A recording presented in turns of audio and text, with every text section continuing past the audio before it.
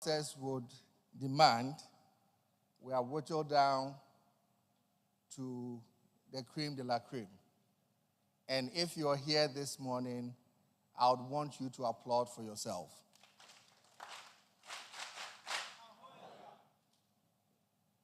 When KIC started this program in 2016, we had a vision to impact the agricultural value chain. We had a vision to get young people and the country at large to see agriculture from a different perspective. And we walked that journey with our mother, Kosmos Energy.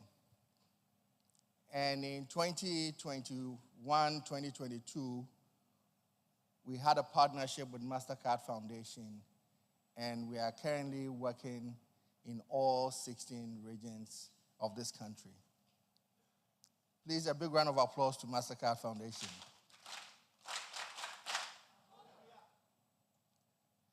This part of KIC's program, the Agritech Challenge, in partnership with Mastercard Foundation over the years, we have trained over 7,000 young people in the Agritech Challenge space. And today, I am always happy to scan through social media platforms, seeing a business that has been groomed by KIC, pitching elsewhere, winning funds to start businesses, locally and internationally. And this is a real testament of what we decided to do, or what we sought to do, and where we have got into. For you, the agri-techies that have come this far, I say again, congratulations to you. And for those watching us from home who did not make it to the finals, we have so many stories, so many examples within KIC that says that the fact that you are not in the finals doesn't mean you are no better. We have had some teams, some businesses that never made it to the finals, but they went out there to prove themselves, and they are running their businesses, and they are very successful at that. So do not be discouraged for those who did not make it to the finals and may be watching us from home. For the next 3 days, for those that get to qualify for the pro, I'll say congratulations ahead of time. And for those of you who may not be selected for the pro, I'll tell you again, do not be discouraged. This is a journey. Life is a marathon and not a sprint. And in marathons, if you know how to pace yourself, you will definitely get something good for yourself out of it. So do not be discouraged. You've gone through the process, and a month ago or so, you were doing your zonal pitches. You have come here today, and I want to say that put up your very best, and make sure that you leave here very proud of yourself for the work that you have done, for the work that you put in for the past 7 months. To our programs team, with all our academic institutions, I really want to say a big thank you to you on behalf of the KIC team. We know that it is difficult. Adding the KIC program, which is a whole job on its own, to your daily job at the various universities and colleges, and bringing up these young people, these young agri-techies, young entrepreneurs up is no joke. So the faculty advisors, the technical officers, the administrations that support these programs at the various partner universities, we really, really appreciate the partnership that we have with you, and we want to say a big thank you for making this happen. To the KIC team, Terence, Ato, Camille, Stanley, Titus, Fred, everybody that has made this possible, the administration team. There are people that, for many of you agri-techies, you never see or you never come in contact with. But they make some of these things possible for you to enjoy and make things seamless. I want to say a big thank you. And I'm saying a big thank you to the team because for us as an institution, we know what we've had to deal with this year and stretching ourselves to make sure that everything works according to plan as if it is so easy to do. So I want to say a big thank you to the team that I work with at KIC and say that let's make this one another special program and let's do more. So please, Agritech's ideation team, let us give a big round of applause to the KIC team members that have made this happen. No, I'm saying applause, proper applause. Otherwise, they will serve you at lunch. And we'll make sure that tonight you don't have any place to stay. And our ideation team again. The first time we're moving the national finals out of Accra. We want to say a big thank you to KNUST for hosting us. Prof. Jimmy and the team, thank you for making the arrangement. Sometimes I see the emails flying and I get dizzy and I'm asking myself, how are these people making it happen? We really appreciate the partnership with you and we want to say a big thank you for making it happen. And our ideation team, they've come from, like I said, far and near. And for the new ideation team members, we say welcome. Welcome to the KIC family. We are proud to have you as part of the family. And we are growing Ghana and Africa together. This is something that we are very passionate about, and we see the same passion, and that is why the marriage is working. So thank you very much for making it to Kumasi. And thank you all for paying attention. I wish you all the best. Enjoy the days ahead, and please bring your A game. Thank you very much. Aho! Aho! Aho! I appreciate. I appreciate. Thank you very much, Mr. Benjamin Jan Kessie, the Executive Director for Kosmos Innovation Center. The program officers, technical officers, and faculty advisors at the back, please, the chairs at the front here are empty. We reserve them for you. We don't want our video to look some way, so we would want you to move forward, please. Thank you. At this point, we are getting closer to business. We would like to introduce our ideation team members to you. I would want them to introduce themselves so that you can hear their sweet voice. So they will put on their mics, tell us their name, organization, and then position. Thank you. Would like to start from my right-hand side. My very good friend would start with us. Thank you.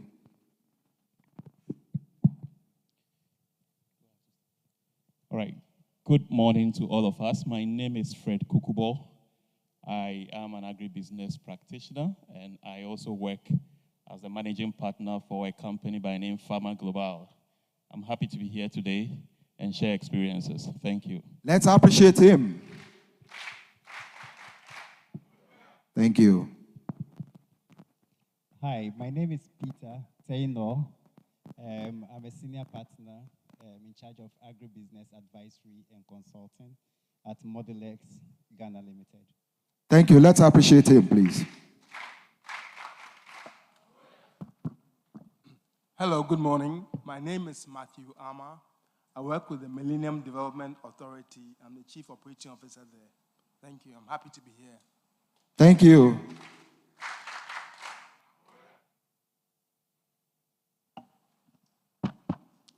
Good morning. My name is Baba Adongo. I work with F-Bridge as a consultant. Can we appreciate him? Good morning. My name is Eko Mensah.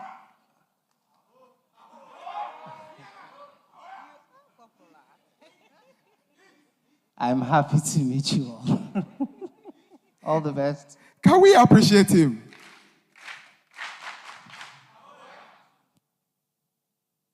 Hi, good morning. My name is Dinah Hammond. I I am investment manager at Savannah Impact Advisory. It's nice to meet you all.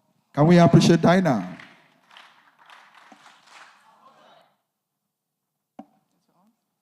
Yeah, good morning. My name is Mavis Orikwasari. I'm a food scientist and I'm the CEO of Impact Food Hub. I'm happy to be here. Thank you. Can we appreciate her? Good morning. I am Ibrahim Kwame Asante from the Council for Scientific and Industrial Research, CSIR. I happen to serve as the Acting Deputy CEO for CSIR Technology Development and Transfer Center. Thank you. Thank you. Can we appreciate him?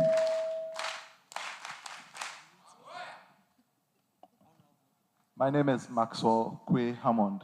I run Tilly's Farm, a pork and pork products company. Thank you.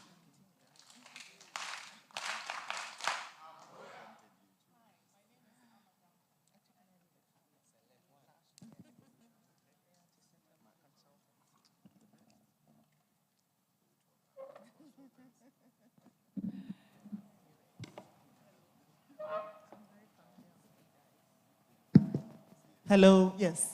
Hi, my name is Amma Duncan. I work for the Fabulous Woman Network, and I'm happy to be here. Thank you. Can we appreciate all of them? Thank you.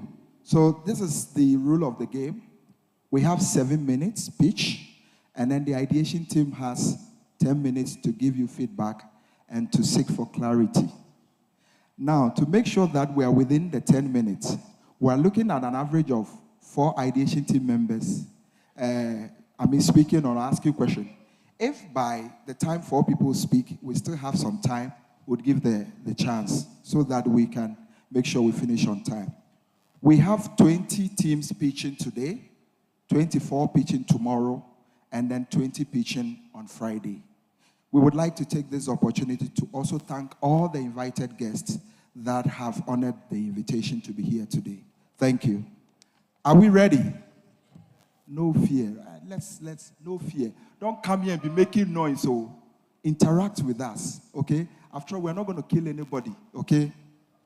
Would like to start with the very first team, and then Atu will be the timekeeper. So if we are ready, would like to invite LeatherNova.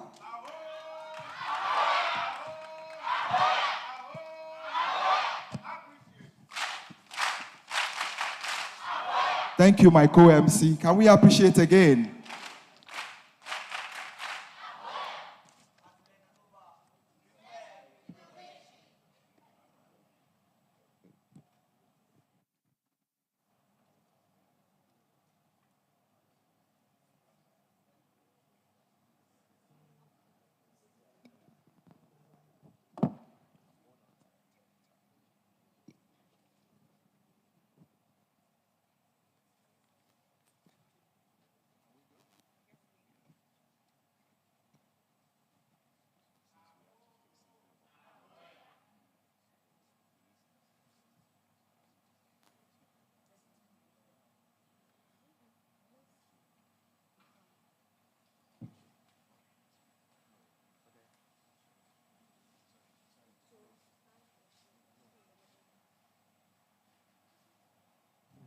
Feel free. I want you to experience the stage before you start, okay?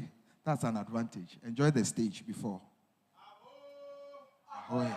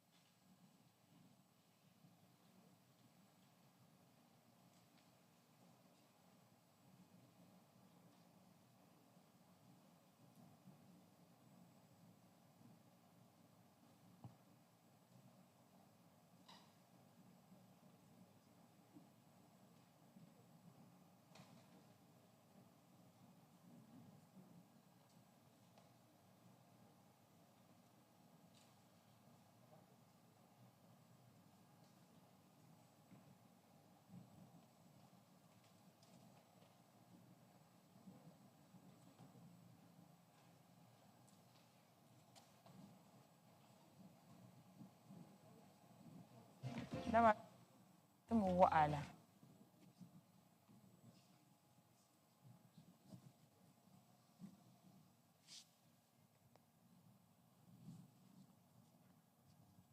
Mashallah.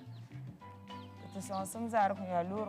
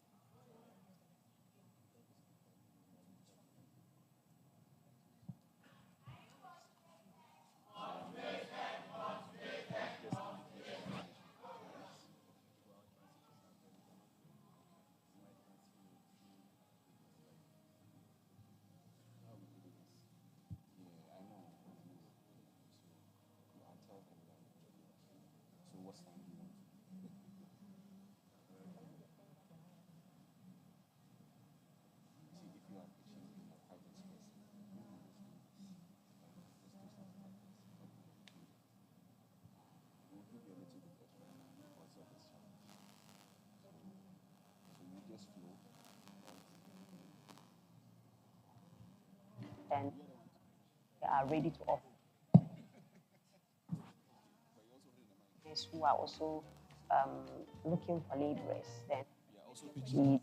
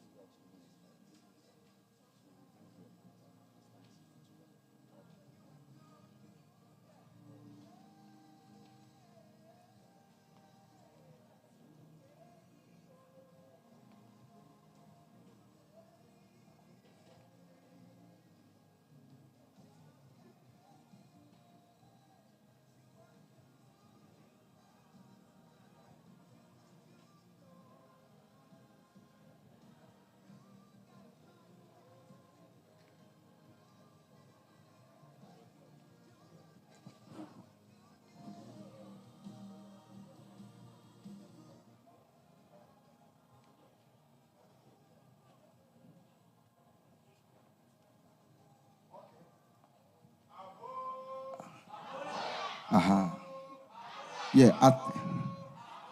Thank you. Thank you. So, LeatherNova from UDS, you have 7 minutes to pitch. Are you ready? Ideation team, are we ready? Ideation team, are we ready? Okay, let's start. The essence of life would have been lost if man had not sacrificed a cause to change humanity. The struggle, the pain, the outcome of transformation our world dearly needs. The high rate of leather importation is a leading problem we face in Ghana today, endangering our diligent leather artisans and demanding our urgent attention. We have risen to the challenge and creating a sustainable business that converts waste to wealth. Today, ladies and gentlemen, we present to you LeatherNova. Good morning to you all. LeatherNova is an agri-business startup that utilizes groundnut husks to produce high-quality leather. In the northern region of Ghana lies the Tamale Central Market, popularly known as the Kuruni, a market of over 100 artisans whose artifacts showcase a blend of Ghanaian culture and style. And there, we met Mr. Nashiru, a renowned artisan who complained bitterly as he experienced a great reduction in his sales. What then happens to Mr. Nashiru? Of course, he remains despondent and indigent because of high dependence on leather importation, leading to high cost of production of leather artifacts. His story is not just so unique, as in recent years, Ghana is estimated to spend over a huge $80 million on leather importation as a result of insufficient local production of leather.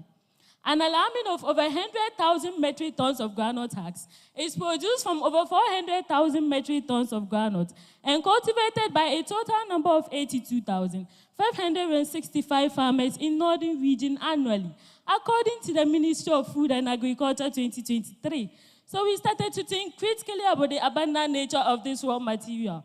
Locally, that we need to do something, we need to act, we need to transform. Then, LeatherNova comes in to help artisans like Mr. Nashiru by transforming groundnut husks into an eco-friendly, sustainable, and yet affordable leather, with just 7% of the total groundnut husks available. All we have to do is to source our groundnut husks, and using our unique production process, our machines are then assembled for destoning, grinding, extruding, and drying of the resulting sheets of leather. Eco-friendly, unique texture, affordability is our trademark. Goods like bags, belts, shoes, and many more can be made from our leather. And the most exciting point is, to our eco-conscious consumers, you can slay your day without any form of discomfort or guilt. Making a positive impact economically, we increase the income level for farmers. Environmentally, we reduce environmental pollution. And socially, we create a sustainable fashion for our eco-conscious consumers.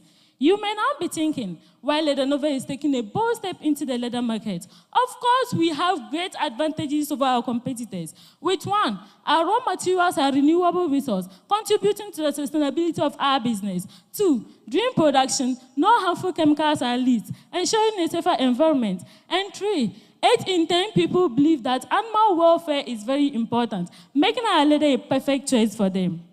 We can achieve a successful business by collaborating and partnering with our farmers, Kosmos Innovation Center, UDSBIIC, leather artisans, and many more. Now, let's talk about money. Globally, there is a huge market for leather, with Ghana having $5.2 million, of which we target only 10% of this market. Redefining the leather industry with our great innovation, we use strategies like influencers, trade shows, and workshops to unleash the power of our business. Well, it takes money to make money. Per yard, our cost of production is $2.8, and we sell at $4.06, and with just a sizable profit margin of 31%. By the end of the third quarter of 2025, we are expecting to receive a total cash inflow of $73,720 and a total cash outflow of $46,300. From our cash flow chart, we are breaking even in the second quarter of 2025 with an amount of $31,000. In the fourth quarter of 2024, we will be developing our MVPs. Moving to the first quarter of 2025, we hope to acquire our business certificate. So moving to the second quarter of 2025, we will be building our machines. And to the third quarter of 2025, we hope to launch our business. Today, I am presenting together with Magdalene Awintima, our finance lead, Muhammad Awa Fataya, our marketing lead, Zakaria Dana Otifom, our production lead, and I am Nanaisha Labran, the team lead, and I love my team. Panel of judges, esteemed investors, entrepreneurs, and change makers. Join us, let's redefine the leather industry to help leather artisans like Mr. Nashiru. Let's watch a new era in leather production as it begins now. Thank you, LeatherNova.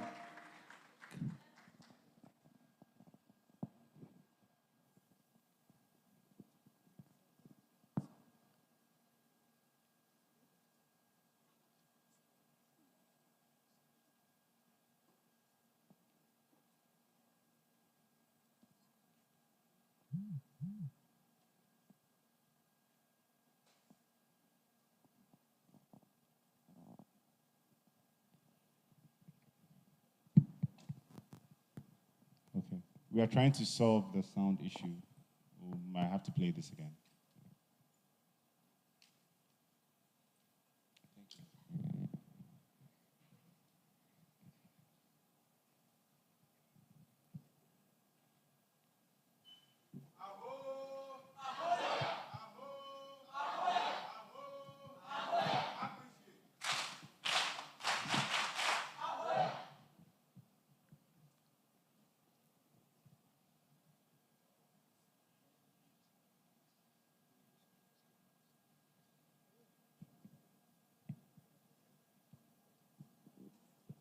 Okay, whilst we try to play the video, could you tell us what was in the video? We'll try and play it again. Yeah, it's a demo showing how our leather is being produced, the production process of our leather.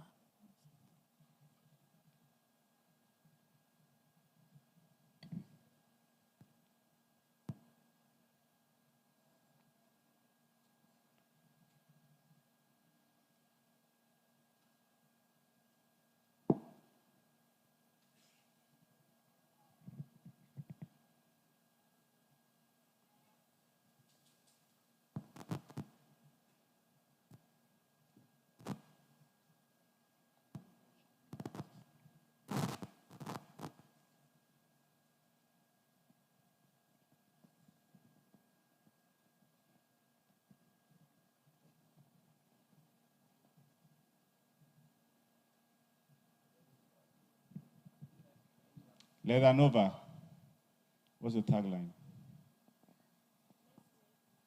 So LeatherNova. Let's wear innovation.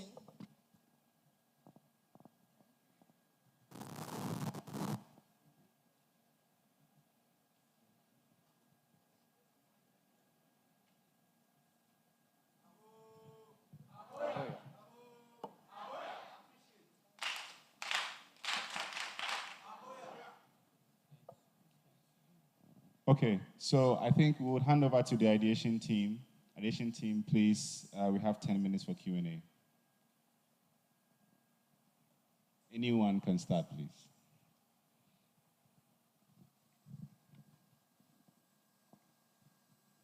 Right. LeatherNova,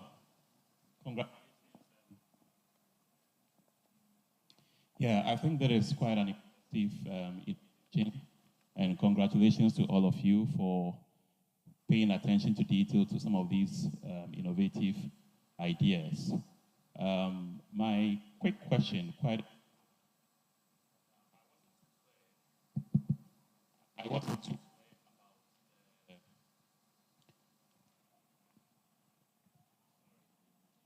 thank you. It wasn't too clear to me about the market size. I understand the problem, the high importation over-dependence on leather being imported, whereas there is a local opportunity to produce them, which is fantastic.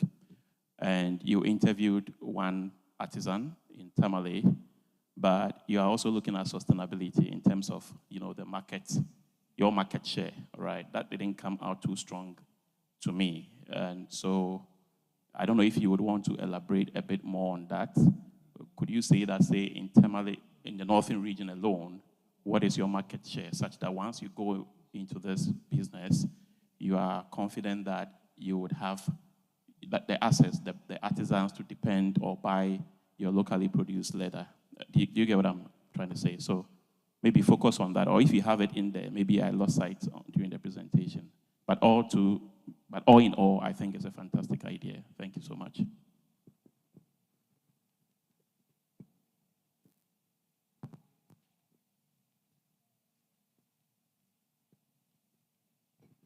Thank you.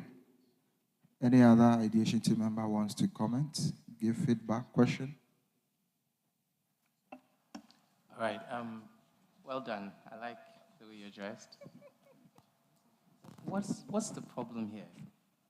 Like, what's the exact problem you're trying to solve, and who really has that problem? I understand the eco-friendliness part, where the rice husk probably would be a problem and everything, but who has the problem, and what problem are you solving?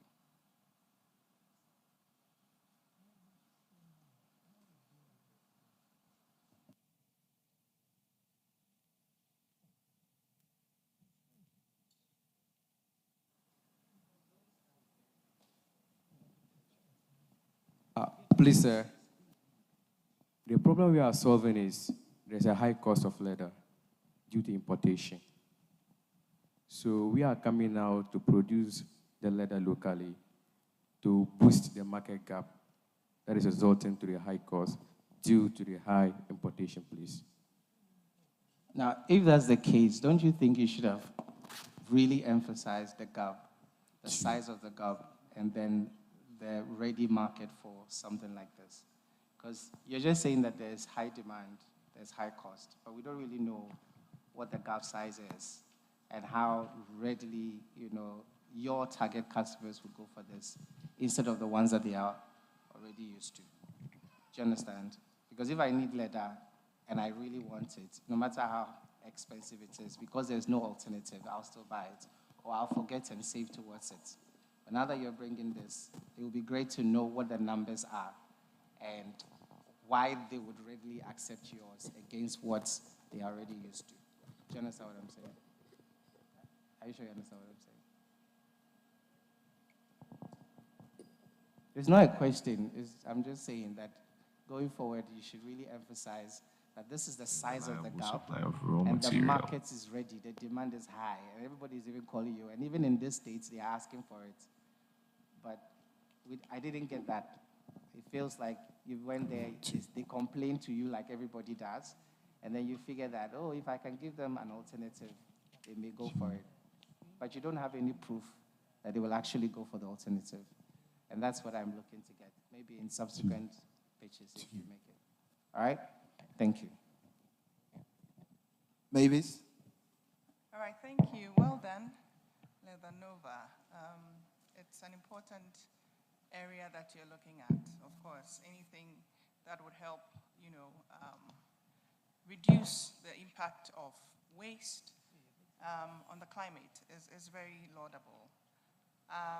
I want to find out about the technology you're using and the processes involved. I was looking at the demo, but also for me, quality is important, right? Because if you're going back, like I just said, to the people you have spoken to who prefer alternatives, you definitely want to make sure that they appreciate whatever you have to offer.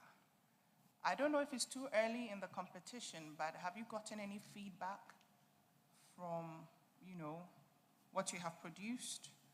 How are you going to perfect the technology? If, for instance, this is the first product you're making, for me, technology is what is on my mind. Are you okay with this, or you're still in the process of perfecting it? Just walk me through. Thank you. Thank you, madam. So we are still in the process Actually, this is the first version of our products. We are still in the process. As time goes on, gradually as we grow, we are planning to adapt disruptive innovation. That is, using technologies like dryers, as we made mention, the extruder, and the grinder. Actually, this was made manually. There was no machine used to make this one. We used our own labor force to actually come up with this. So there are some additives that we are going to buy and add to make and improve the strength of this leather. When one of the cobblers saw this, he was like, wow, it's good, but it's a little bit starchy. So we are like, okay, fine, we have this and that we are going to add to make it this and this. Because we are still growing, we can't actually afford them for now. So as time goes on, in the next 1 year as we go on, we are going to improve on this version actually. Thank you, please. Thank you. My question is, you really have to look at your market, and I didn't see it well defined because there's a special place for people who like eco-friendly fashion. And I think that's where you have to situate your product. But you were making comparison with general leather. And so your market size, can you really go to that slide and explain it? Or was this just eco-friendly leather you were comparing to with the numbers that you were given? Thank you, please. Actually, this is the general market size for leather. For leather. This is not only eco-friendly. We are not coming out to serve only eco-friendly users of leather. But this case, when we bring our leather out, the quality of the leather too might bring you to buy it, even though you're not eco-friendly. So this is the general size for leather in the market. Okay, thank you.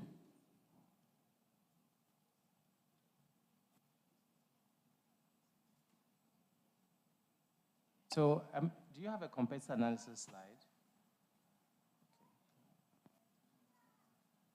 Could you walk us through this? Why are these people your competitors?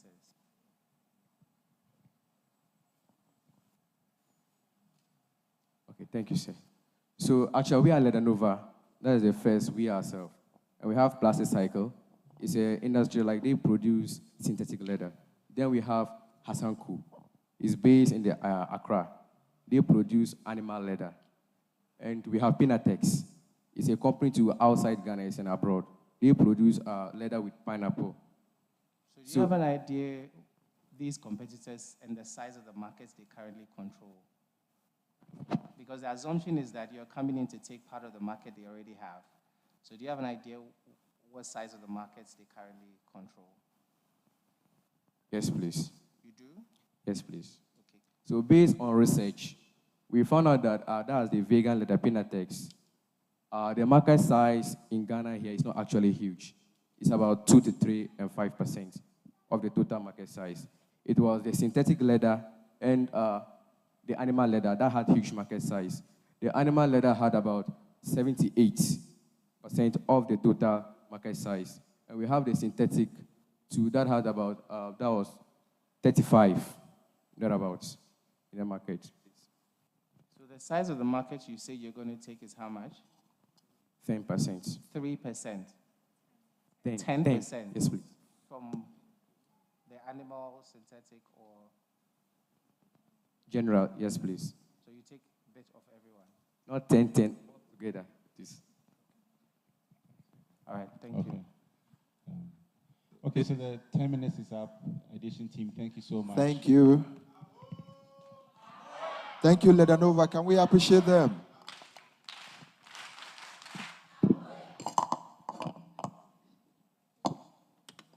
Thank you. Ideation team, let's know if you are entering your scores.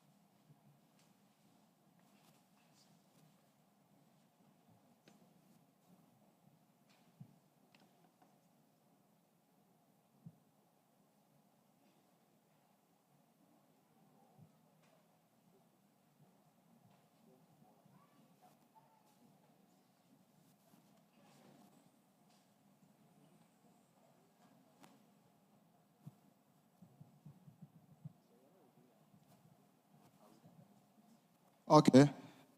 And the next team we have to pitch is AutoNest Solutions from Amstead. Can we appreciate them?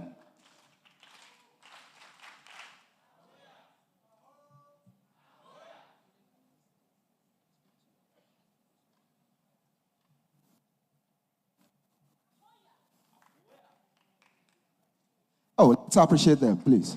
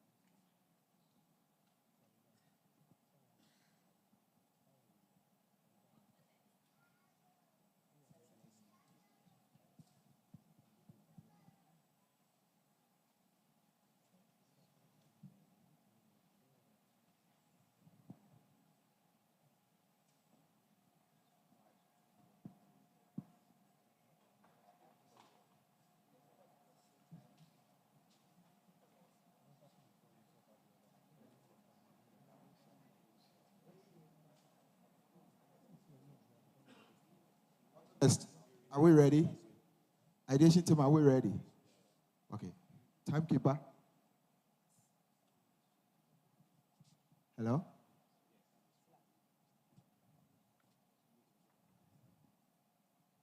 Okay, start. Sorry, just before you start. So please, we have the sign language interpreter here. We have a dedicated video. Please, this is for all the teams, by the way.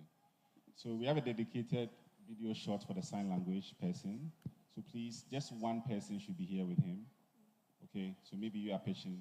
So please, guys, when you come, only one person should be on this side. The rest of you should be here. You can start. Good morning, everyone. I am Mensa Helena, a co-founder of AutoNest Solution. The global demand for poultry meat consumption is increasing. Do you know that FAO projects a 14% increase in consumption by 2030? Yet in Ghana, our poultry incubator market saw a shocking decrease of 41.6% in 2023. Why? Because current methods on the market are simply failing our farmers. Meet Mr. Kofi Ameni-Ampong, a dedicated local poultry farmer in Mampong, like many others, who relies on manual incubation process. A simple 3-day trip forced him to leave his eggs unattended. The results will shock you. He recorded a devastating loss of 42% of his chicks due to inadequate turning, inconsistent temperature and humidity control, and also lack of candlers to assess the viability of the egg embryo. This impact does not affect only the individual farmers, but also the entire poultry sector at large, driving up costs and hinders growth. 27% of eggs fail to hatch due to this same challenge. This is where AutoNest Solutions will step in. We are not just building incubator, but also providing a future for our poultry farming. We provide a portable automatic egg turning incubators, which comes with alarm system and also candlers to detect the viability and the development of the egg embryo. This is how it works. As soon as the machine is being powered, we have all other components in the machine. We have the extraction fan, we have the sensors, the humidity, and the temperature. They are the two factors which account for the egg embryo development. They are all being set to their preferred ranges. So in a circumstance where the temperature decreases below the normal level, we We have our sensors, which will cause on for the heater to provide an additional heat to stabilize the system. If the heat source provided its excess, we have our extraction fan in there to take off the excess heat to stabilize the system. If this same instance happens to the humidity, we also have a different sensor in there, which calls for the humidifier to also perform its function. If this equilibrium is maintained, we have our egg embryo development. And in there, we have our candler, which will help us detect the embryonic state of the egg as when the need comes. And at the end of the incubation section, we have our alarm being connected to a mobile device to alert the farmer that hatching is about to begin. And at the end of everything, we have our chick. AutoNest solution is transforming the poultry sector with affordable, smart, and sustainable solutions. We increase the hatch rate of fertile egg to 98%. Our product also creates employment for the community folks. It causes no emission to the environment. It's portable, user-friendly, serves the needs of vulnerable groups and the needs. We are not into this business alone. We are competing with Poultry Mate International, Wumpini Incubators, and also Great Hatch. But AutoNest stands tall in all of this. We are collaborating with Kosmos Innovation Center, the source of funding for our business, Amstead, our noble institution. We also have the GSA, which ensures that our incubator meets the standard for market. We are also collaborating with My Kit Shop, where we are sourcing our raw materials from, and the others. This is what motivates us to go into the business. Looking at the total addressable market, we have $74.1 million being the West Africa, and the Africa, we have $23.2 million. And Ghana being our focus, we have $1.2 million as the gap we want to fix in. We reach out to our customers by doing exhibition at National Farmers Day and other farmers gathering. We have direct contact with the local poultry farmers. We also do radio advertisement and also social media advertisement. We generate money into our business through direct sales at the unit cost of $225.4, which comes with a selling price of $270.54. We gain profit 20% from it. And through the hiring of the incubator, we hire it at the cost of $75.1 million, which also comes with a profit margin of 20%. And also the community-based establishment, it goes for $118.8 with a profit margin of 25%. These are our projections through the journey. We have our cash sales product, the total cash inflows, total cash outflows, and the net cash inflows. Our projection, our cash flow statement through the journey. This shows the strength of our total cash inflows, the total cash outflows, and the total net flows. Our roadmap, at the first quarter, that is the MVP and market research, which has already been done, through to the last quarter, where we'll be building and installing our machine and also start marketing as well. Meet my team. Wisdom, the operations lead. We have Bismarck, the finance lead. Myself, marketing and communication lead. And Silas, our research lead. Kindly help watch our demo video.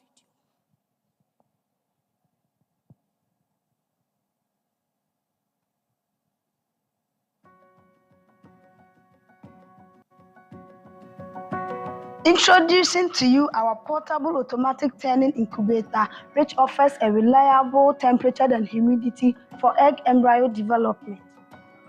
So this is our incubator, and we have the control panel. On the control panel, we have the power brake switch, the switch for the fan, the switch for the light, and the switch for the turning.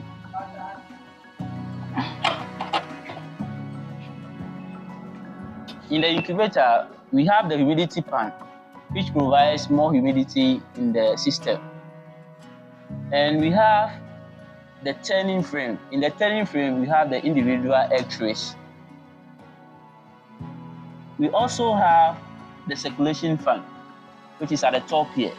On top of the circulation fan, we have a heater that provides the high temperature in the system for the extra circulation fan to circulate. We have the light source here that provides enough visibility for the farmer to operate in the night. We have the various sensors, and this particular one is responsible for sensing the humidity in the system. And we have this one, which senses the amount of temperature in the system.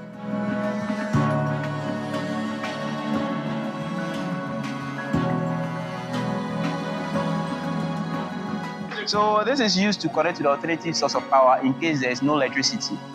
So it usually converts the 12 volt to 240 volts.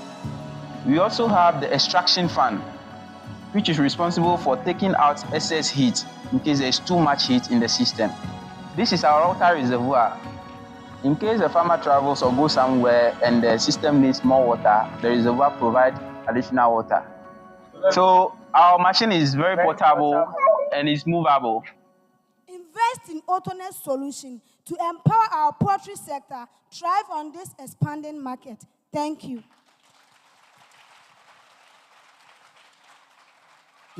Thank you, AutoNest Solutions. So, ideation team, would want you to come around, just have a look at it for just a few minutes, and then you can ask your questions. Just please come around. Because of the space, we're unable to bring it here. Okay. No, it has a wheel, but because of this metal.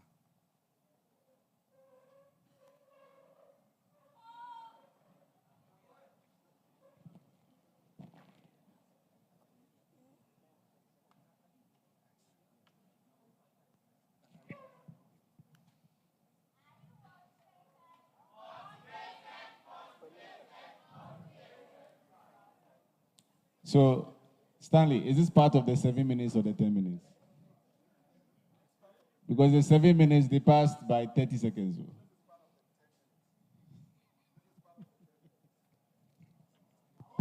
This is part of the 10 minutes.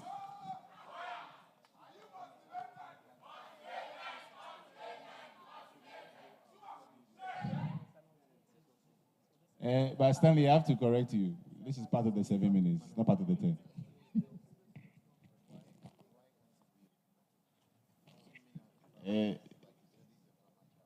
The mind has been made up and communicated.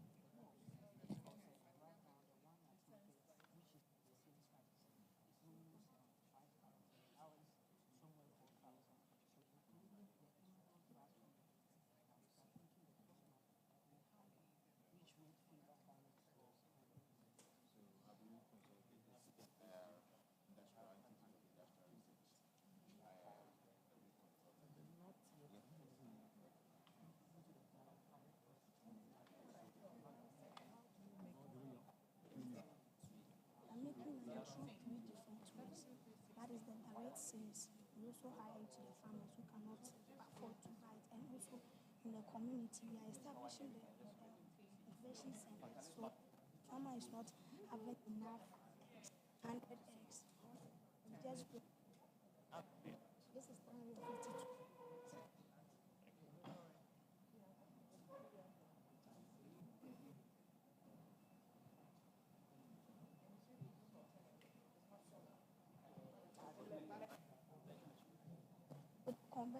Also use the song.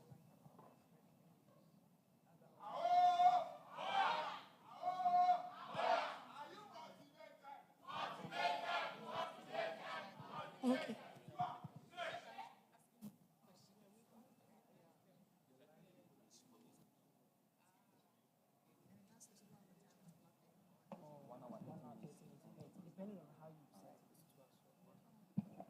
Thank you, AutoNest.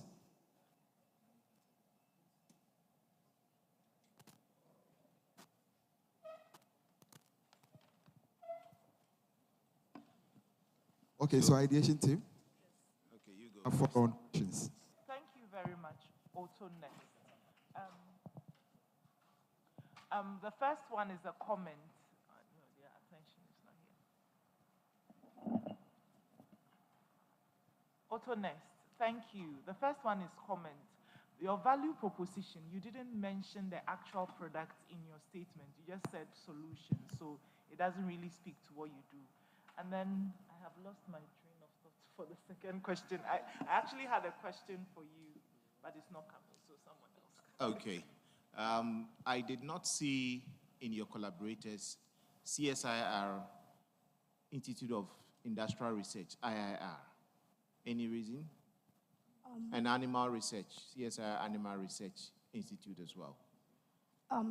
Please, with the CSIR, this is MVP. So during our market research too, we saw that there is a need for us to collaborate with the CSR for other further notice, but then we have done the MVP. So as we are moving forward, we are trying to see them. Okay. The second point too is well done for coming up with this. I was actually excited to see the backup for if the farmer happens to travel for water. What about your source of power, electricity? I saw that you have the alternative, but that requires you to physically be there to change. Yes, please. So we are looking at, we building in a battery in there that is to automatically turn it on, will bring the cost up a bit, which would favor, let's say, farmers to patronize it. That is comparing the pricing of ours and the one in the market. If we should add up the battery that will automatically turn it on, the price will go up high. But as time goes on... By how much? Okay, the battery comes somewhere 1,000, 1,500. So adding it to the already price, it's likely to shoot up to 5,000 plus, which the one we have in the market imported of the same size is 5,500. So the price of this locally made and the one that is imported, if they are of the same pricing, they are likely to forgo ours and then go for that. I would want you to have a mindset transformation from thinking that your locally produced one is inferior. It is not. And when the value of an item is clear, price is not an issue. So think of quality and producing for the world. So think of made in Ghana for the world, not just made in Ghana for Ghana. Okay? Thank you. All right. Well done, guys. I think you put in a lot of work.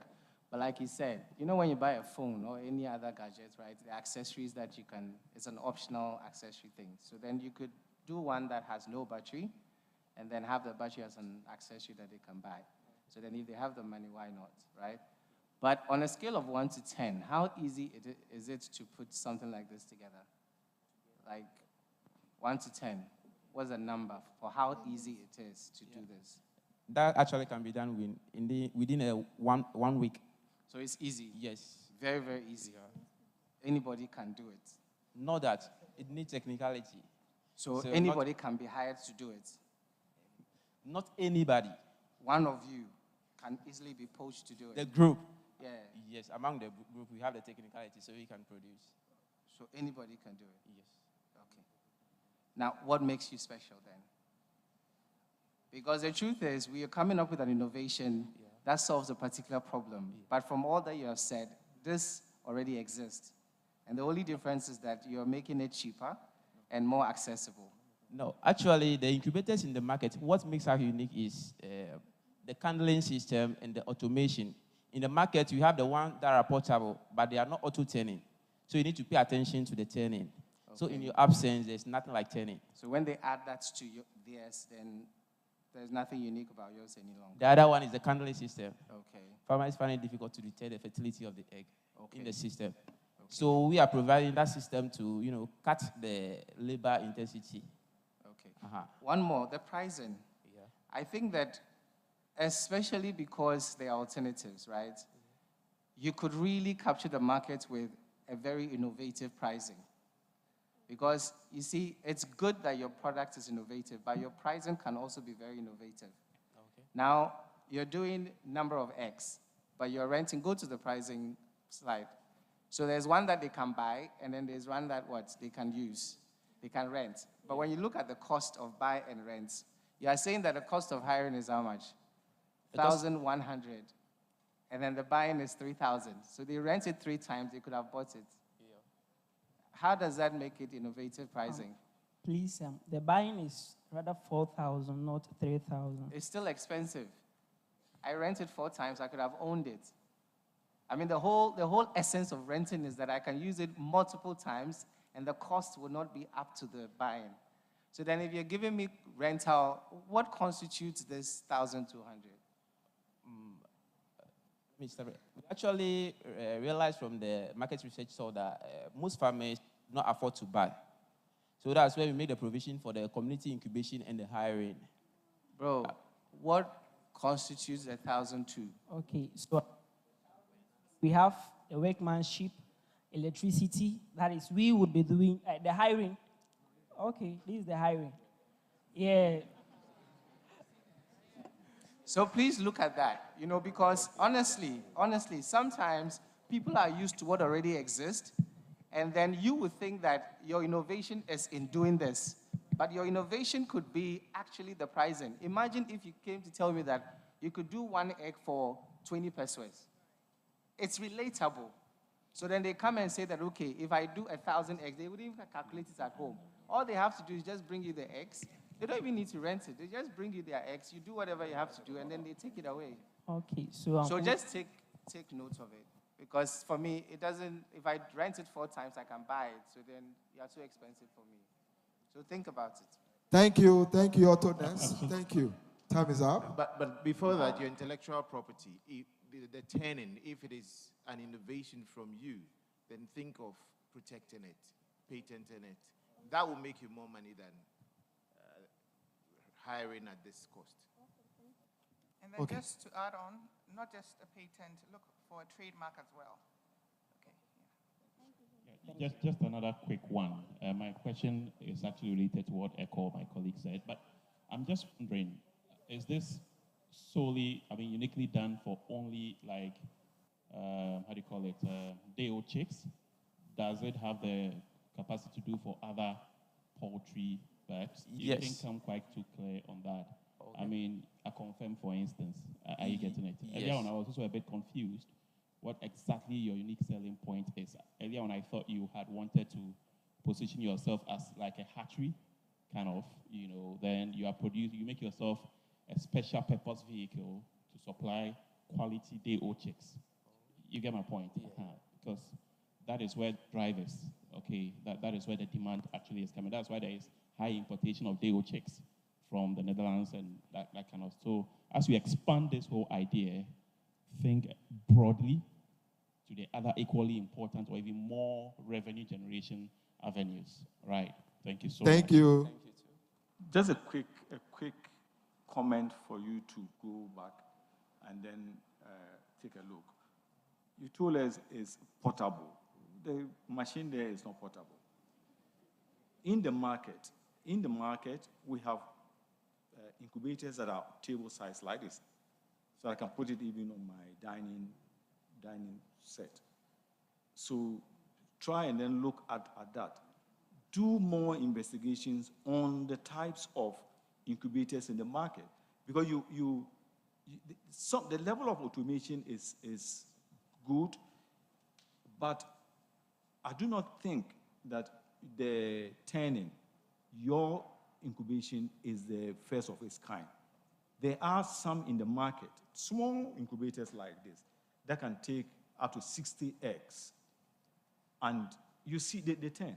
So try and repackage your this. And then the source of energy, try and look beyond even me manually changing. One of the cost drivers is energy. And if you begin to look at solar, it drops the cost of hatching. And that will be more appealing to the farmer. Thank you, Baba. Thank you, AutoNest. Can we appreciate them?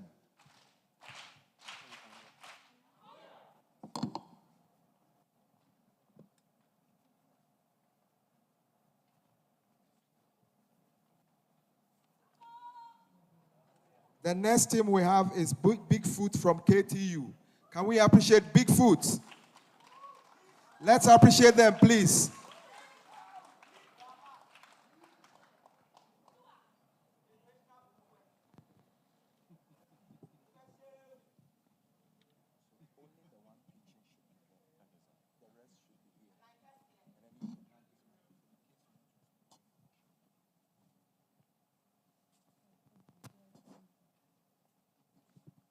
Ideation team, are we ready? Timekeeper 2, are we ready? BigFoot. Hey, AutoNest. Fire pointer, bro. Where is our pointer? AutoNest.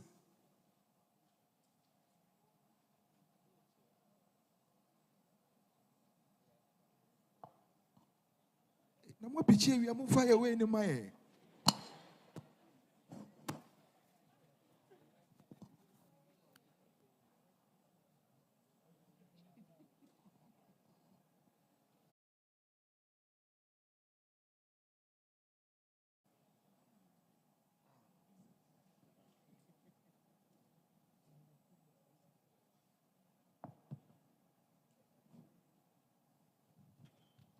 They were going to automate the pointer.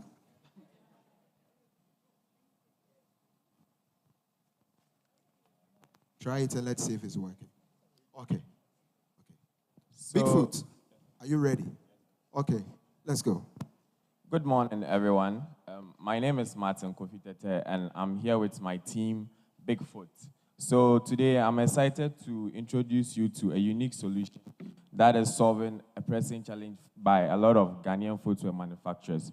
So at BigFoot, we produce footwear from recycled coconut husks. Let me introduce you to Miss Quadrina Kwababa. She's a local sandals producer in the country. Her business has been limited of late as a result of her reliance on imported supplies for manufacturing her sandals and footwears, particularly with the footbeds.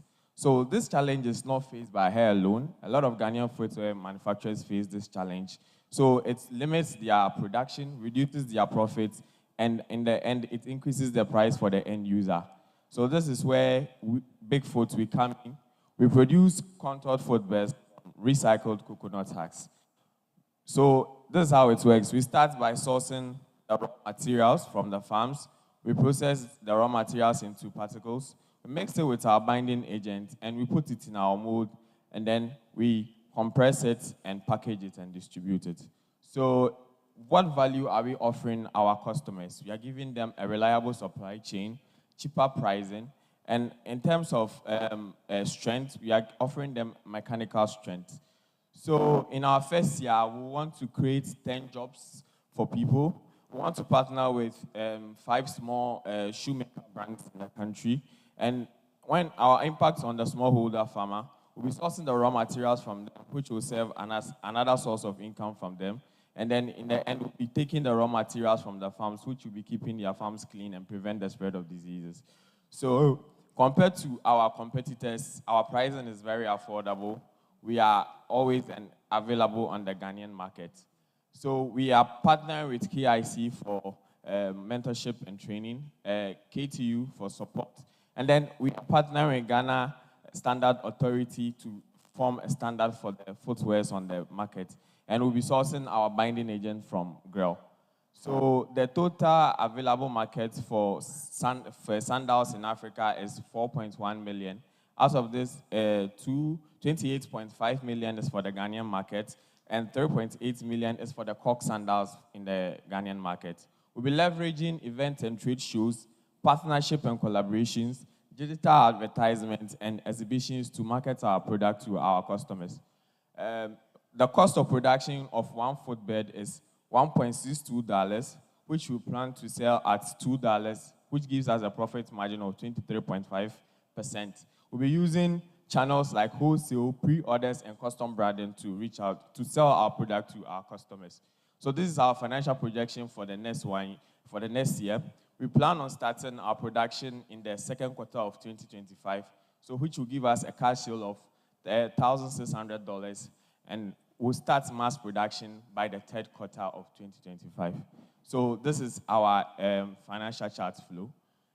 So we are already in the first quarter, which we have done our research and planning, and we have done a prototype. We will want to refine on the prototype we have presented to you in the next quarter, and then we start our pilot, and then we enter mass production by the third quarter of 2025. So meet the team. I am Martin Kofitete. I'm the lead and then the technical IT support. Wisdom Bama, who is our operations manager. Regina Peku, who is our financial and marketing lead, and Edrina, who is our human resource. So please, we have a little demo to show you what we did. So.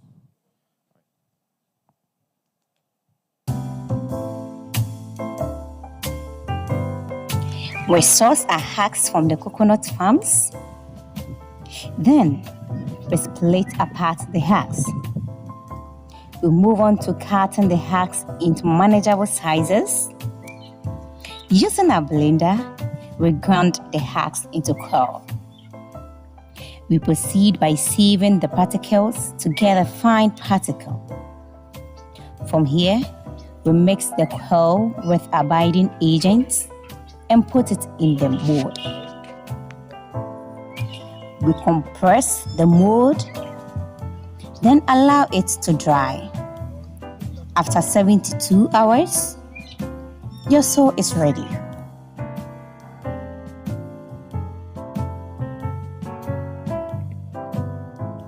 So thank you very much for listening to our idea. Thank you, BigFoot. Ideation team. Who wants to go first? I will. BigFoot. I don't know how the name came, but doesn't it limit you guys? Because it looks to me like, okay, you do the process, you can literally put it in any mold at all. You can even put it in a bowl. You can put it in a basket. Is that not the correct thing? Does it limit you to just sole of, footwear? Okay, so sir, our initial idea is to use the coconut husks to produce the sole of a footbed. So we can look into that later on in the future and venture into other areas. Since you're focusing, which is amazing, how far have you come? Because please come to the middle.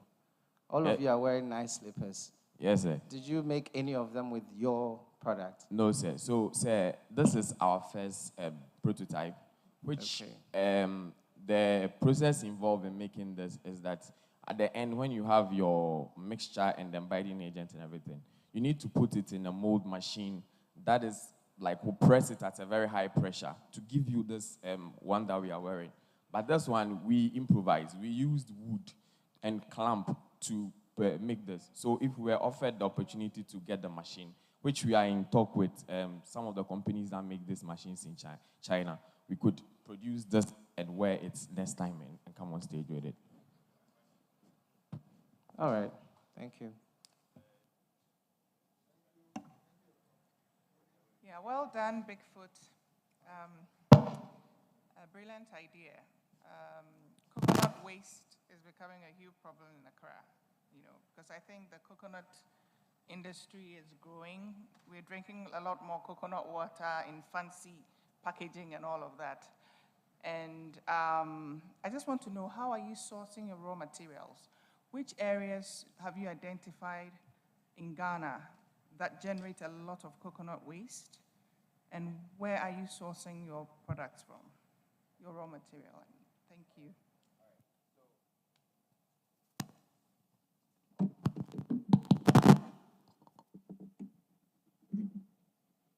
Yeah, so first of all, for a reliable supply of the raw materials, we are talking with some of this coconut farm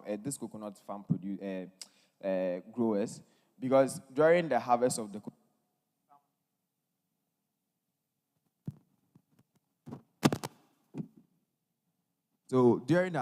coconuts, some don't make it to the market. Some, when they drop, they get spoiled and all that. So first of all, we plan on sourcing from those people. So if we source from them, obviously we are going to buy. Then if we are able to get from them, which will not be able to fuel all our production, we'll now go on to the busy centers like Accra, and we are targeting the regionals, the regional cities. Then we'll source from them. But our production site is actually in Takoradi because of our binding agent. So obviously we'll be sourcing from Takoradi and other related cities. And also to top up, Now we have other companies who use coconut husk in producing fibers. So when they take that fiber out, the rest of it, we are going in to buy it from them, getting more of our product, more of our raw materials also from that end too. Okay, a quick one. I was wondering why you have not spoken to the CSIR Oil Palm Research Institute, which has coconut in its purview, with a center close to you in Takrady, Second D. Okay, so sir, I'm actually based in Takrady. My colleagues are in Accra. We are all students from KTU. So our market research really, we did it in the Eastern region and some parts of the Volta region. Okay, so sir, we didn't even know that there is such an institute at... To help you now, yes, you know. Yes, sir. See me afterwards. I'll link you up with the CSIR Oil Palm Research Institute, which has coconut. And most of the data you need are available, and the scientists are there to support you, as well as CSIR Institute of Industrial Research, where they can help you with manufacturing of machines as well. All right, sir. Thank you very much, sir. You're welcome. Just to add a quick one, I know it may sound like he's promoting CSIR, through all the comments that he's made, but I think it's very important for all the teams. There are research institutions that are doing things you may not be aware of. So please, as part of your market research, identify the institute, mostly state institutions, that may be doing things close to what you're planning on working. Start from there. Sometimes they already have the products or solutions, like he's saying, equipment. It's not good enough to say that you didn't know. Please, for all the teams, please. Thank you.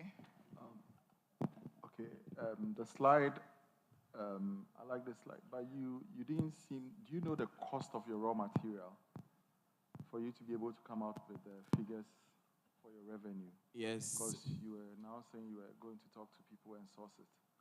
And how much of the raw material do you need to make a pair of soles? So, sir, the raw materials that we are using are into, so the coconut husks and then the latest, which is the natural rubber from the rubber plant. So the natural rubber, we estimated that if we get 5 cities, 5 cities, 5.5 Ghana cities, we could buy a sufficient amount that can actually produce. What's the sufficient amount? What quantity? 20 ml, 1 liter? So sir, we capped it around 500 ml. Pair of soles? Yeah, for a pair of soles. So the actual thing is, when you mix, yeah, yes, sir. So let me explain. So when you mix the coconut husks with the latest, you allow it for it to sit, to soak for the coconut latest to be to soak the latest well enough, and then you can move on to compressing it. But with what I presented to you, during the process, we realized that if we allow it to soak it and coagulate enough, we won't be able to press it because we don't have the pressure that we need. So that is it. But your financials, 2 less 1.62 will give you 0.38. Yes, sir. If you divide that by 2 and multiply by 100, that is 19%, not 23.5. How did you arrive at the profit margin of 23.5? So, sir, actually, per what I did the calculation on the financials. So, per what I did, I think that's what I arrived at. Maybe it's an oversight for me, so I could have looked at that. You need to pay attention to details, because Okay. in life, whatever you fail to pay attention to, you pay with pain, and especially financial. Thank you very much. And sorry, a quick one. You said you are operating from Takrady because one of your raw materials is there. But then which one is heavier? So, Which of your raw materials is heavier out of the two? So the latest is heavier. It's heavier? Yes, sir. Okay, so because it is in a liquid form. And the reason why the latest, we are getting our farm closer to the latest is because, one, the latest, it takes a very short period for it to coagulate. Okay. And then we are in talks with a farm actually in Takrade that produce rubber and sell it to Grill. Then they have assured us that they will supply us with any amount or quantity that we need as long as we buy from them.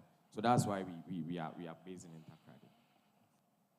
Okay, so this is just a humble remark from my side. When you guys walked upstage, I was really happy to see you in your costume, your unique dressing and your footwear.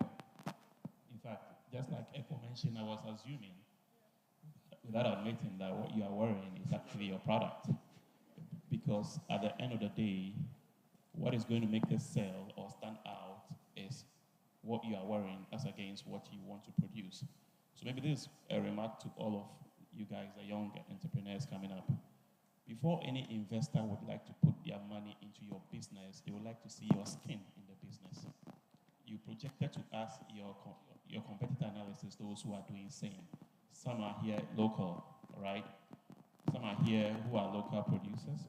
No, sir. So actually, those that produce the footwears are all foreign countries. Foreign. Yeah, are all in the foreign countries, especially Spain and Portugal. Right. Yes, sir. But that notwithstanding, I would have wished that just maybe a pair, okay, get it to the final product stage, wear it, walk upstage majestically and be proud of it, and in your presentation you can then make a confirmation that, look, what I'm wearing is from this particular raw materials or what we actually want to produce. That is where we'll see the value for money option. You understand? So let's avoid, this is a big platform, this is a final page for crying out loud. So as much as possible, where you have the capacity to produce a sample, okay, that would really influence all of us. All good, right? Thank you so much. Thank you so much. Thank you, BigFoot. Can we appreciate them?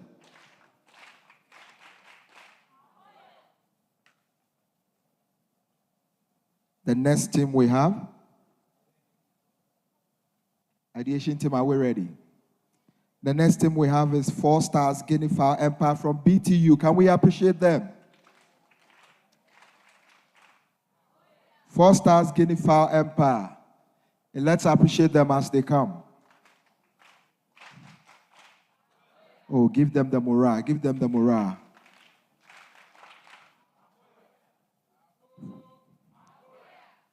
Four Stars Guinea Fowl Empire from BTU.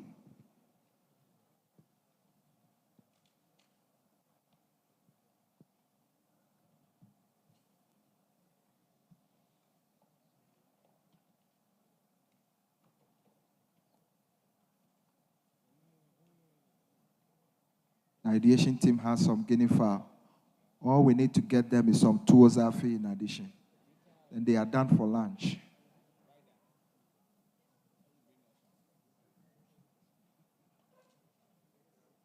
It's already grilled. We'll get you tuozafi and then some green soup.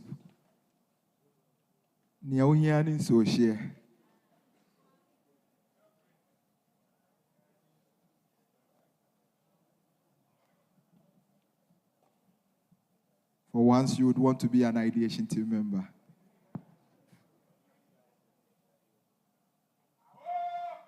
Yeah.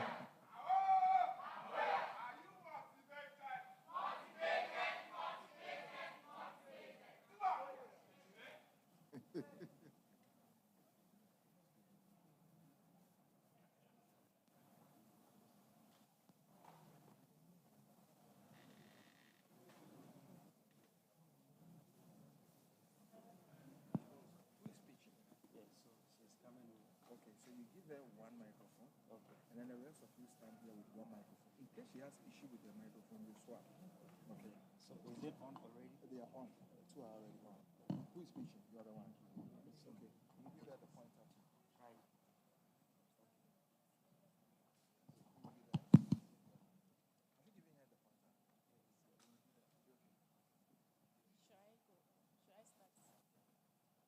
Good morning, ideation team. We are 4 Star Guinea Fowl Empire from Bolgatanga Technical Hello, University. hold on.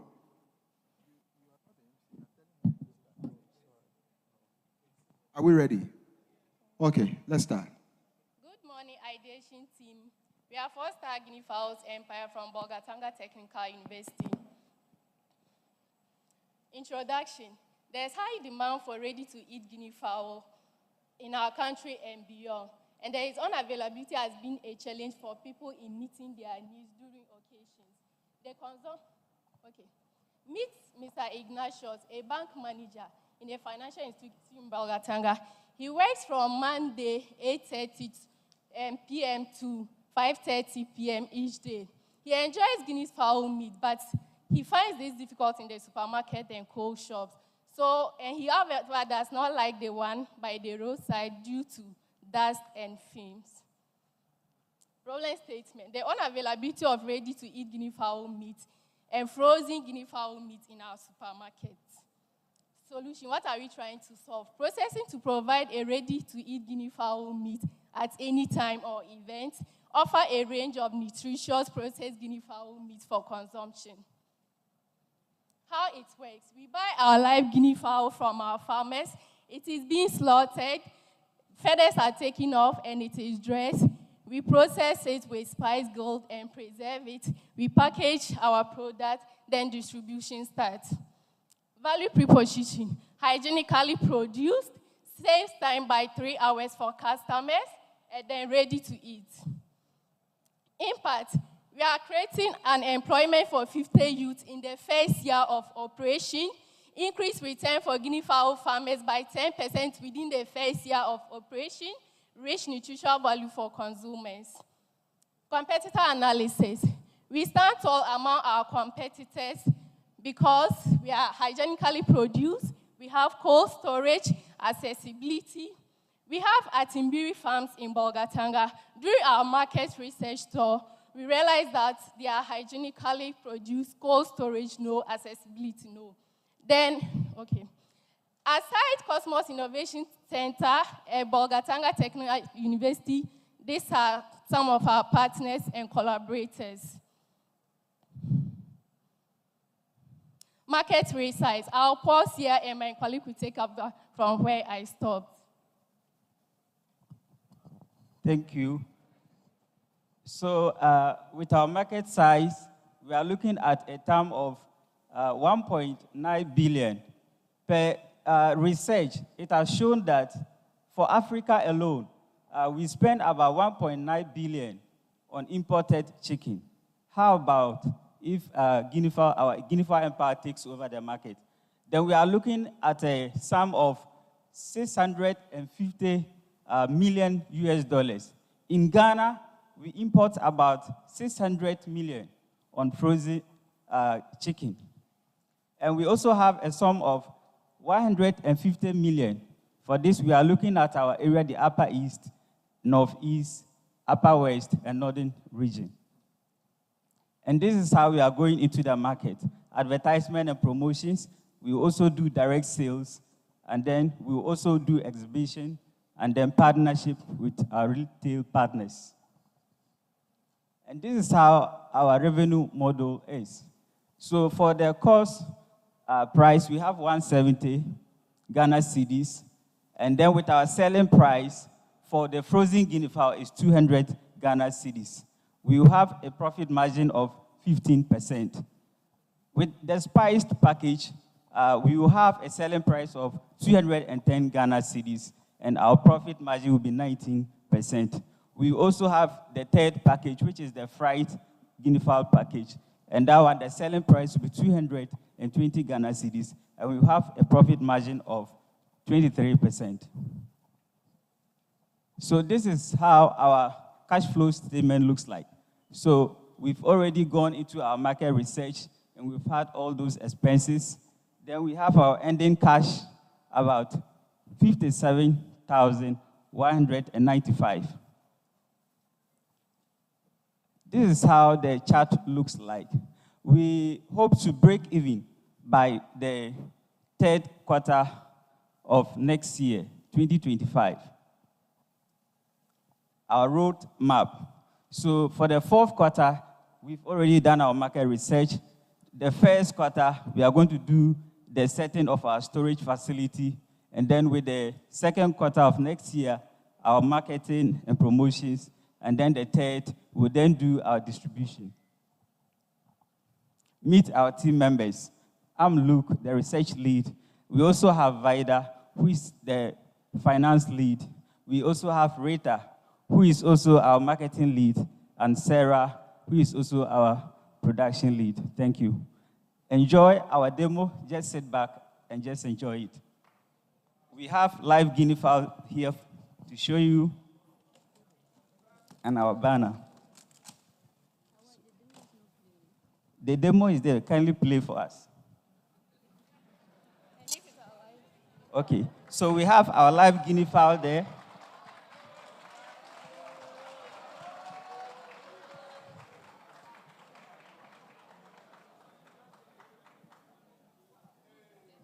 Yes, okay. All right, so that's our banner. We have about 4 packages: the dried, the fried, the frozen, and the grilled. So here we access our guinea fowls from the market or farmers. Then we go through the process of dressing them up. Then we open up. Then it's properly cleaned. Then we cut into pieces, and then we prepare it to the grill. And here you have the grilled products. This one is the fried product. We also have a dried product. And there you are.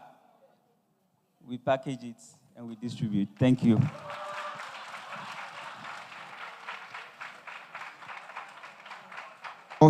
Thank you, 4-star Guinea Fowl Empire. Ideation team. Thank you. All right. Let me ask quickly so that I can. Okay. What do you need the money for?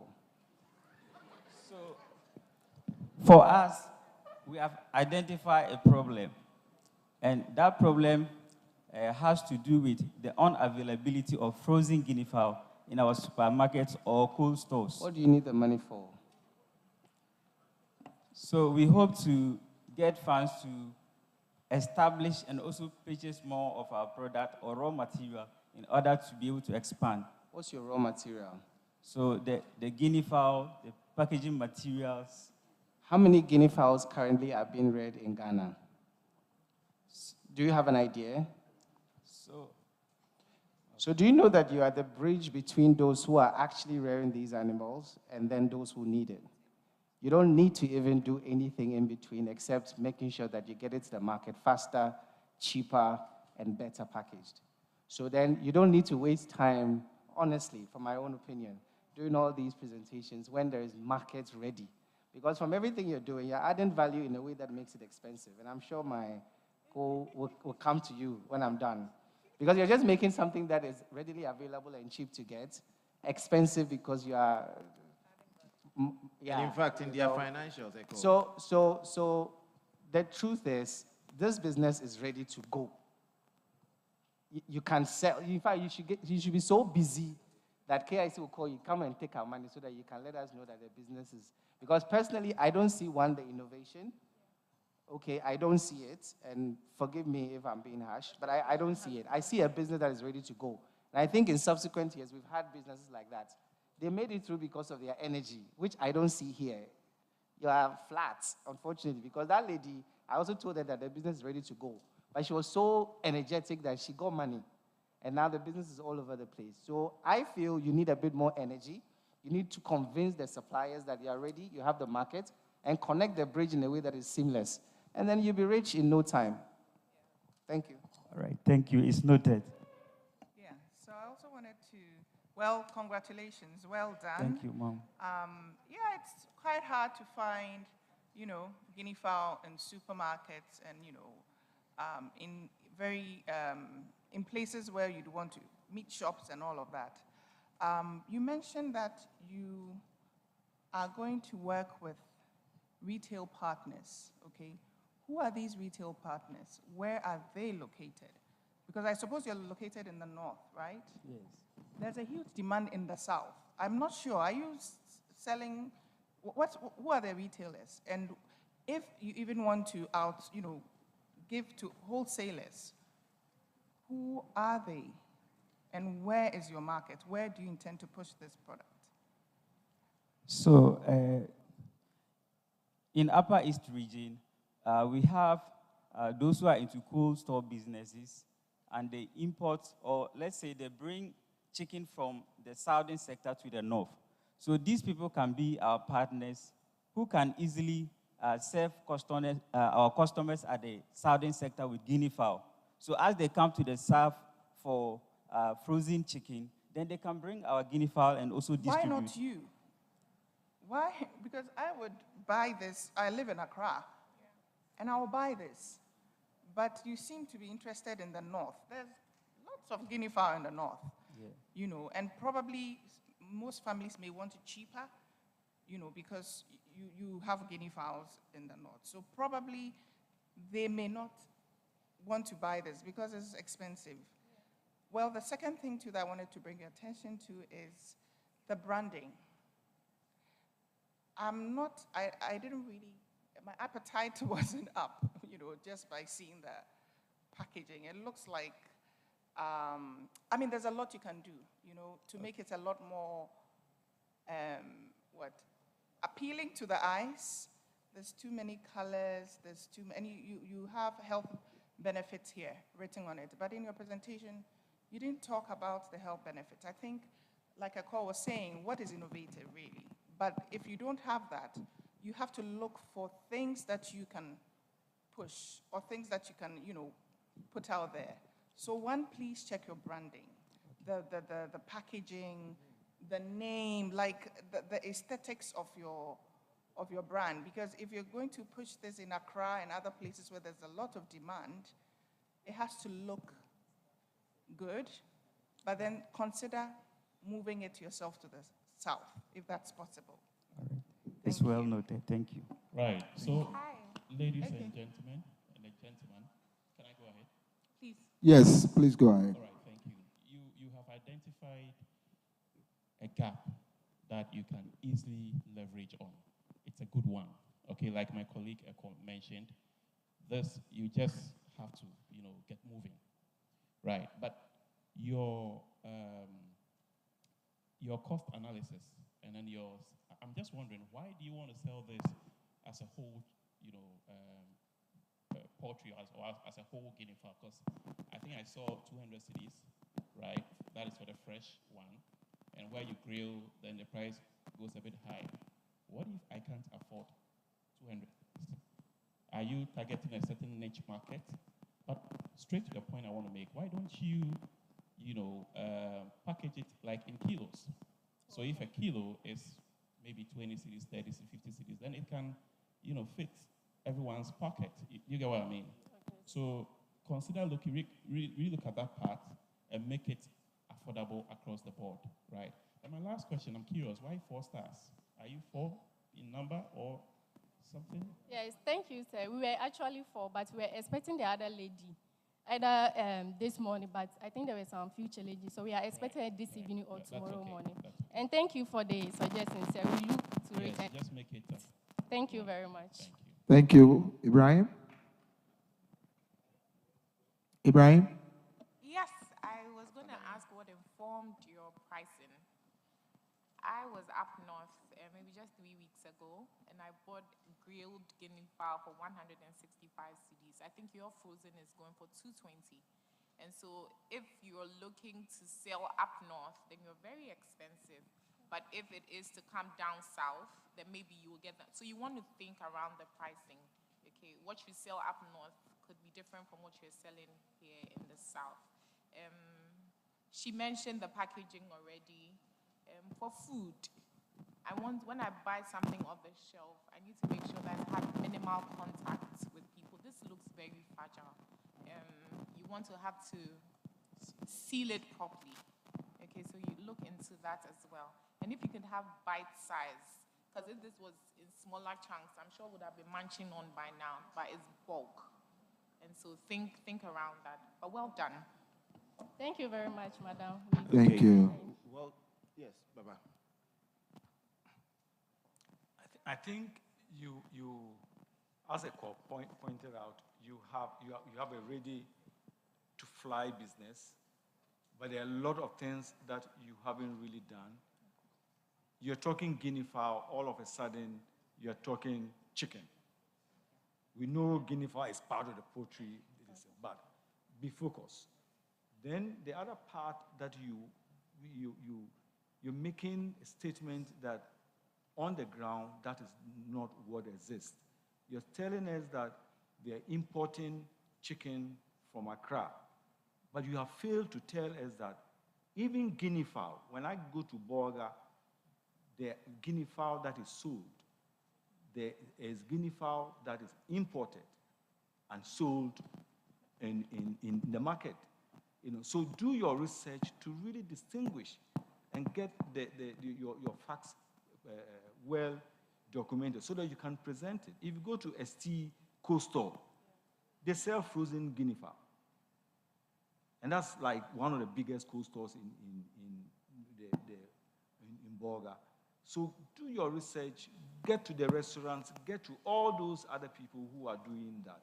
And then one of the slides you said, hygienically produced. Yes, you can make that statement for yourself, but don't extend it to the other people because you want to sell. And that is what you have to do.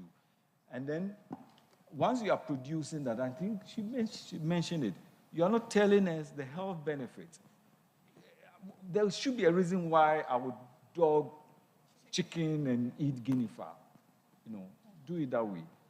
I also smelled some spices. I think you have to be a bit careful because it's not everyone who takes spices. So you do it, and then you could put the spices in the container just there. And anyone, if I want to do it, I do that. If I don't want, I just get my meat there. So those are the suggestions that I have for you. Thank you very much, sir. Thank you, Baba. And a quick technical one. Go to your financials. Could you go back to the financials? I saw some 25,000 cedis in there. That's if my eye serves me right.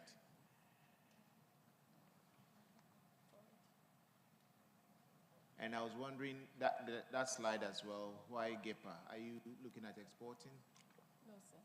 So for now, why GEPA? Sir, we make the corrections.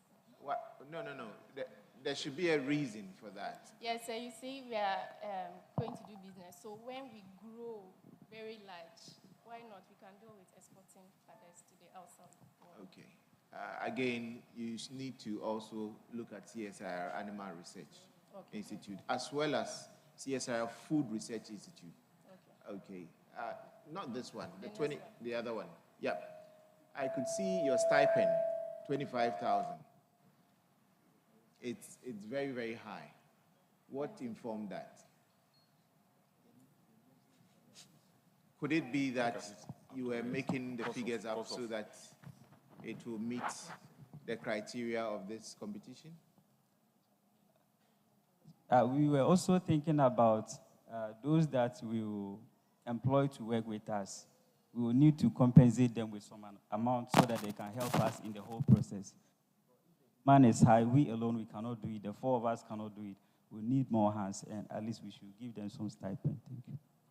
It's not convincing enough because that figure looks very high. So you need to look at it. Okay, thank you. Thank you. Thank you, 4 Stars Guinea Fowl Empire. Let's appreciate them. Thank you.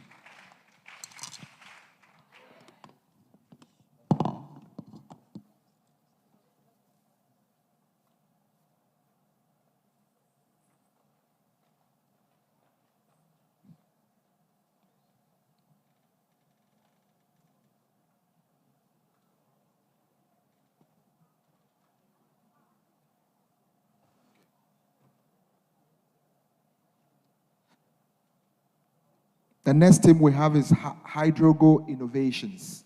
HydroGo Innovations. Please, let's appreciate them.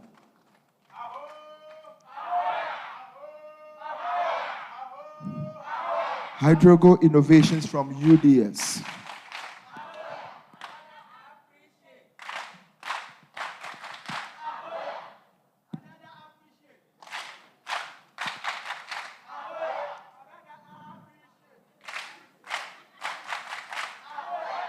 Thank you. HydroGo Innovations.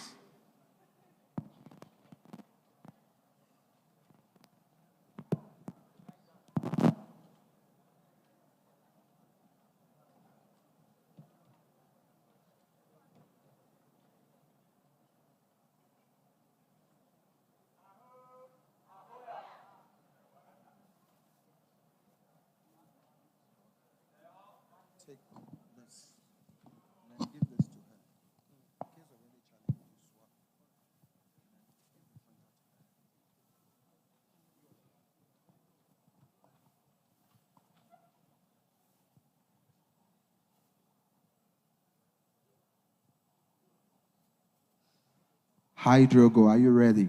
Yes, please. Ideation team, are we ready? Okay. Timekeeper, are we ready? Okay, let's go. Good day, everyone. I'm Jennifer from HydroGo Innovations, and today we are excited to present to you Smart Soil, our solution designed to build a sustainable future for agriculture. Let me tell you a story about Mr. Ninsao, a smallholder farmer in the northern Ghana who has been farming over the past 20 years. With Mr. Ninsao, farming is not just an occupation, but like a tradition passed down to him from his generation. Just like over 3 million smallholder farmers across Africa, Mr. Ninsao here relies on his farm for his family's livelihood. But in recent time, his farm is facing severe threat due to climate change, which has resulted in a lower crop yield despite his hard work. And this does not only threaten the income and the livelihood of the family of Mr. Ninsao, but a threat to the food security of his community. As we all know, agriculture remains the greatest backbone of Ghana's economy, employing millions and contributing significantly to the GDP of Ghana. But currently, it is facing severe threats due to climate change. Because according to World Bank Report 2023, over 60% Ghanaian farmers experience dry spells, which exacerbate lower crop yields, estimated at 400 to 450 kilograms per hectare of cultivated land, and an estimated potential loss of 20% by the year 2050, if no action is taken now. There is therefore a call to action. This is why HydroGo Innovations is transforming rice husk into a biodegradable water retention smart soil that absorbs and retains water, gradually releasing to crops and allowing crops to thrive even during dry spells, and by so doing boosting productivity and income of farmers. And this is how smart soil works. We first source for rice husk as our primary raw material, after which it goes through the cellulose extraction and polymerization reaction, transforming it into super absorbent polymer. It is then carefully coated with a slow-releasing agent, after which it is blended with other nutrients, subjected to testing for absorbency and other performance matrices, after which it's carefully packaged for distribution. Farmers can then integrate smart soil into their fields by blending it with their seeds during planting for improved moisture retention and germination, or by side drilling techniques, among others. I must assure you of this, that smart soil offers a powerful value proposition, which includes its high water retention capacity, its nutrient incorporation, its effective fertilizer usage, and above all, it is easy to use and improves soil health. The impact of smart soil extends beyond the farmland by creating lasting change for farmers by improving their productivity and livelihood. Also, it creates lasting change for communities by ensuring the food security of these communities. Above all, it is biodegradable and supports sustainable farming practice. Smart soil stands out among its competitors in its biodegradability, its high water retention capacity, as well as its nutrient incorporation. We have built a strong collaboration with the Kosmos Innovation Center for mentorship and funding, as well as the UDSBIIC for training. We've also built a collaboration with the CSIR for testing of our samples, as well as Wumpini Agrochemicals, among others.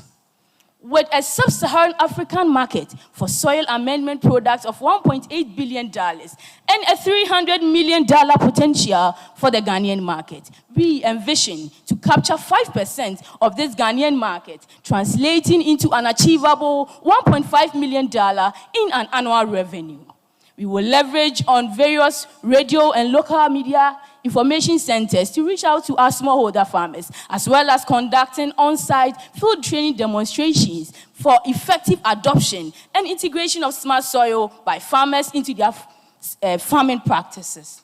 Revenue will be generated through direct sales of smart soil at a unit price of $11.25 with a profit margin of 20.36%. With an estimated maximum production capacity of 3,000 units per quarter, we envision to start with 25% of this estimated maximum capacity in the first quarter of the year 2025 as our production year, and then further increase production by 33.3% in the second quarter of the same year. As our cash inflow catch up with our expenses, we further increase production by 40% in the third quarter of the year 2025, reaching our break-even point between the second quarter and the third quarter of the year 2025. We have started with our market research store, as well as various stakeholder engagement in the fourth quarter of the year 2025 through to the third quarter of the third quarter of the year 2024 through to the third quarter of the year 2025, where we'll be launching our program and conducting various on-site field training demonstrations. Meet the brilliant ideas behind Smart Soil. We have Issa Yusuf Babamu as our business lead, we have Matilda Abakan as our marketing lead, and we have myself as our financial lead. Join us and let's build a sustainable future for agriculture. Let's watch our demo video. Prolonged dry spells and climate change have left fertile lands barren, threatening food security and livelihood. Meanwhile, agricultural waste such as rice husk decomposes and releases methane gas into the atmosphere, exacerbating climate change. At HydroGo Innovations, we transform rice husk into smart soil, an eco-friendly solution that retains water and revitalizes soil. This is how smart soil works. We first source for rice husk as our primary raw material, after which it goes through the cellulose extraction and polymerization reaction, transforming it into a super-absorbent polymer, then blended with organic additives for enhanced nutrient efficiency. Farmers can then integrate smart soil into their fields by mixing it with their seeds for improved nutrient utilization and moisture retention. Smart soil's unique formulation absorbs and holds water, gradually releasing it to crops and nourishing crops. With smart soil, farmers can now sustain crop growth even during dry periods, ensuring higher yields and resilient farming practices. Now, let's join forces to build a sustainable future for agriculture. Thank you. Thank you. Thank you, HydroGo Innovations. Ideation team. Okay, thank you. Beautiful presentation. Excellent presentation. Thank you very much. Thank you. First question, how much is this? And then tell us more about your revenue model. Revenue will be generated through direct sales of smart soil at a unit cost price of $11.25 per 50 kg. This is was for easy transportation of the samples from Tamale. I just want to have an idea of the how much it is going to be, because what you put there, I don't know how. Is that like a sack, yes, a 50 kg? Okay. And how many acres of land will this 50 kg be able to use, though? An acre of land will take 3 bags. That's 150 kg of smart soil. Okay, all right, thank you. 3 bags of the 150 kg, of the 50 kg for an acre of land. Okay. Is this a one-size-fits-all? I ask this question because different plants require different soil pH and water retention. Yes. Or do you have a variety? Do you understand? It is a question. Please, I don't understand the question. Is this product a one-size-fits-all? For example, if I'm farming cassava, maize, is this a one-size-fits-all? So that's why it's even smart soil. So the crop, it determines what the crop needs and it supplies that to the crop. Hang on. How does it determine what the plant needs? Because there are plants that require different soil pH. Can you give me a typical example? Okay, so the pH of our smart soil range from 7 to 8.5. So the first prototype we developed was only for water absorption. So that one was absorb water, and then when you apply your fertilizer, it will dissolve the fertilizer and make it available to the crop. And then after our pitch, we were asked to add nutrient incorporation, and then we added nutrients to it, and we have submitted samples to CSIR for testing. It's just that we have not received our results yet. We wanted to know the nutrient content, whether it is NPK 555, NPK 15-15-15, or 10-5-5. So it is good to know that you have that knowledge, but bear in mind that when you are marketing any soil of this nature, you would educate your audience as to which particular plant it may be good for. Otherwise, an average person will just come for the soil thinking it's smart and use it for maybe a cover crop, which may not necessarily need it. Okay. Thank you. Thank you very much. Right. I would like to be on my feet as a way of deeply admiring your technology.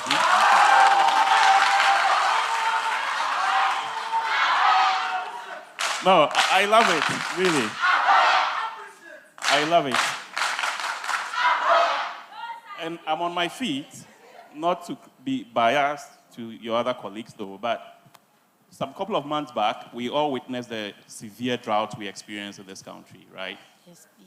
And climate change has become a very controversial issue, which has raised a lot of eyebrow, particularly in the agricultural sector. And what we do, we are in the rice value chain, right? And we have seen excessive waste by way of the husk after the milling. For instance, at our site, we have a huge pile of the rice husk that now there's thinking going into it to use it for like charcoal or briquette and that kind of thing. So seeing this, for me, is a solution pathway. In fact, there is big opportunity in what you are presenting to us. And I can only encourage you to keep it up, right? But my modest question is, are you able to tell the water holding capacity, the retention?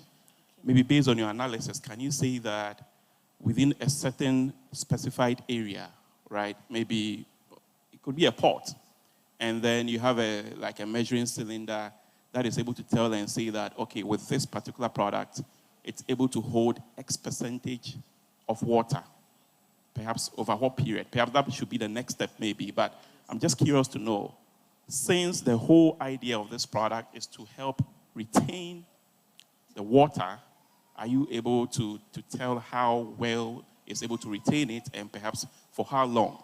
Because I'm seeing even something bigger from this, and I would really love to get involved later on with what you are bringing up. Thank you very much. All right. You said you're waiting for results, right? So you have to back your claims with research from notable institutions. So that's just, you said you're a doctor. Yes, please. Doctor of what? I'm a doctor of medical laboratory science. So what's the dream for you? What's your big dream, personally? What do you want to do with this? I'm much interested in agriculture. That was what I wanted to do. Okay. But as we all know, in some of our families, sometimes we are being tiptoed towards a different direction. So seeing this opportunity has made me realize the future that I wanted to have for myself.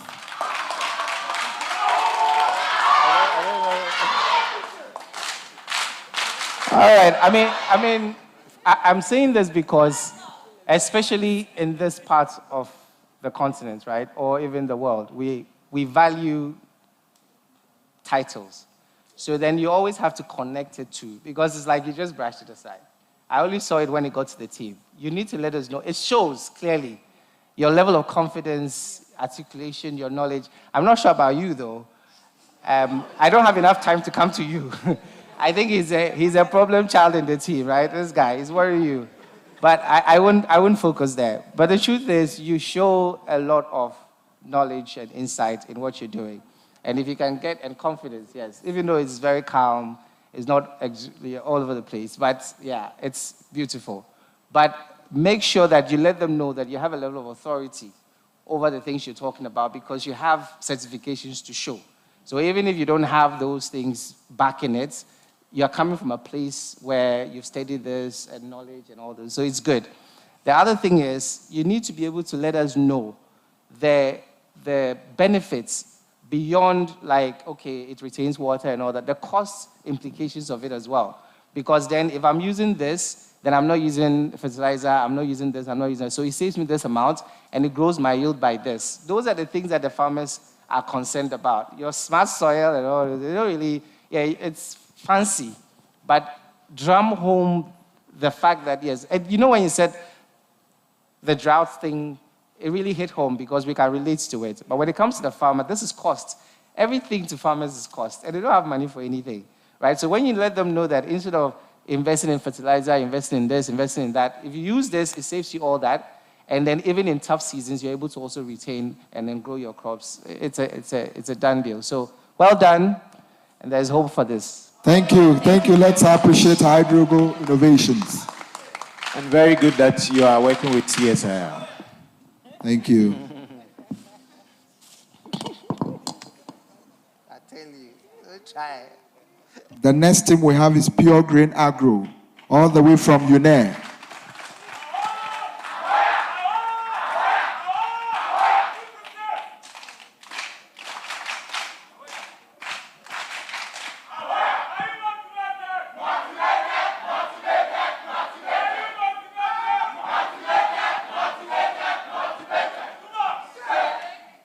Adi mubedi kokonteria, why wouldn't you be motivated?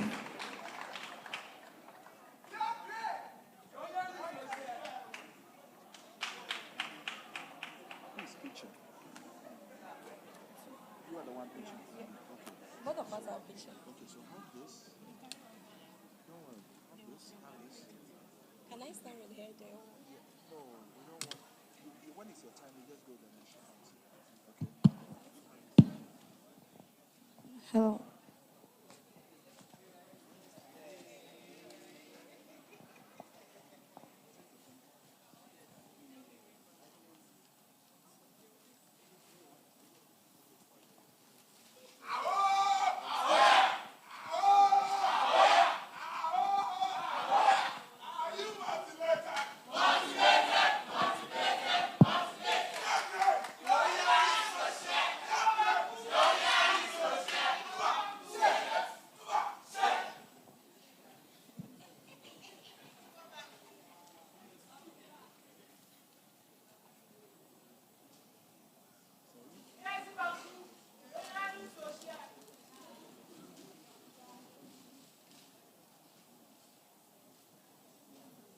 Are we ready?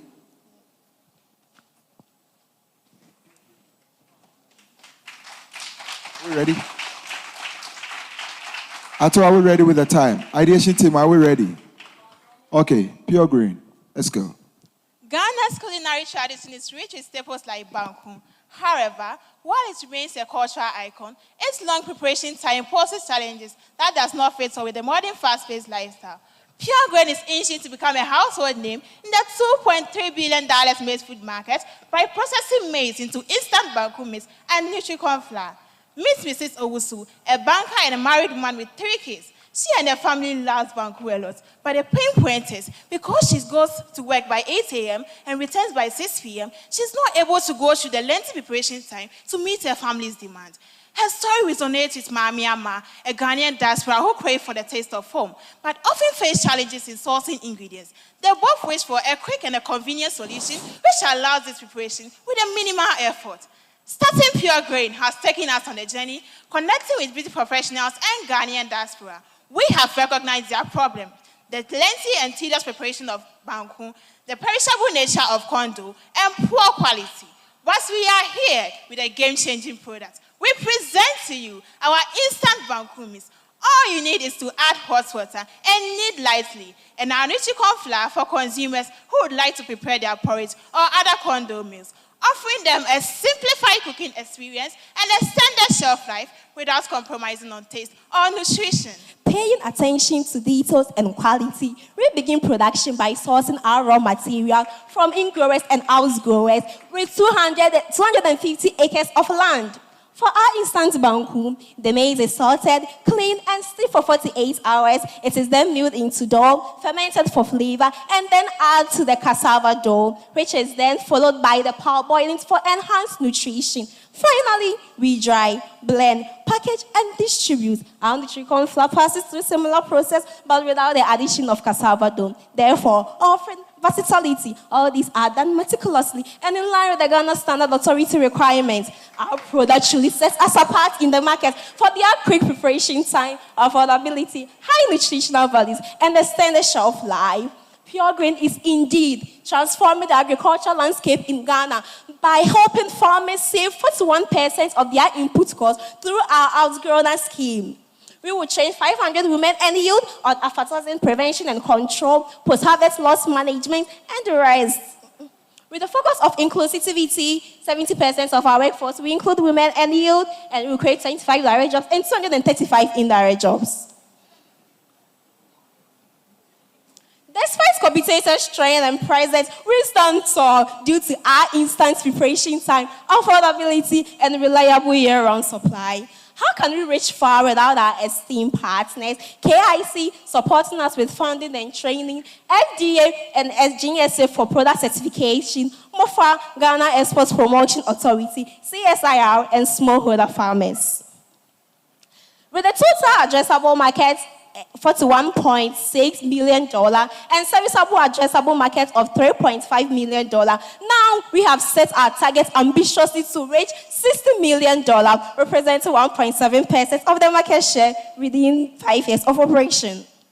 We are leveraging the mix of the above line and below line market strategies through social media platforms, websites, and food delivery apps to create awareness and communicate our products to the world. Our revenue model is built on multiple streams to ensure steady growth and profitability. We have the production cost with the distribution cost embedded in it and the selling price with a profit margin of 35% and 40% respectively.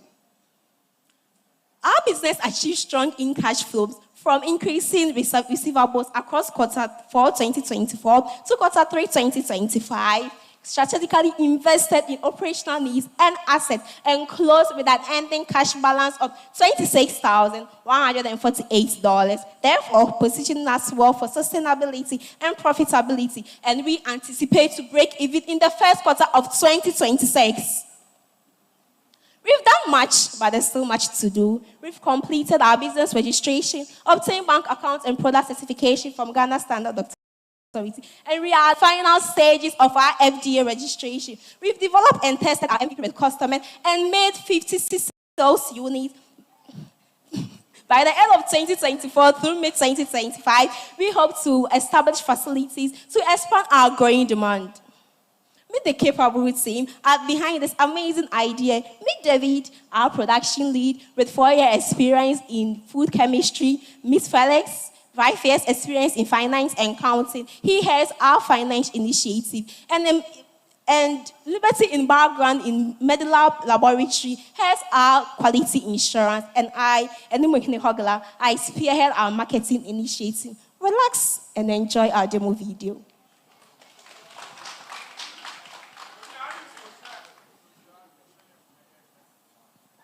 After a long, tiring day, let me show you how I prepare banku for my family within just 5 minutes using Pure Grains Banku Mix.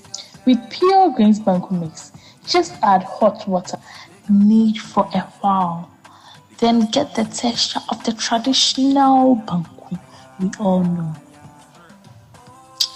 It is easy to store, retains the traditional taste, it fits seamlessly in your busy lifestyle. No stress at all. Now see my lovely husband enjoying his banku in peace. Hi everyone. Now the solution to quick banku preparation is here. I present to you pure grain instant banku mix. In preparing, just add hot water, knead lightly, and enjoy your authentic banku. Also, with my nutrient flour, I can prepare porridge and cake effortlessly. Experience the tradition you love with the simplicity you deserve. Try them today. We are at a pivotal moment where your investments can fuel a real change. With your support, we are not just growing a business, we are empowering smallholder farmers, women, and youth. Together, we can create a sustainable future where innovation meets impact and dreams becomes reality. Thank you.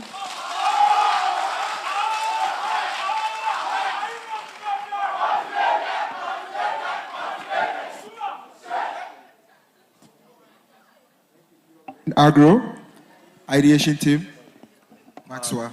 Well done, well done. By your profit margin, 35%. It seems it's 33.3%. Because 20 minus 10 divided by 30 is 33.3. You remind me of the days when we were memorizing Avogadro's constant, 6.02 times 10 exponent 23 moles. Hi. So please pay attention to your details. Yeah, thank you. Thank you. You have a product here you call Nutri-Corn. But on your packaging, I don't see the nutritional profile. So if I will buy this, it's because of what you say it's going to do. And the most important information is not here. Why is that? Sorry, Agritech is please, when the addition team is talking about a certain slide or something, move to the slide. Please, this is for all teams. I'm only going to say it once. I like the fact that you have your FDA registration process and the analysis from food research. I'm sure Ibrahim is a happy man. Why is it that you are doing just aflatoxin analysis? We've done the nutritional analysis with Ghana Standards Authority. You don't give us that, or you don't have the results yet? Okay. And looking at the results, the date on it is 26 November. Yesterday. You just got it. We sent a sample on last week. Last week, and yesterday we received the results. It was an express. Okay, thank you. Yeah, well done, team. Initially, when I saw the instant on the packaging, I was wondering whether you were misusing the terminology instant. Okay, because you know anything instant is instant. But then when I looked at your process flow from here, I've seen, do you want me to share it? The parboiling part, right? Which is the key to pre-cooking it so that you don't need the extra cooking. So that's very novel. Well done. But like he said, is this going to be your final packaging? No. It's a work in progress. Okay. Because it would be good for you to pay a little more attention to the packaging, the branding, and make it a little bit, okay? Okay, please, thank you. All right. Sustainable as well, if you can. Why not? Okay, so well done. Thank you. Fred. Another innovative idea, I think this would definitely sell if you're able to sustain your market. Okay, so work well on your market share, because this, in today's world and day and age where everyone is busy, you know, you can, cook this, take this in the office if you're particular about food safety and you have all the, the label instructions on it. I can buy this, all right, home office, cook it, and I'm good to go. So I didn't see too market segment there, right? So just work on the market, and like my colleague said, consider improving on the packaging, right? Because when we held it, we could feel the powder already in our palms, meaning that it could easily get open and all that. But all in all, I think this is good, and it's yeah, thank you so much. Thank you. Baba? So my comment is on the packaging, but this is more of the technical part, that the trend in packaging of these is moving from these plain ones and using more foil, aluminum foil. And the reason you have oxidation, and very soon your product is going to get weevils on the shelf. So once you are at these stages, try and then investigate to get those type of packaging to do.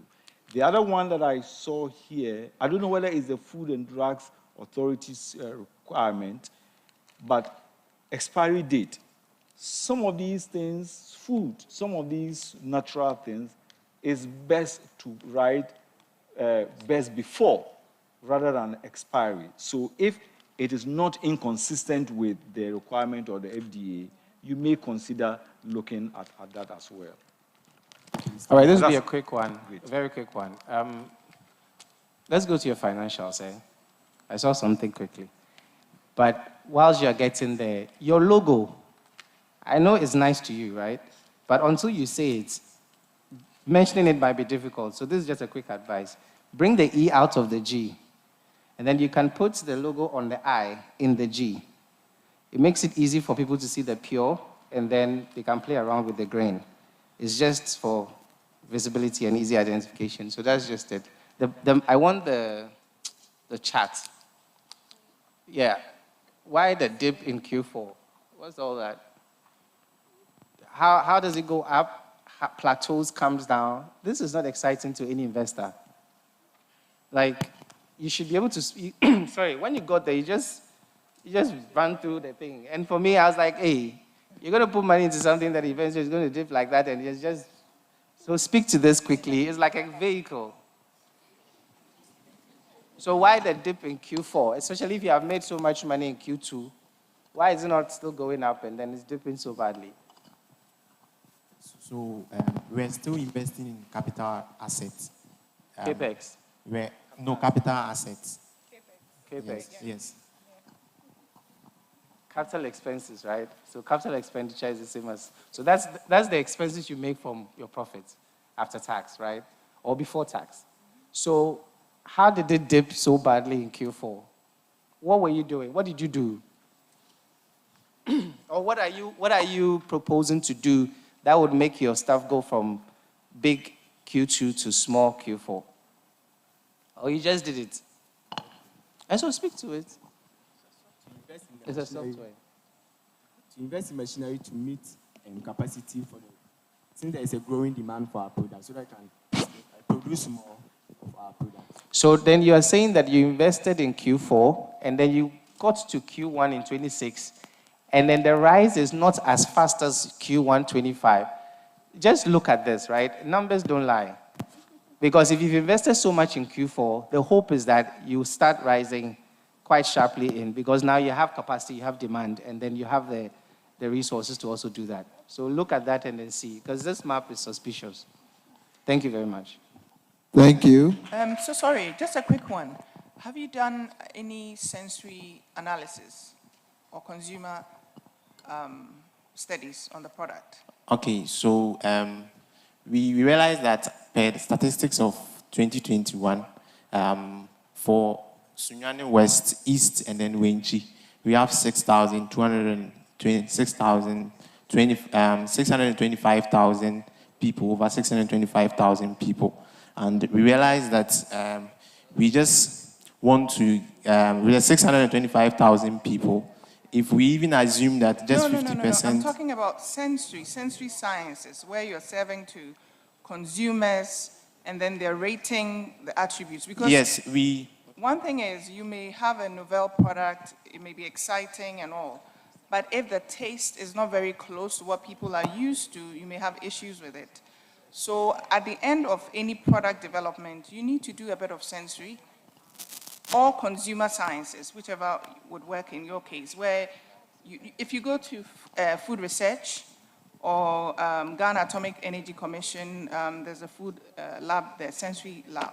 They can do that for you. And then you're able to also serve to consumers, make the product, and let people give comments. Okay, maybe the cassava is too high, I mean, in terms of the taste, because anything that is instant, the issue is because it's been processed a lot more, it tends to affect the sensory profile. So you want to gather information from that to perfect the recipe. Is that okay? All right, thank you.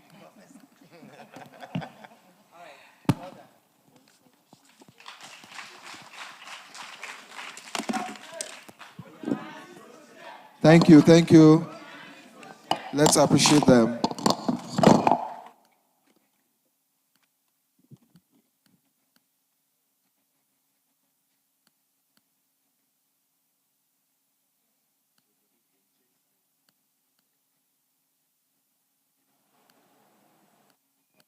Addition team, are we ready for the next team?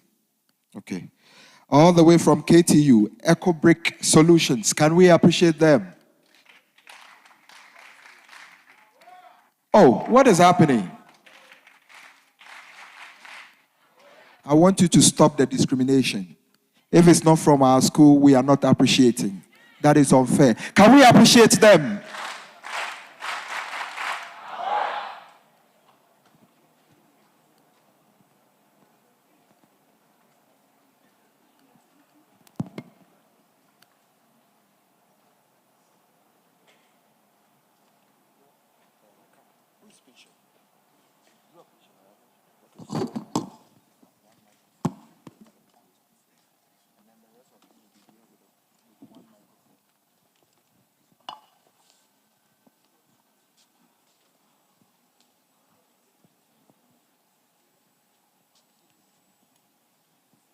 Are we ready?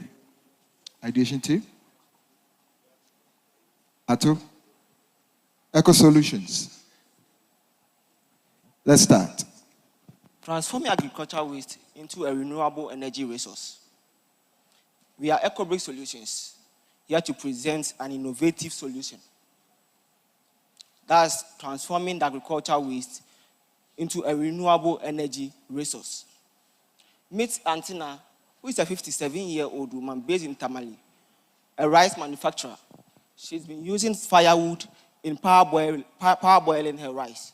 Her customers have been complaining about the high price of her rice in the market.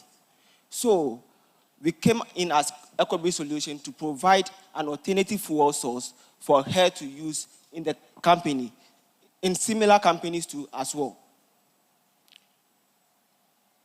We discovered that Ghana generates over 66 million metric tons of timber a year. They produce 66 tons of timbers a year, where they generate 20% waste from it. It's being disposed improperly and then burnt into the atmosphere, which leads to environmental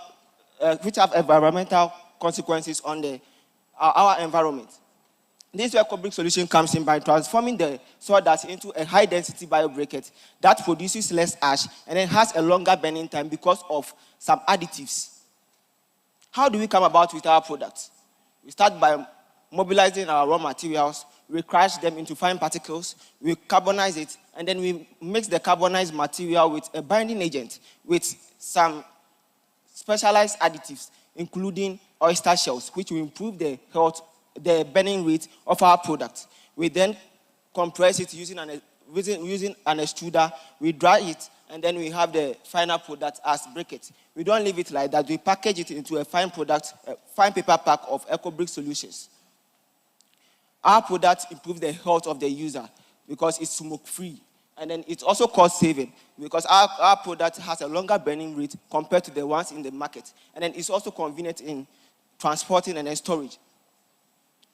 What value are we adding to the society? As stated in SDG Goal 13 that we should practice environmental conservation. We are utilizing waste instead of cutting down trees for our product. And then we are estimating to provide jobs for over 500 Ghanaians in the next 3 years, which is stated in SDG Goal 8 that we should provide decent job. And then SDG Goal 7 also states that we should provide a clean energy where we are providing a renewable energy resource instead of cutting down trees for our products. We have various competitive advantage over our competitors, which ours produces less ash, and then ours also has a longer burning rate because of the presence of oyster shells and some additives. And then we tried demonstrating something in the lab. That's comparing our product with various raw materials, which is sawdust and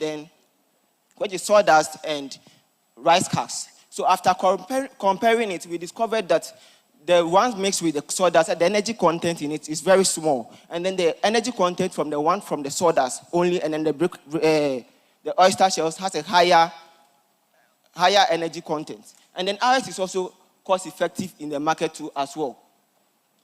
These are collaborators and partners, where we have Kosmos Innovation Center, Aukavia Technical University, and then wood processing companies for our raw materials.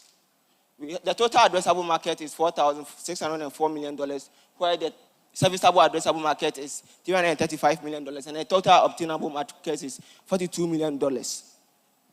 We are using the e-commerce to advertise our products, and then building partnership with distributors, and then build partnership with companies to patronize our product. And then we are going to practice door-to-door services by engaging local food vendors to patronize our product as well. In every business, we say value for money. Our production cost is 0.15 per kg, where we are hoping to sell it as, we are selling it as $0.22 per kg. And our profit margin is $0.07 per kg. And then the profit margin is 31.8% per kg. And there will be an increment in from 2026 and beyond, because we expect that there will be price changes in the production cost. These are the financial projections from the fourth quarter of 2024.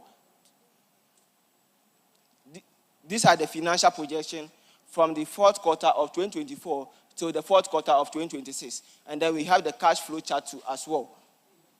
From the fourth quarter of 2024, we've already done the market research and training session. And then the first quarter of 2024, we will be doing the certification and build partnership with companies. And then site selection will be done in the first quarter of 2024. The second quarter of 2024, we set up our company, and the warehouse will be built in the second quarter of 2024, where we will start our piloting too as well. And then the third quarter of 2025, we will maintain our quality and then begin sales in a mass. These are the team behind the dream, where I, Prince Maoto Ekame, the project manager, and then Alberta Esianyo Ameniku, director of finance, and then Confidence Moka, the technical director, Augustina Abuaji, the marketing and sales manager. In EcoBrick solution, this is how we develop our product.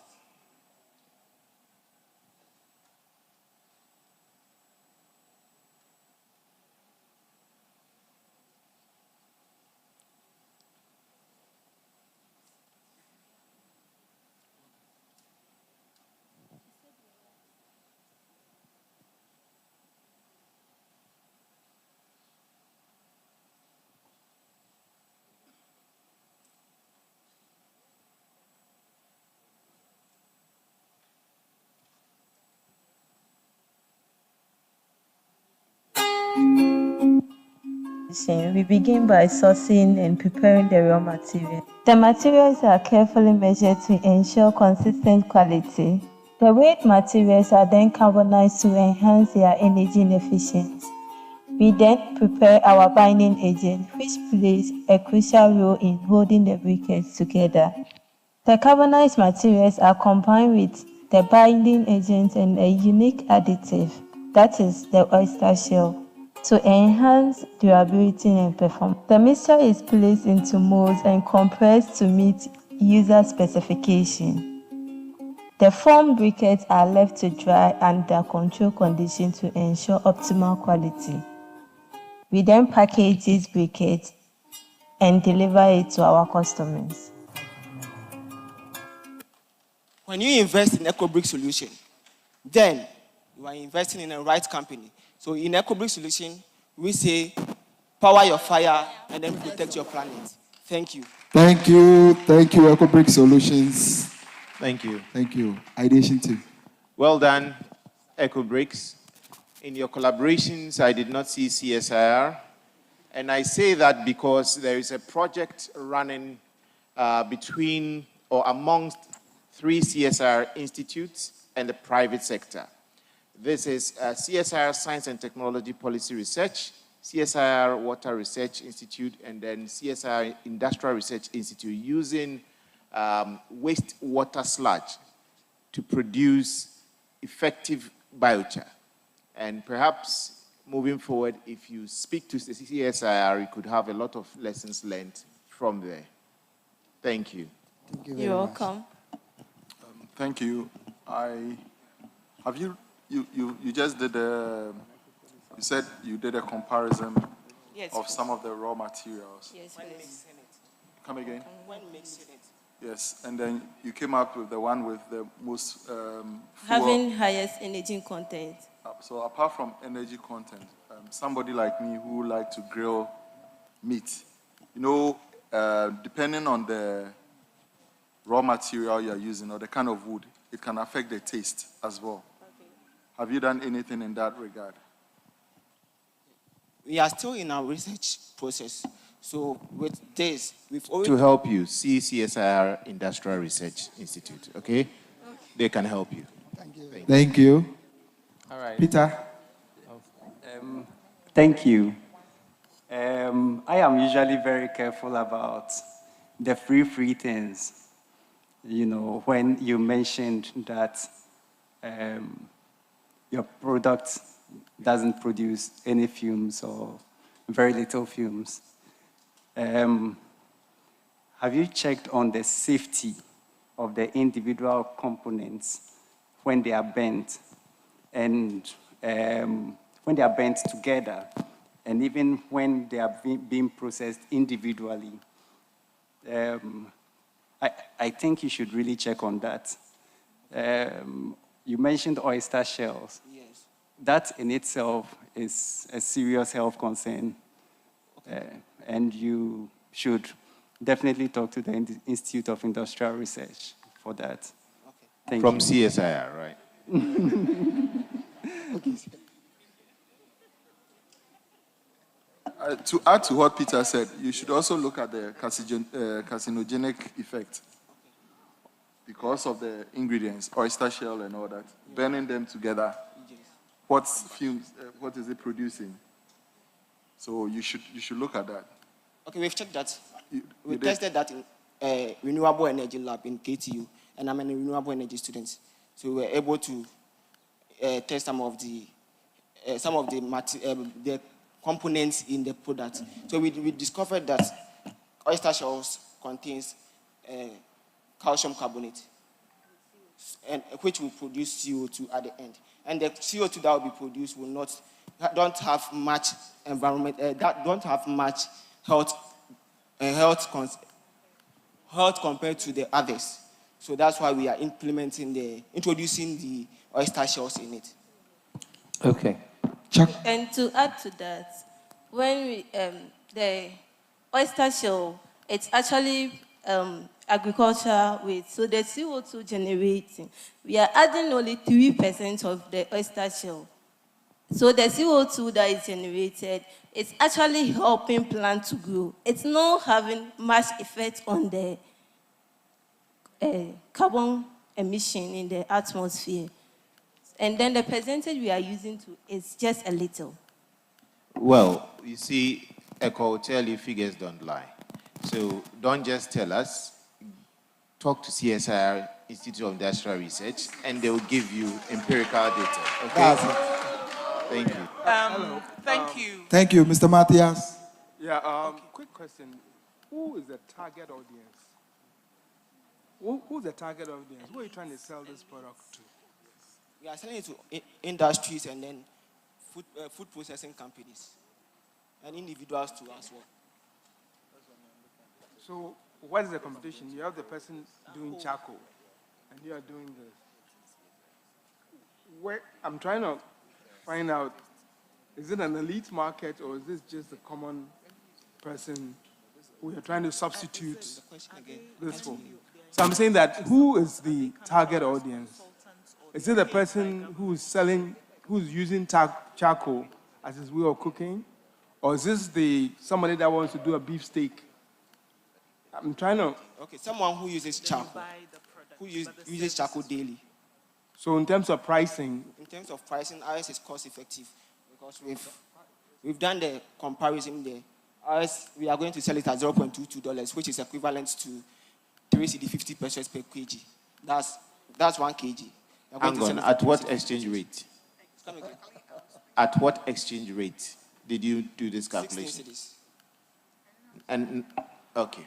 All right, guys, Zaco is actually the longest standing when it comes to this product.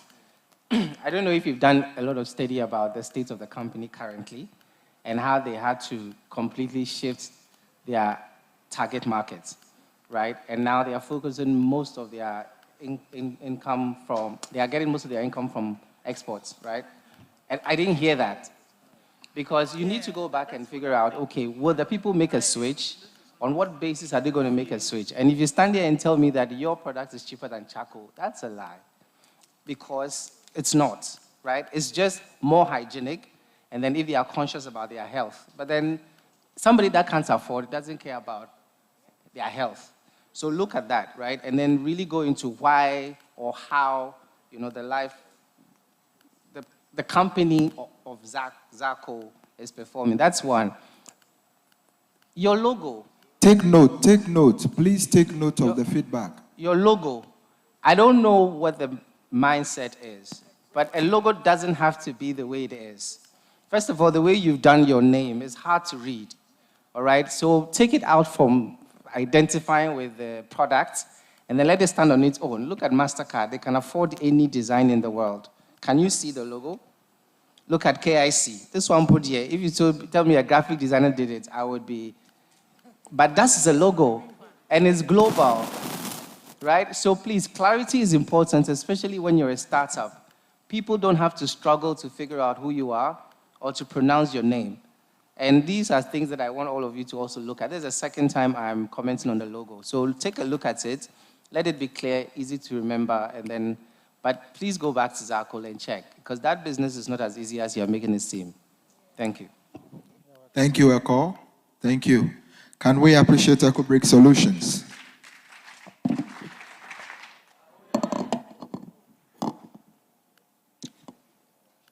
All the way from UBeats, we have MMTS Nutri Foods. Can we appreciate them?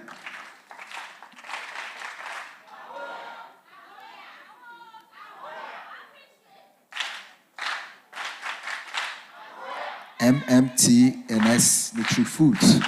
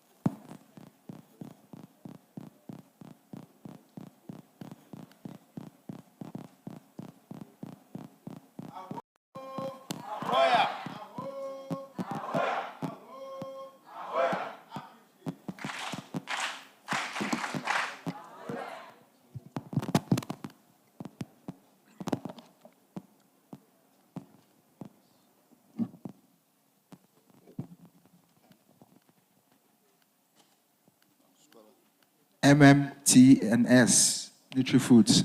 Are we ready?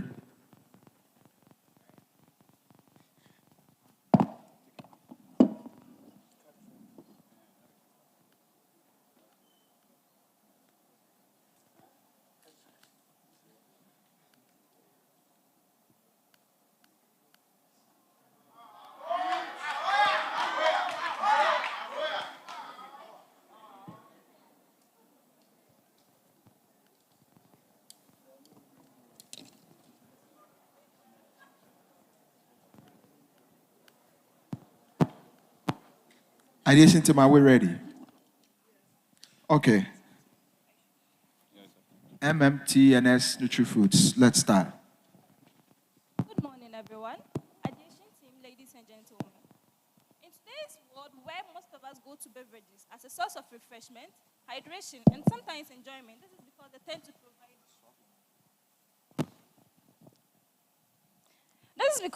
provide us with essential energy. They provide us with the quench our thirst, and then they also improve our meals and social experiences. Now, are you aware that close to 50% of these beverages we consume on a daily basis are made from inorganic, artificial, and chemical ingredients? Research shows that gradual and progressive intake of these beverages can cause negative and lasting health implications. Now, we are MMTS Nutri Foods, and we are here to bring a revolution to the beverage market. We are aiming to create a community around conscious consumption and healthy living by providing an alternative to the current beverages in the market made from artificial chemical ingredients. Meet Madisa. Madisa is a 45-year-old woman who lives in the Nadoli Kalio district. Madisa so much loved taking cold beverages, but has recently been diagnosed with type 2 diabetes, and hence she's restricted. Madisa, however, is on the lookout for beverages that can provide her with refreshments without necessarily jeopardizing her health. We are targeting Madisa as well as health-conscious consumers who are looking for natural refreshing beverages that can provide both refreshment and health benefits. In today's health-conscious world, there is a growing demand for beverages that can provide both refreshment and health benefits, but the current options don't necessarily retain those properties. Our Lemon Life Nutrisip, a beverage retaining its original medicinal properties, offers a refreshing drink that can help release your stress, and it also improves digestion. In the making of our product, we have 4 crucial steps. The first stage is sourcing our lemongrass from rural women farmers. After sourcing and harvesting the fresh lemongrass, we then wash and thoroughly cleanse under hygienic and clean conditions before boiling and extraction of our juice. The next stage is mixing with natural sweetness and other natural additives for flavor and taste. And the last stage of our process is pasteurization and bottling.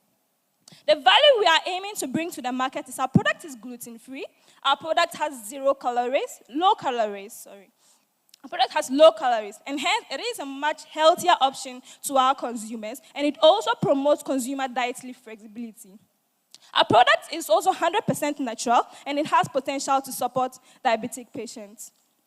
Economically, we are aiming to provide about 500 direct and indirect jobs. That's improving the living standards of rural women farmers. We are also aiming to promote consumer health with an organic lemongrass beverage that's promoting sustainable development goal 8 and 3, respectively. Competitively, we are going against Herbalife, Zuja Juice, and Xavier, but we stand tall among our competitors as our product is locally made in Ghana, and hence it is easily accessible and it is a more affordable alternative to our consumers. We'll be partnering with Kosmos Innovation Center and UBITS for mentorship and funding. We would also be collaborating with Ghana Standards Authority, Food and Drug Authority, women farmer groups whom we aim to source our fresh lemongrass, Gratis Foundation, CSIR, among others. My colleague will be taking over from here. The market size of Ghana for the beverage industry is valued at $240 million. The northern sector is valued at $72 million, and the upper west region at $40 million. We at MMTNS look to conquer 5% of the Ghanaian market in 5 years, amounting to $12 million. We intend to reach out to our customers through traditional marketing, like TV and radio. We also intend to collaborate with influencers. We are also looking at branding and packaging, and also online and e-commerce platforms. Our market research insights show that 60% of our target market has knowledge of lemongrass and its potential benefits. And of the 60, 80% occasionally consume lemongrass tea, reflecting a positive response to the idea of a ready-to-drink lemongrass beverage. We also got a positive insight that farmers are willing to collaborate with MMTS on large-scale production of lemongrass. Our revenue model. It will cost us $0.45 to make a 350 ml bottle. We are looking to sell it at $0.75, giving us a profit margin of 40%. This is the breakdown of our expenses. And this cash flow chart shows us breaking even in the second quarter. Our roadmap. From the fourth quarter of 2024 through to the third quarter of 2025, we've undertaken market research and MVP development, and we look to be in full product development and full distribution at the aforementioned time. Our team includes myself, Tobias Kumasali, the business lead, Mametu Sandor, the finance lead, Sanjage Melissa, the marketing and communications lead, and Yuru Solomon, the research and operations lead. Thank you.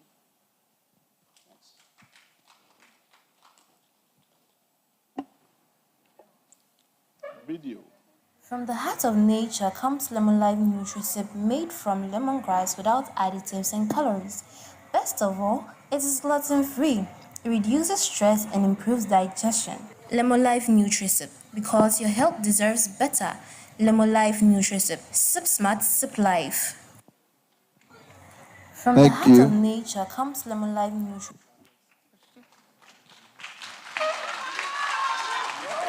Go ahead. Okay. Well done. Thank you. Well done. You look smart, by the way. I like your presentation. My first question is, why are you saying it's gluten-free?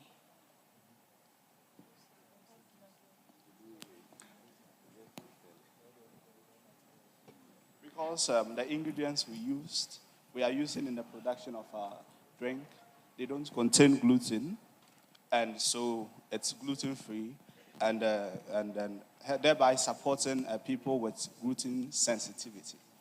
Right. Yes. Okay, there's something in food law that we call, fraud. Like food fraud, or being a little deceptive.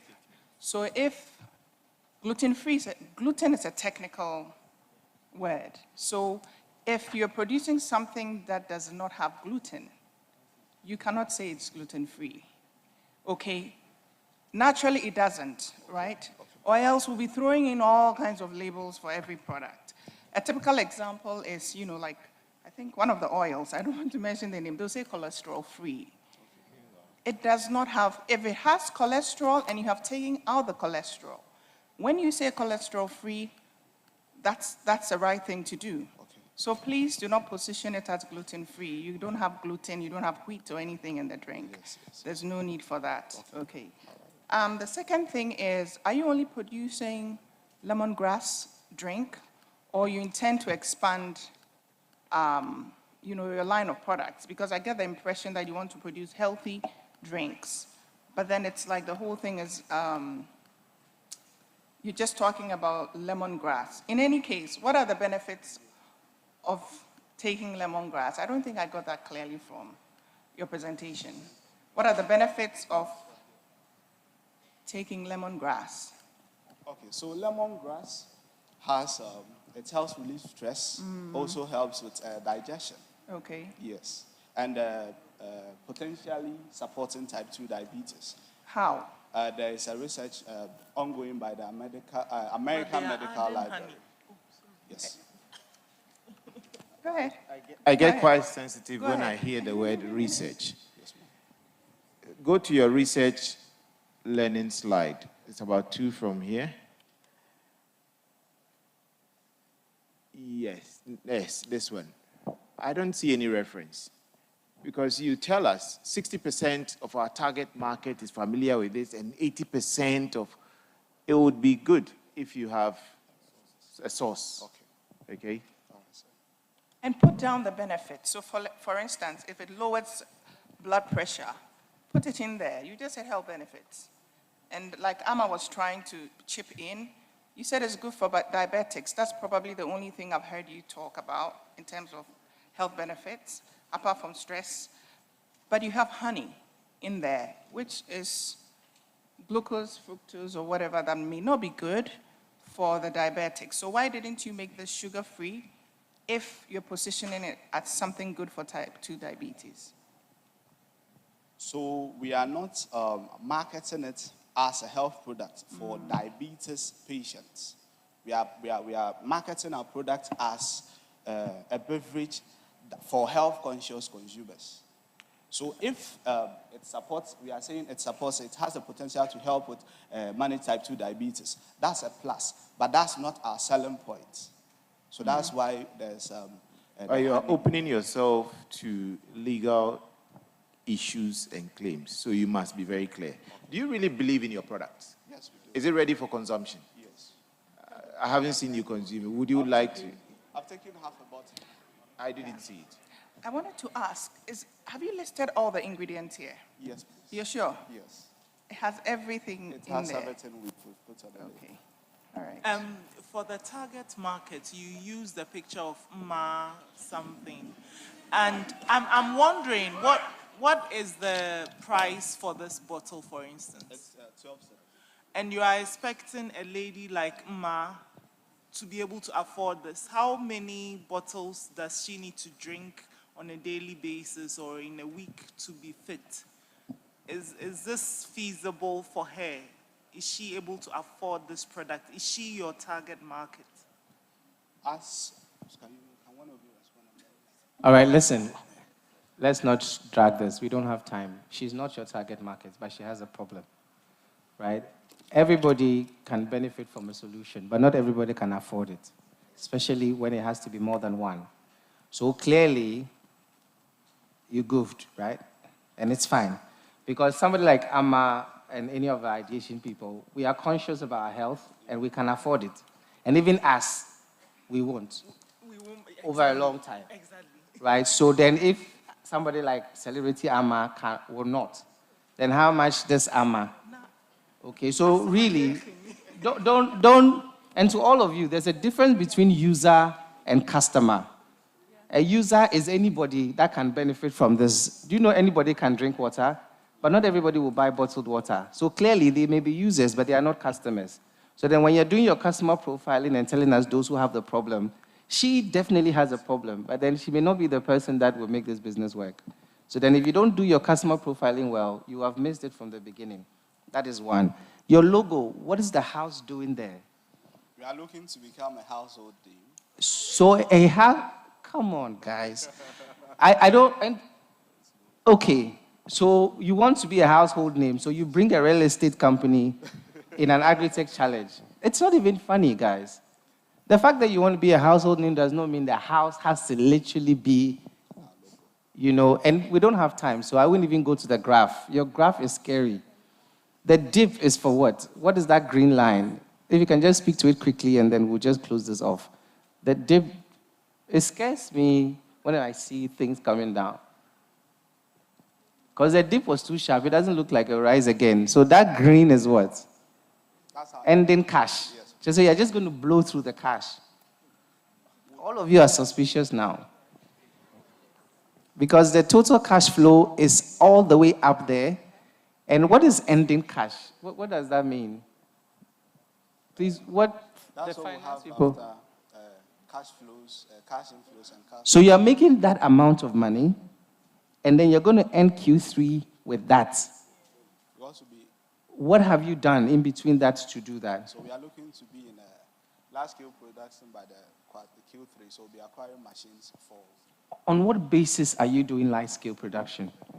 Is it that the demand is overwhelming you, or the desire is big enough? Please, when you're in business, it's not about desire. It's about demand.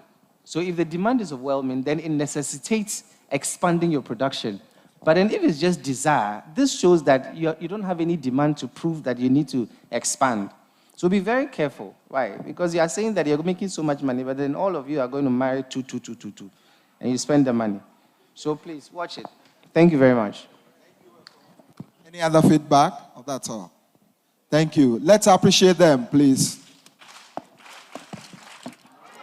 MMTS Nutri Foods. Okay. Gradually, we are getting there. I'd like to introduce to you one of our businesses from last year, UDS, Deli Mash. Their products are ready, and they would want to show it to us. Can we appreciate us while he shows us the product?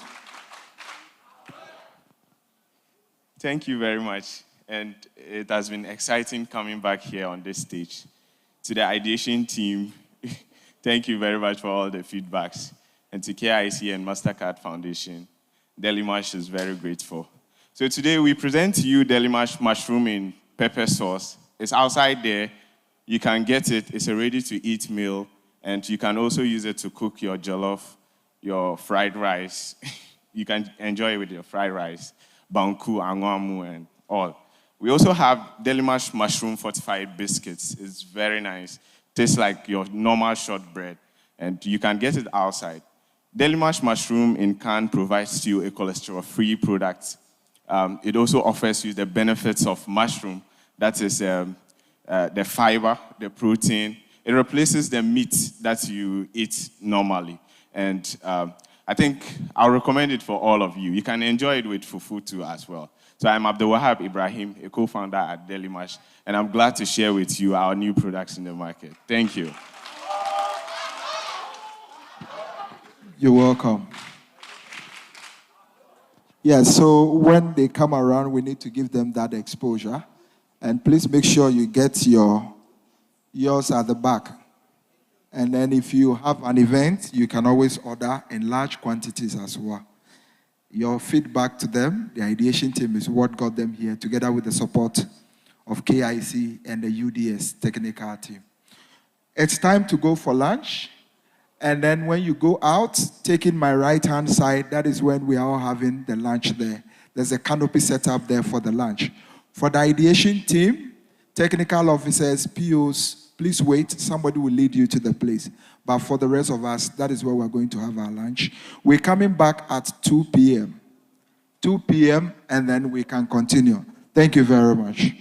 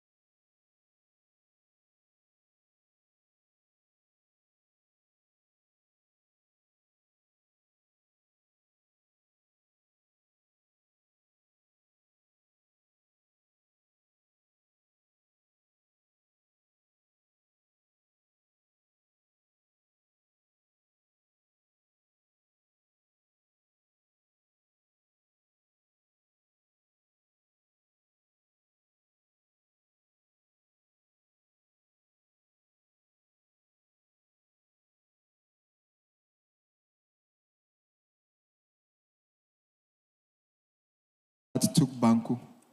I'll be seeing it on your faces. Yes. Let us move forward. Those at the back, let's move forward to fill all the space so that those who come after us will just be joining from the back. We are live online, so we don't want to show the public out there that bad sitting arrangement. So please move forward. Those of you at this side, please move forward. And those at the back. Don't be scared of us. The ideation team won't do anything to you. Please get closer. So let's get closer. Malco, help me move them. They want to see you. Yes, we want to make good use of time. We're behind time. So what I'm going to do is that when I invite you as a team, while you pitch and you're about to finish, the next team should be ready. If you have items to drop on the desk of the ideation team, please, you start dropping them. We wouldn't say come and pitch and now you spend some of the time dropping things. So for instance, we have EcoFriend Organics from EACMC pitching. While they are pitching, the next team is Solar Smoke Pro from UG. About 3 minutes for them to end. Solar Smoke Pro should be around. If you have something to drop on the desk. So when we say it's your time, you're pitching. We realize that is taking time. So please take note of that. Also, we have a screen down here for those who are pitching. It seems you are not making use of it. You keep turning yourself looking at the bigger screen. The down one here is for you. So please make use of it. Are we ready? Are we good? Ideation team. Some are requesting that we do some exercise because of the Banku. Some are saying we should play Stoneboy JJJ so that we dance on that. Maybe if we get some Tubashe people too, that would be okay.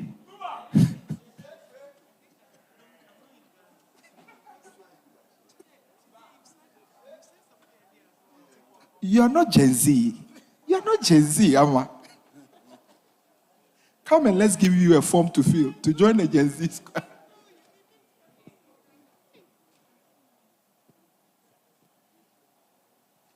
Okay, so let's move forward.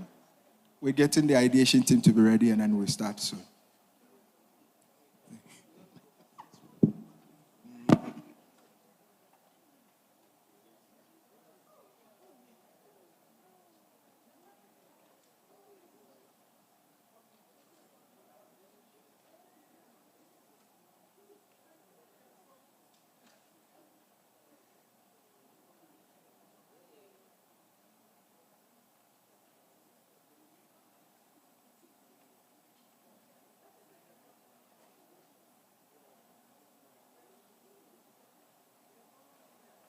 Mano Aqua, and I have a background in biochemistry, cell and molecular biology, with a postgraduate training in plant breeding and genetics. Now, my experiences have allowed me to come to the conclusion that agriculture is actually the best way to break into having a successful life. And just by cultivating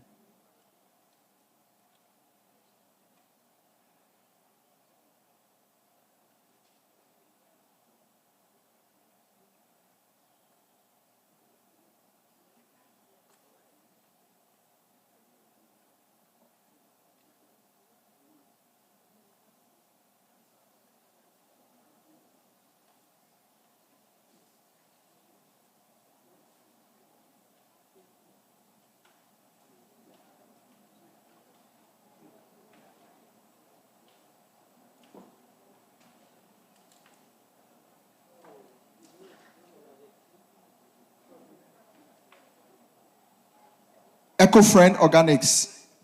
Let's appreciate them as they come on the stage. So all the way from EACMC, EcoFriend Organics. Yes. Yes. I mean, you can feel their energy. They took some of the Banku mix. Yes. Can we appreciate them once again? Who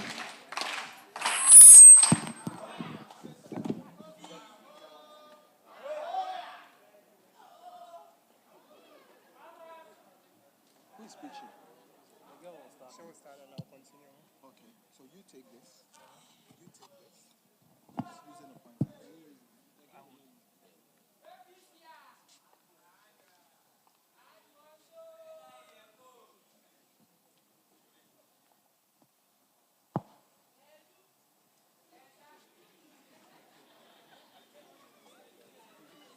Are we ready? Atu, are we ready? Yebe deny the dinner. Who do you want? Me jini din di ama santua. Yebe deny the dinner. Okay, we're ready. Let's go. Okay. Good day, panel of judges, investors, fellow Agritechs. My name is Adesin Matilda Boafuari, the able EcoFriend Organics team here to introduce our sustainable solution of organic farming. We produce high-quality organic fertilizer by repurposing agricultural waste, such as spent mushroom substrate, rice husks, and maize cob. This EcoFriend organic fertilizer enhances soil health, promotes sustainable agriculture, and reduces reliance on chemical alternatives. Growing up in farming community, I observed many farmers find it difficult to control their land with the over-dependent use of inorganic fertilizer. With deep roots in agriculture, we launch you EcoFriend Organics. See Kojo here, our customer persona. Kojo is an entrepreneur who manages his family's only land that they use to cultivate vegetables and maize. And growing up in a farming community and one of the food baskets in Ghana, that is Techiman in the Bono East region, I've seen several farmers having the same challenge as Kojo, our customer persona here. And that is why EcoFriend Organics has come. This is a problem we are solving. So our target customers wouldn't be limited to the likes of Kojo, but also all smallholder farmers, organic food producers, and those who are conscious about their health who want to go into organic farming. And with a problem, many smallholder farmers in Ghana have the challenge of high cost and limited availability of organic fertilizers. Most of them know the long-term benefits of the organic fertilizers, but they continue using the cheaper inorganic alternatives. And for that matter, they have long-term effects on their health and also soil depletion. And EcoFriend Organics, we are here with a solution. We provide an eco-friendly and high-quality organic fertilizer in granular forms, catering to the needs of these smallholder farmers. And our product not only restores that is crop yield, but also improves soil health and helps to sustain the future of agriculture. So we work closely with agricultural cooperatives and also retailers, and at the same time, we will maintain competitive pricing to make sure we stay in the market. So with EcoFriend Organics, this is how it works. So we promote sustainable and eco-friendly agriculture to ensure food security. We promote the supply of healthy agro-produce, and also we save the earth through recycling of agricultural waste, because our raw materials are all agricultural waste products. We make use of spent mushroom substrate. We also make use of rice husk. We make use of maize cob and chicken manure. All these are agricultural waste. And the impact, we protect the ecosystem through waste recycling. And then the Sustainable Development Goals 2 and 13, which talks about climate action, the goal number 13, and then number 2 talks about food security. We are contributing our quota to these 2 sustainable development goals. We also offer extra income to rice processors and also mushroom and maize farmers. And the competitor analysis, we are competing with Farmers Hope and ECAP, Accra Compost and Recycling Plant. And one key advantage we have over the 2 is extra disease control property in our product, which is due to the presence of the spent mushroom substrate in our raw materials. And also we collaborate with Kosmos Innovation Center, Edra Agricultural College and Mechanization Center, the Soil Research Institute under the Council for Scientific and Industrial Research. We currently have our sample and some of the raw materials with the council at Kwadaso, and the results will be ready by the close of the week or early next week. And these are our collaborators. We're also working with Deco Bags to get a paper packaging for our processed raw materials. That is the end product. So we are using eco-friendly packaging material, and Deco Bag is helping us with that. And the market size, the total addressable markets. And we are targeting the Ghanaian market, which is 125,333 tons of organic fertilizer annually. That is the niche we are targeting. And our go-to-market strategy, we'll meet with farmer groups, we'll collaborate with Agritech extension officers, and also collaboration with agro-input dealers to reach our farmers. and at the same time through promotions and branding and social media advertisements. And our revenue model through direct sales of the fertilizers to farmers and farmer groups. And also we will offer subscription service. Timely, we will subscribe. When it's due, we deliver to you, we get our revenue. And our projected financial for the first year, that is, we estimate to produce 750 tons of the fertilizer at a cost of 2,850,000. That's for the first year, and selling for 4,500,000. Projected net profit will be 1,650,000. And the cash flow statement is here. The cash flow chart. And this is our roadmap. So we currently have our product sample with the Soil Research Institute and the raw materials with them. The results will be available soon. And currently, our business is also registered with the Registrar's General Department as Registrar of Companies.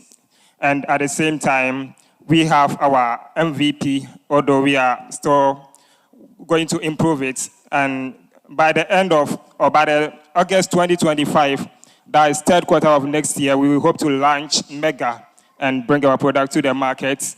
And this is the EcoFriend Organics team. EcoFriend Organics. Feed the soil, feed the future. This is a pictorial demo of how we went about. So the rice husk, we convert it into biochar so that the silica in it will be readily available to the plant to strengthen the plant and give them extra strength for them to serve the purpose. So that is EcoFriend Organics.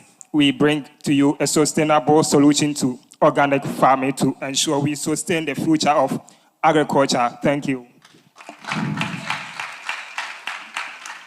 Thank you, EcoFriend Organics, all the way from EACMC. Thank you. They don't have a video. Okay, so what makes you, thank you for the presentation. What makes your product different from that of your competitors? The combination of the raw materials, we have 4 major raw materials. The 3 main raw materials, one is the rice husk. We convert it into biochar, so it adds extra strength to the plants that's giving them stability. And one key thing about the spent mushroom substrate that we use is it has extra disease protection property that it gives to the plant. So with our competitors, none of them uses the spent mushroom substrate. So that gives us an advantage over our competitors. So our combination of raw materials is an advantage. Still on your competition, okay. Have you done any field trials, or you are just looking at your ingredients or the raw materials in your products and saying that it's of a superior quality? Oh, not really. Currently, we have a bed that is a bed of vegetables. We are currently targeting vegetables and maize farmers. A bed at Agritech campus, Agricultural College campus, that we have by just this week that we use. So it's not ready to be brought. But the analysis is also with the soil research. We are waiting for the results, the nutritional analysis of our product. So when the results comes and the results from the beds we are testing at the college, yeah, we can confidently, based on the two. So onto that, please be measured in your claims, because you don't have any scientific proof or field trials to substantiate what you are saying. Actually, we sent the samples to soil research for about 2 weeks now, but they said they needed to air dry some. I understand all that. I'm just saying that you don't have the results. So don't say the things that you are saying. Yeah, just a follow-up. Because I think I heard you say that the spent mushroom has what? Extra disease. Pesticidal or what? Yes. Extra what? Disease protection property. You have done research to Yes, find really. that. So why don't you position your product as having that kind of protection, you know? Do you understand? Because there are a lot of organic fertilizers around, but this is the first time, I don't know how true that is, that I'm hearing a claim of extra protection. Yes. So that is what should be out there. Sure. That is what you should actually be talking about, that it has nutritional and what? Extra disease protection. Something like that, because then it sounds like any other fertilizer. So please get the results, substantiate what you're saying, and then you can properly brand or position your product so it's different from the rest. All right, thank you. Thank you, Mavis. Any other? All right, so quickly, your target market, right? Who are they? Are they people that farm or people that currently use organic fertilizer, and because of your price points, they're going to switch to you? Currently, our target market is people who farm vegetable and maize, yes, and so also associations. Yes, so those people, are they currently using organic fertilizer, or it is now that you're going to convince them to use organic fertilizer? Based on the market research tour we went, there are some associations that most of the members use, but some do not use. And those who use, some are dropping just because the prices are almost the same, and some are even higher than the inorganic ones on the market.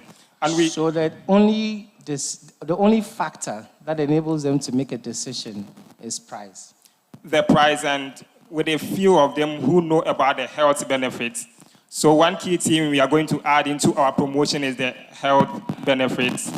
It's good, but health comes at the end, not the beginning. When somebody is hungry, they don't think of their health, right? So farmers are not necessarily going to empathize with you that, hey, hell. So it's good, but at the end of the day, the only factor that will make them decide between you, an existing competitor, and then inorganic fertilizer is price. Price and the extra disease proxy. Oh, brother. It's all good, but whatever you're doing for them, they can find alternatives. You understand? Because it's not like they don't know, and that's the thing about organic fertilizer businesses. You come and make it look at it's novel, it hasn't happened before, but there are always alternatives. Right? So the question is, if it can be cheaper but can give me a better yield, I'll go for it. But if you can't get it cheaper and still have the qualities that inorganic and other organic fertilizers can give, then it doesn't matter what your raw material is or whatever health benefit there is. So that's one thing I want you all to. Organic fertilizer, the deciding factor is we know about it, but it's expensive. Yes. And sometimes the quantity we need, we can't get. Yes. So please, that should be your value proposition. Otherwise, you're just going to be one of those plenty organic fertilizers around. Thank you. Thank you. And I think it's a good effort. What makes a farmer buy from you is if his product, as a result of using your organic fertilizer, is differentiated in pricing when it goes out. If the market doesn't differentiate between a tomato that has grown by organic or inorganic, they don't care. Sure. So price is the most important factor. So work on it and see how you can demonstrate that your prices are better. So with our pricing, as we indicated here, we'll sell the 25 kg bag for 150 cedis. Actually, OCP Africa is one alternative, but that one is imported. They sell the 25 kg bag at 220 cedis as at now. It's one of our competitors, Farmers Hope, that sells theirs at 145 cedis, which is 5 cedis lesser than ours. But as we increase production, economy of large scale, we are going to compete with them in terms of pricing. Thank you. Thank you. Any other comment, question, feedback? So how is your competitor doing? You just mentioned, do you have an idea how? Oh, actually, we have visited him, and currently we will say he's doing well, just that he's not been able to hit the parts of the country where we are targeting most. That's the Bono East region and heading to the north. Why? Currently, the factory bases in Kumasi. And he said, per the interaction we had with him, he is now trying to enter that market, but he has not entered it yet. He has the plans, but he hasn't entered that market. The question is, why hasn't he entered? And why do you think you will be able to, considering the fact that they are already existing? Okay, most of our raw materials are from that area, so that is hopefully where we are going to set up. So getting the raw material from there wouldn't cost that much, and even most of the raw materials will be, gotten at a cheaper. The reason I asked that question is Warren Buffett said, be greedy when others are fearful, and be fearful when others are greedy. Sure. Thank you very much. Can we appreciate EcoFriend Organics as they take their seat? Thank you very much. You're welcome. Ideation team, I don't know if you've seen their product. So they have this. They brought it here for you to have a look. Okay. Thank you. Solar Smoke Pro. Let's have you. Can we appreciate them? All the way from University of Ghana, the premier university. A Solar Smoke Pro. See, Anamudidi yo. Aho! Yes.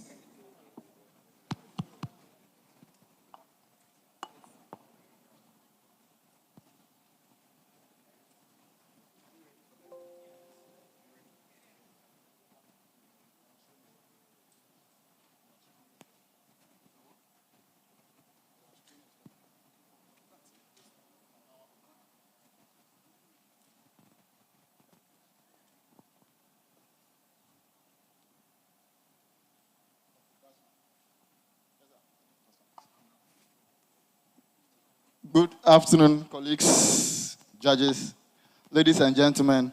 Please, I present to you the team Solar Smoke Pro. And at Solar Smoke Pro, we say we smoke smart and we smoke green.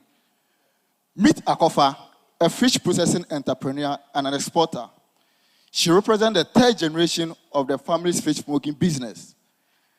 And her pain point in this business is the fish processing is hazardous. The next pain point is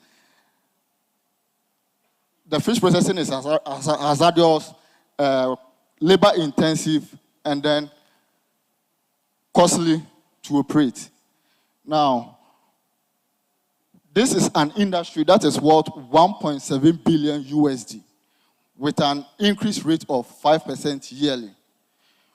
With the likes of Aukavia with this pain point, they present to them a challenge, a problem, which is that her traditional smoking method is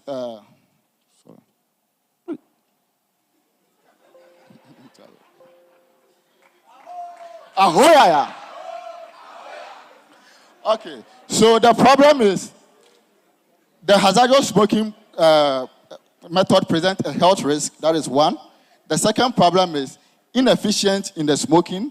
And the third challenge is failing export standard.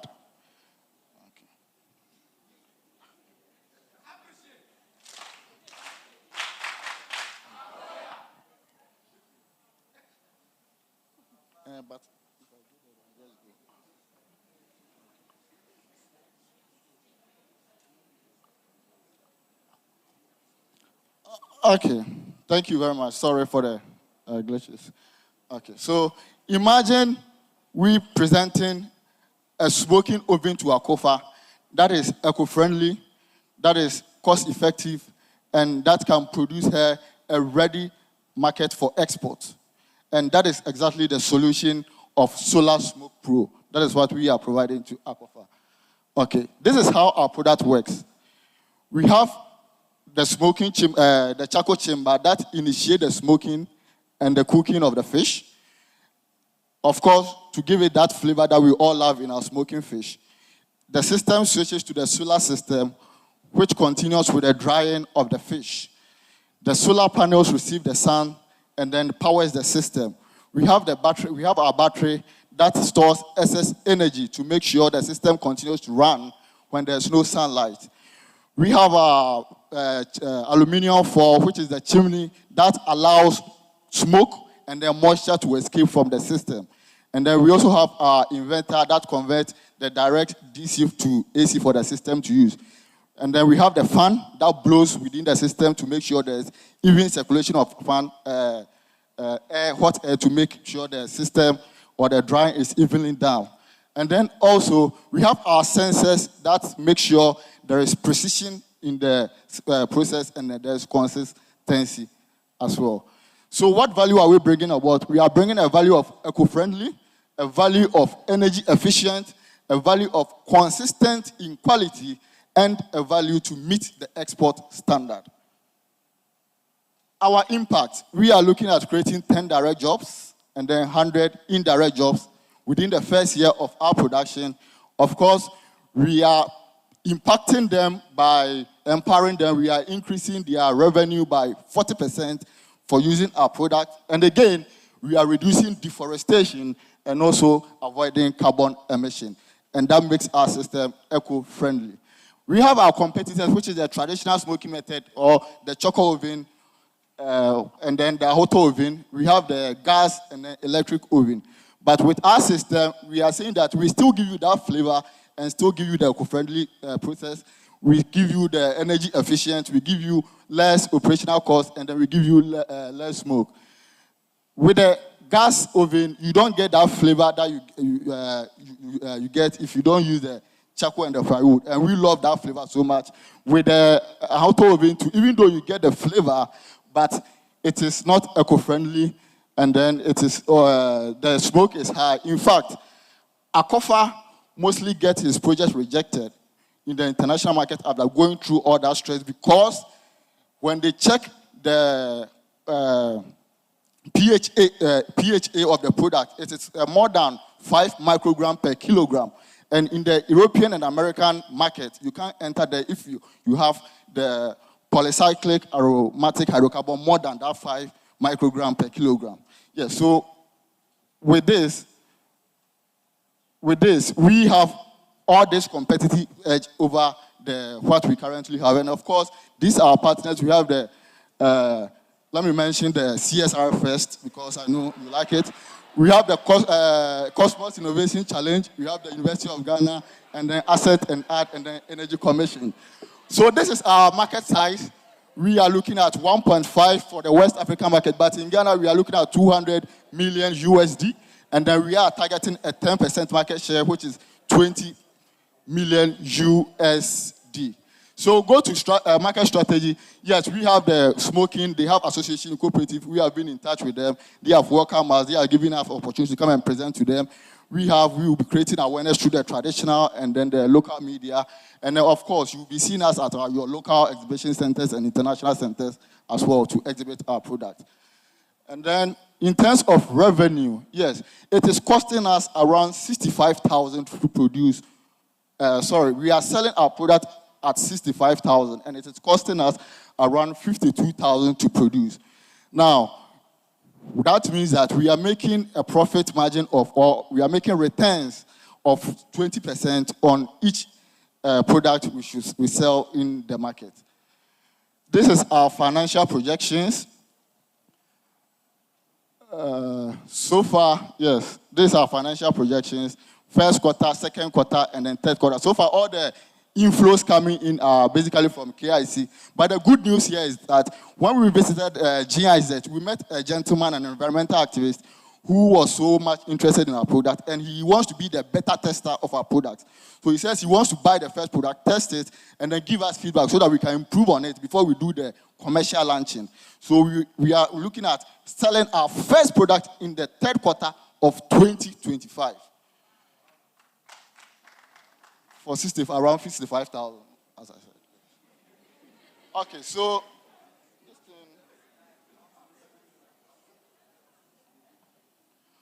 this is our cash flow. Like I said, it is up there because we are selling our first products in the third quarter of next year, and then we have our roadmap for the first quarter, second quarter, and then the third quarter. Okay, so please, you meet the team.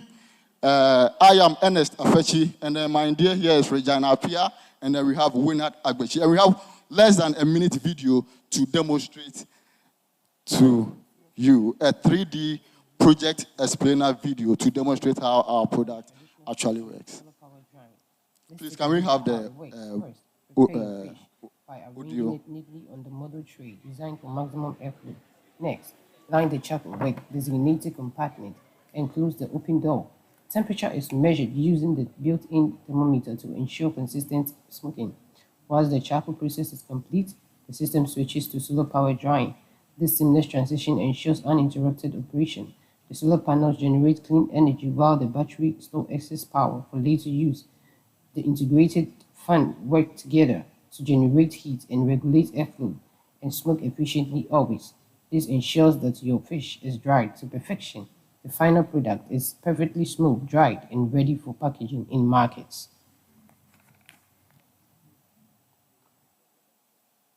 Thank you very much.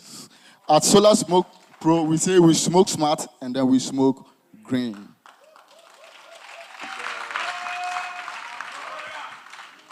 Is this a family business? Come again. Is this a family business? No, please. But I heard you introduce your partner as my dear. My lord, you are my dear as well.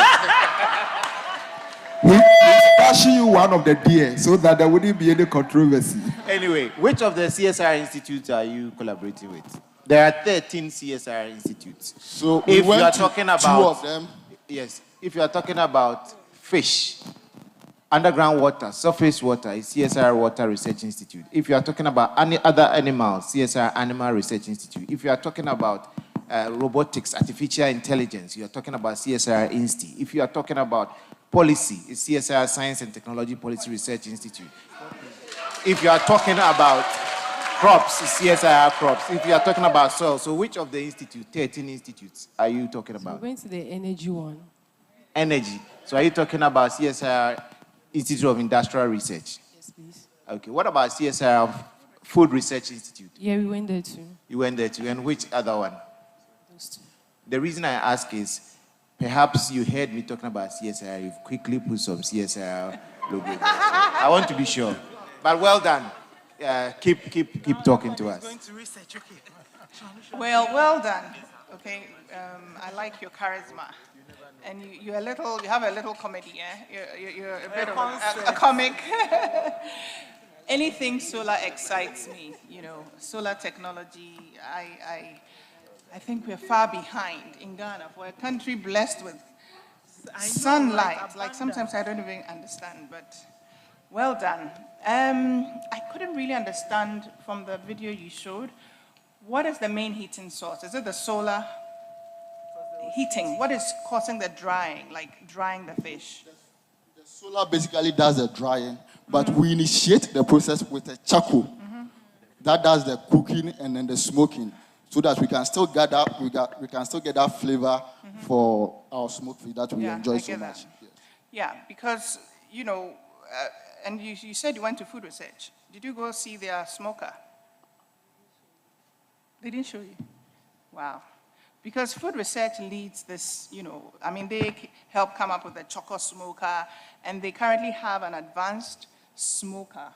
That doesn't really impart the charcoal flavor. So when I saw hot oven, you are talking know that about. One? Yes. I don't know that one. A hot oven. Okay. But anyways, I'm glad to see that you're incorporating the charcoal bit to impart the flavor, because whether you like it or not, consumers like that flavor. So if you're incorporating that, whilst reducing the polyaromatic hydrocarbons, you're very sure that, okay, how are you adjusting such that you're really going to reduce the levels? Is it something you're just anticipating, or you have a... No. So for instance, in fish smoking, you do most of the drying process is what takes a lot of time. And the solar is what is doing the drying process for us. So the initial smoking, that is where we use the charcoal. And then even with Aukavia, they mostly use firewood. And that one, obviously, the smoke content is very high. Right. But we are using the charcoal brigade, which is also eco-friendly for And where are you getting it from? There are briquette people here. Where are you getting your briquette? Yes, we have already partnered with them, but we also did traceability. Already. You're in the process, right?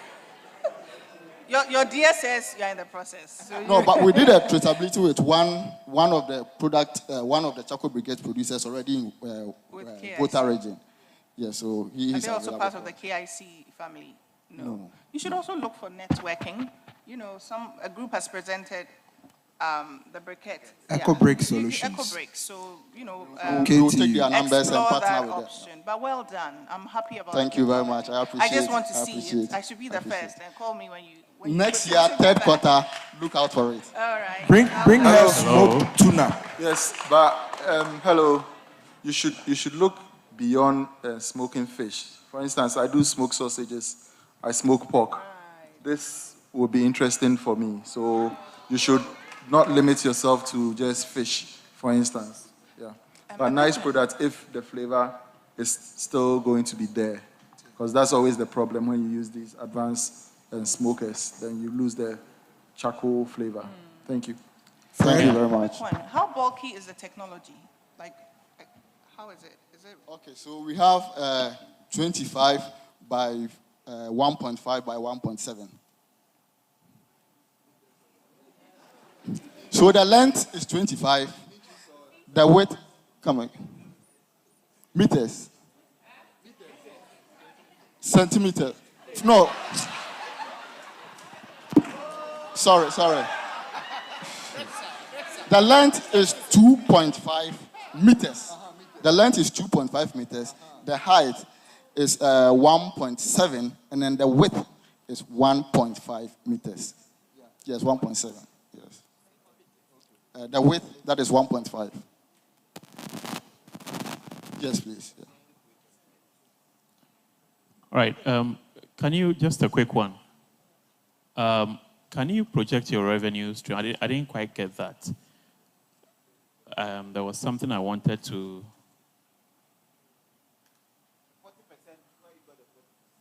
Okay, so Aukavia often gets rejection from the market. I think, yeah, he's controlling it. So he was talking about the revenue. The revenue. Revenue slide. I should control it. I saw you control it.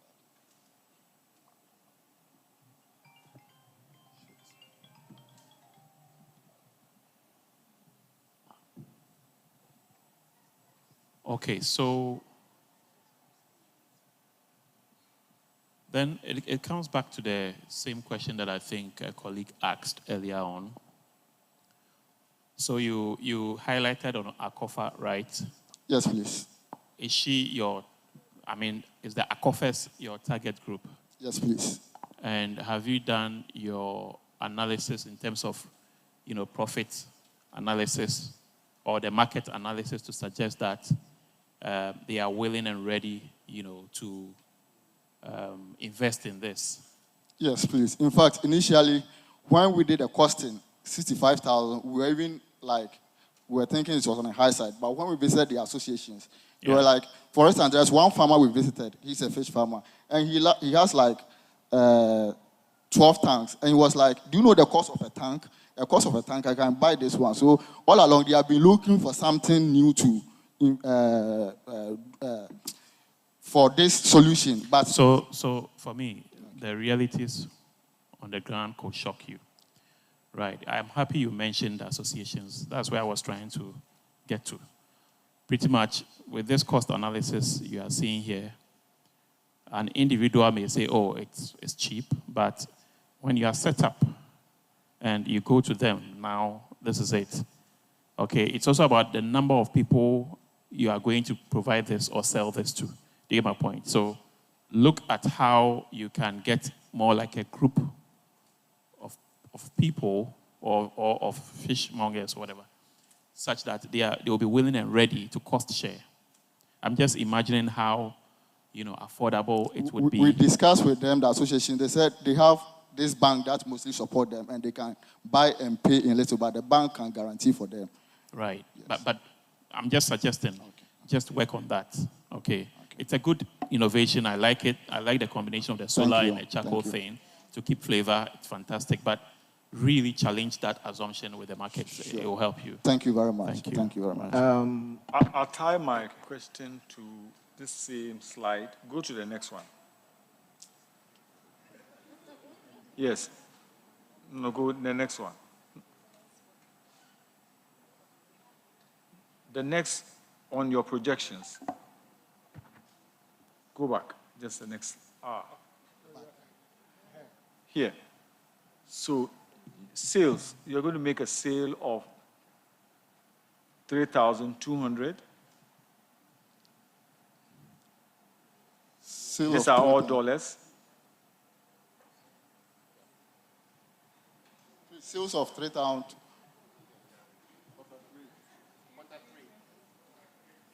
Okay, yes, Q3, yes. So in today's terms, the 65, how many dollars is that? Okay, so like we have here. Yeah, what the dollars? In dollar terms, what is this figure? To help you, this 3,200 in today's term is 54,400. Akiola is here. CSIR.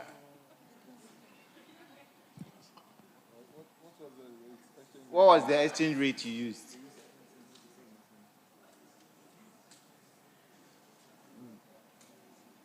And this is giving an exchange rate of 17. So if you used anything less, the output or the outcome will be less. And then go to help my elder brother, go to the slide before this. Pay attention to details. Look at the second word there. It's annual sales. You missed N. And that had an effect on your calculation because the projected gross profit should have been 124030.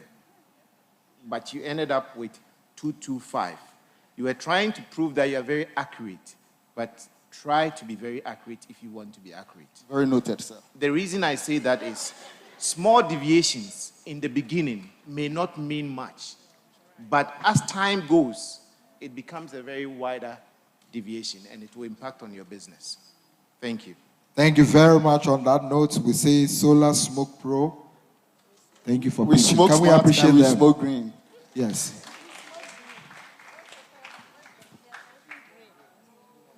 Okay, please, he has to defend his project and he wasn't able to join us today. Thank you. Thank you very much. You're welcome. Aukavia, all the way from UDS. Let's have you on stage.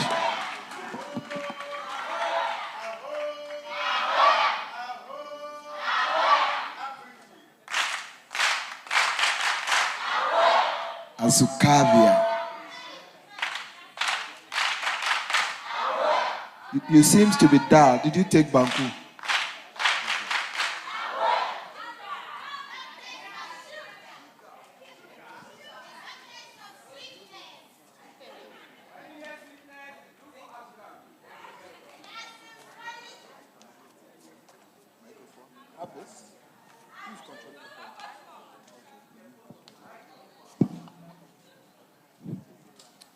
Are you ready? Timekeeper, ideation team, are we okay? Let's start. Good afternoon, ladies and gentlemen. The stevia plant is a natural source of sweetness, with its leaves producing a sugar substitute called stevia. This plant-based sweetener is calorie-free and much sweeter than regular sugar, making it a healthier alternative that does not raise blood sugar levels. Hajia Sauda is a health-conscious individual in Tamale. Aware of the negative effects of regular sugar, she is eager to explore healthier alternatives. Today, I want us to talk about something that affects us all, sugar. Yes, we love the taste, but we know the risks. Regular intake of sugar has been linked to obesity, diabetes, and heart diseases. We are all aware of the negative effects of regular sugar. But do you know that even those without formal education and the elderly population are also concerned? They may not know the scientific details, but they understand the risks. Unfortunately, honey, that has been seen as a healthier alternative scientifically, has the same effects as regular table sugar on the body.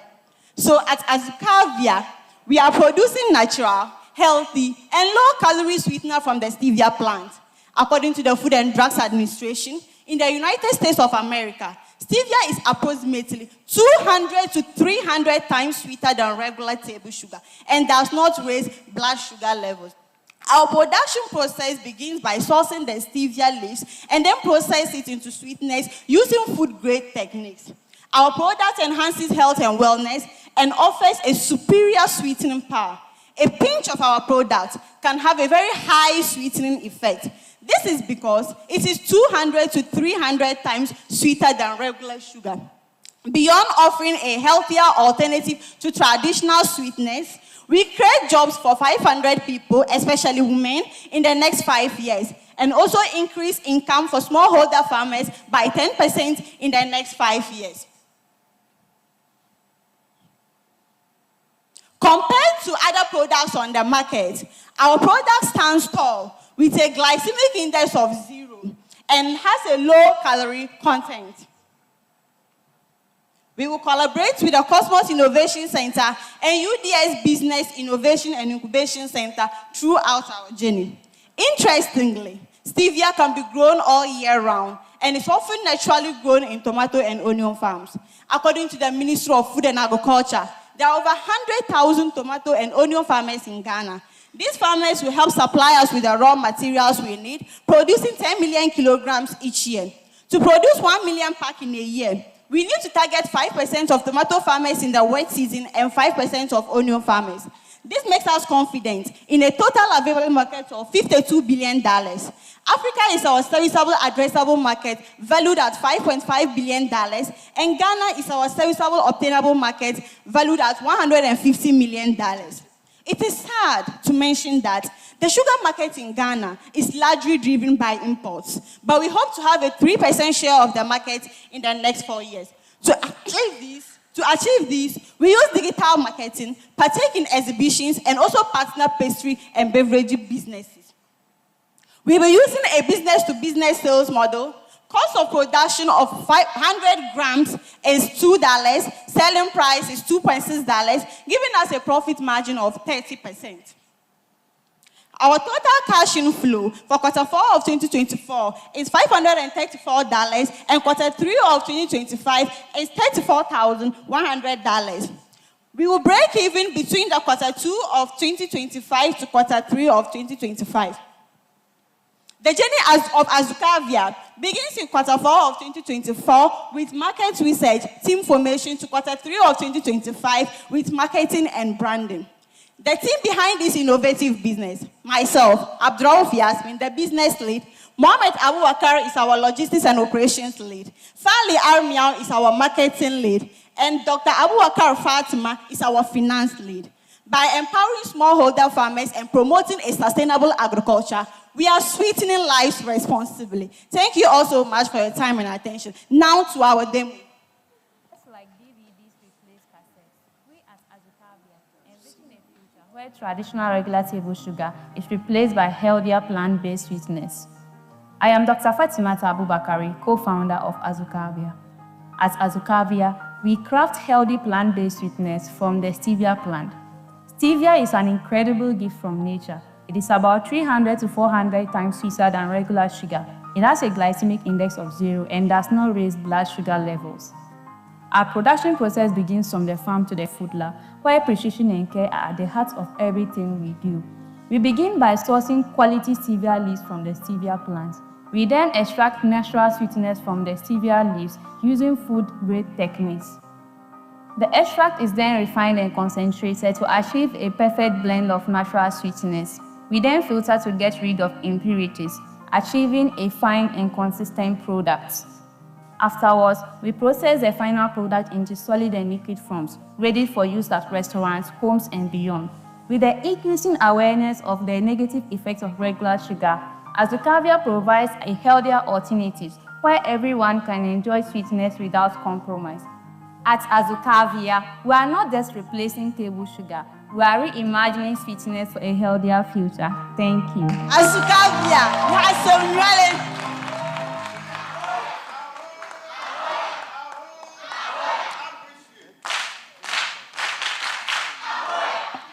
Let's listen to their tagline again. Aukavia, what did you say? Yeah, that's unique. What does Aukavia mean? What does Aukavia mean? Aukavia. Yes. It means. And your other tagline. There are two different questions. The English one. Okay. Okay, so yes, I was asking for the meaning of Aukavia.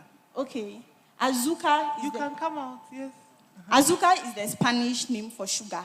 And the via is from stevia. So Aukavia, sugar made from stevia. So who are you competing with? Who are your competitors? We are competing with the regular table sugars available on the market. What about the other stevia products available on the market? So the last competitor on our slide is actually a stevia brand. So yes, so what stands you out then from, there's Truvia, there's Piovia. Yeah, you know, there are a lot of stevia products. Yes, so Even for our some own, here. yes, so for our own, we intend to fortify it with minerals, such as zinc and iron. So we have different target customers. For instance, if you are someone who is a diabetic looking to, reduce your sugar intake and you are taking our products, we'll incorporate zinc into it. Diabetics usually have an issue with wound healing, and zinc is good for that. Thank you. Thank you. Thank you. Okay. Shouldn't your comparison be with the sugar alternatives? Yes. So instead of adding regular sugars to your competition? No. And once you talked about zinc, we know it works on the beta cells of the pancreas. It's also very good for eyesight. Zinc is good for the skin. Zinc is also good for other things. All right, thank Just you. beyond, not going beyond wound healing. So if you are talking about a health benefit, you can add it to that. Thank you. Okay. So, well done. I think the doctors are doing the most. Yeah, and your video was really well made. Like, I think, I see, you should give them contracts. It was clear, the sound was good. Yeah. I like the video. It was really nice. So well done. The presentation is on point. Thank you. Yeah. That's the doctor. Another doctor. Oh, the pitch. The pitch. Are you a doctor too? Would you ever be a doctor? I see. All right. I mean, it's all good. PhD in what? Doctor of Medical Laboratory Science. Oh, yeah. So your mate is the other one? Yes, please. Ah, okay. Beautiful. But your family, they are okay with this one? Yes, please. Okay. All right. So, I mean, I like the presentation and everything, but like I always say, we have to be audacious, right? It's not like what my other colleague was saying, that why are you not comparing it to other sugar alternatives? But the truth is, you really literally want to replace sugar with this. It's not even an alternative. You want to get to the point where we all go for this one, right? But it's always good to start with a niche. You could start with children, because we care about our kids, we care about what they take in and everything, and then if we're able to train their tongue, the taste buds, to be able to get used to this, then it wouldn't be an alternative. It would be the only, right? And it's like we're killing two birds with one stone. We're getting them something that is sweet, and then we are also getting them, something that they would eat. So you could look at it like that, because you would want everybody to be part of it, but you want to start with, because when kids love something, the parents would automatically also love it. And then as for the husbands, they have no choice, right? So eventually you're evolving from a point. So just look at it, and if you're going to do that, you also have to look at your packaging, make it more appealing. Your colors are not bad, and then all those things, because the kids' market is really big. And that can come in toffees, it can come with food and all that. Yeah. The last thing I'll say is the packaging. I know you put it in some bowl. Yes. No, because it has to be sexy enough, right? This is not. This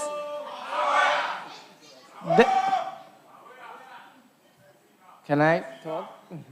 This one is like cream. Yeah, it's like cream. I wouldn't think it's sugar, right? Okay. So please work on your packaging. Right. Thank you. We'll work on that. And I don't know if this color can also change a bit. Yes, please. In the market, we are getting feedback on the color. Because the color looks too herbal. Okay.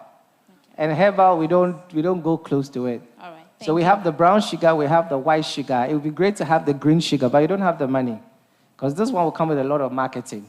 But trust me, if you package it properly, the sugar we take for breakfast, now it's in those slim.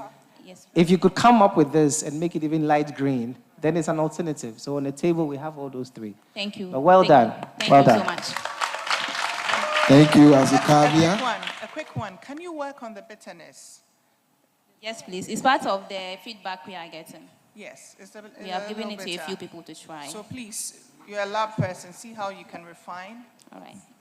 And, Thank you. And can you also look at market disruption? You know, we have a product called, can I say Kivogari, for example? Yes, please. Their sugar content was so high, they listened to the market, they've reduced it. Why not pitch to them and see if All right. they can replace it with? All right. Thank you. We'll work on that. Thank you. I have a concern with the depth of your competitor analysis. So you are looking at locally.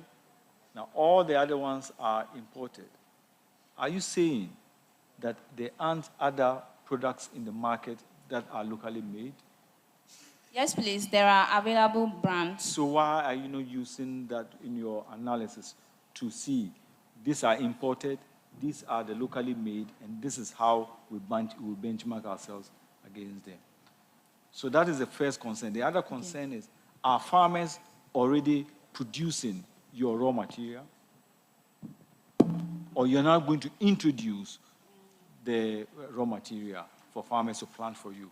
Yeah, so now, for now, the farmers are now fully aware of the raw materials, and they are in the process of doing it at premium community. So they are not already producing it? Yes, initially. So what I suggest to you to do is to do an opportunity cost analysis. Why will I, a farmer, abandon my maize or my rice or whatever crop and then replace it with your raw material? So Thank go you. back and do that. Thank you. Aukavia, great minds and very interesting business idea. I have no doubt that when all things are set right, this will sell. However, my concern is maybe just a quick sidebar to what my colleague Eko said. You know, there are other products that we are made to believe that they are sugar-free, even brown sugar. You get what I mean? Now people are shifting from the white sugar to brown sugar, thinking that it is completely sugar-free. I have a concern about that notion. Even honey, right? We are also made to believe it's completely sugar-free. But at the time they are producing the honey, especially the homemade ones, like someone said, you and I were not there. You understand? So it is important that you look again at the unique market that would uptake this product.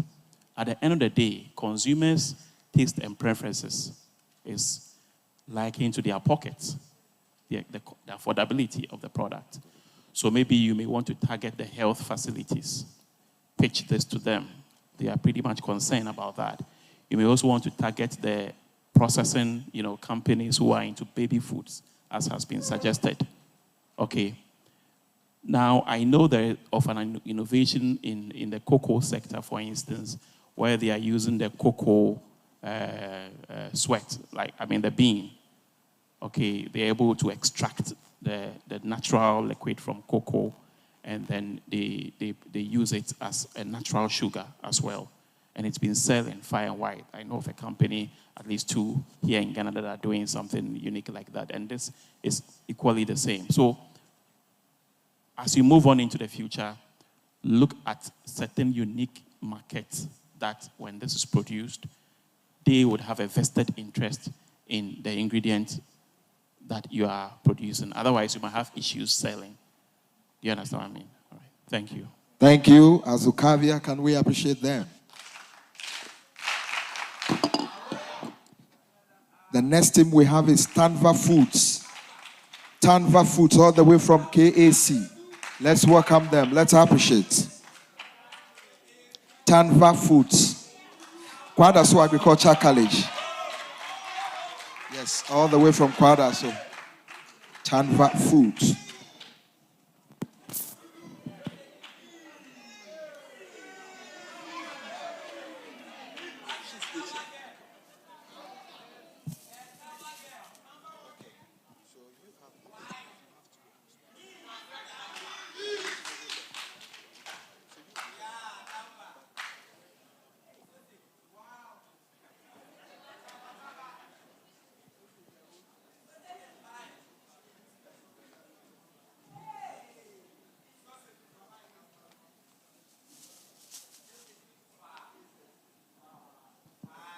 There's a memory card missing. It belongs to the camera crew. Please, if you come across it, please let them have it at the back. Thank you. Are we ready? Tanv Foods. Ideation team, are we ready? Okay, let's start. Good day, everyone. We are Team Tanv and we are producing catfish sausages. Fish is a big part of Ghanaian diet. That is, every Ghanaian consumes up to 28 kilograms of fish per year. Kumasi being the leading producers of catfish, Greater Accra region has a higher demand for catfish. So this shows clear opportunity to make use of catfish availability. Meet our usual persona, Madam Agnes. She's an accountant and a sausage lover, but she has stopped eating meat based on doctor's advice. So she seeks for another alternative so that she can enjoy her sausages again. During our market research, most problem catfish farmers are facing is inadequate market and also lack of value addition. That is why Team Tanv, we are here to provide ready market to catfish farmers and also add value to catfish by processing catfish into sausages. How it works, after sourcing our fish from the farmers, we then wash and debone it, grinding, mixing with our natural spices, casing and packaging and distribution. Our value proposition: healthier protein alternative, no artificial additives, quick and easy to cook, versatile and culinary uses, and also it's very affordable. Our impact: job creation and skills development, reduce food waste, human and vulnerable group empowerment. Our competitors analysis: our competitors are Yummy Foods, Aquatic Foods. When it comes to affordability, we take the lead. Locally sourced of raw material for processing, we take the lead. Blend of spices in moderation, we take the lead. Training and consultancy to farmers, we kill it. Our collaborators and partners: Kosmos Innovation Center, Kwadaso Agricultural College, Food and Drugs World, Eduna Farms, Kenresi Food Science Department, and One Tasty. Our market size: our total addressable market is 5.95 billion, and also our serviceable addressable market is 0.427 million. And we are tapping into our serviceable addressable market by 7%. That is $30 million. Our go-to-go market strategy: individuals, exhibition centers, schools, barbecue joints, shopping malls, and hotel and restaurants.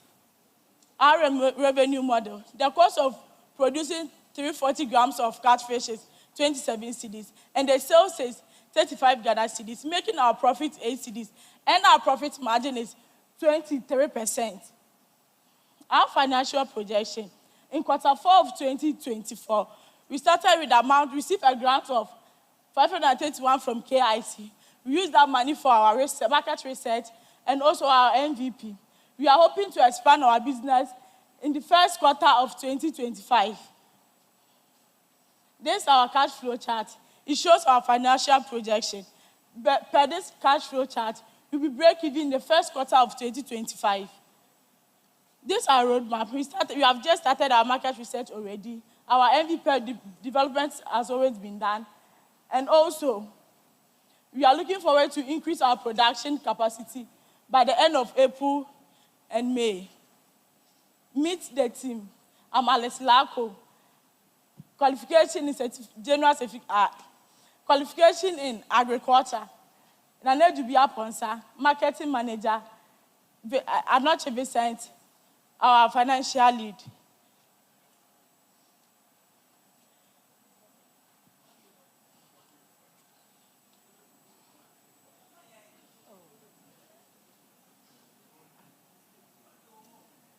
Our ingredients to make the sausage. Then we case with collagen and then finally package in our 340 grams. So before you use it, you have to cut the package and then defrost. Also, you can remove the collagen casing if you prefer before you use it in any form that you like. So feel free to contact Tanv Foods for your catfish sausage. Thank you. Bye. And please don't forget to follow our social media handle, Tanv Food at Facebook, Instagram, TikTok, everywhere. Feel free to follow our social media accounts. Thank you.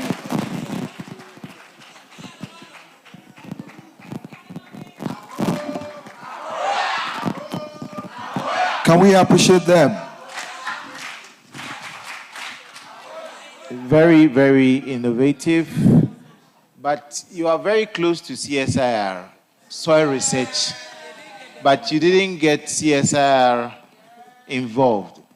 CSIR water research could help you. But before you travel to Accra, in Kumasi, close to CSIR Crop Research Institute, there is a cottage there. Yeah, we have them. One tasty. You have them on, and you didn't acknowledge CSIR. You didn't mention CSIR. Anyway, moving forward, make sure you speak to CSIR. But I'm impressed. I haven't seen CSIR logo there. Next time, put it there.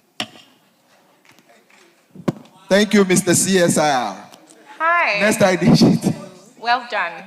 Can we go to your pricing slide? Okay, are you able to tell us? No, I actually want the one that compares you to the others on the market. Yes. Are you able to tell us how you are able to sell at 35 while they sell at 54 or 40? As an investor, it might be nice that you are selling cheap for you, but for me, I'm asking myself, are you leaving money on the table? How is it that someone is selling at 54 and probably making sales and you are selling at 35? So it's not just enough to say we are affordable, but you should be able to tell us why you will still be profitable, even being affordable, okay? With aquatic foods, they are in Accra, and Accra there is high demand of fish. So that's why their price is high. And during our market research, we speak with the farmers, and they said when we are going to buy it in bulk, they are going to reduce the price for us so that you can buy it, because in Ashanti region, there is low demand of catfish. That's why. That's fine. But I'm saying, when you are presenting, you might want to say why you are affordable. Don't just leave it as we are affordable, we kill it, like you said. Okay.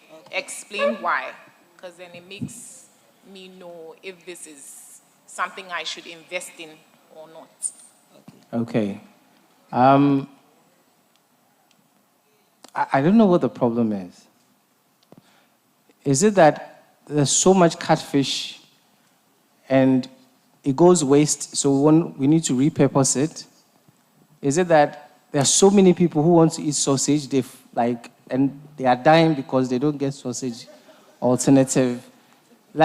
Especially in an economy like ours, in this present day that people are actually cutting back on so many things, I'm looking at, okay, it's exciting, but where is the demand, really? Where does the demand sit for your business? Well, with sausages. It's not sausage.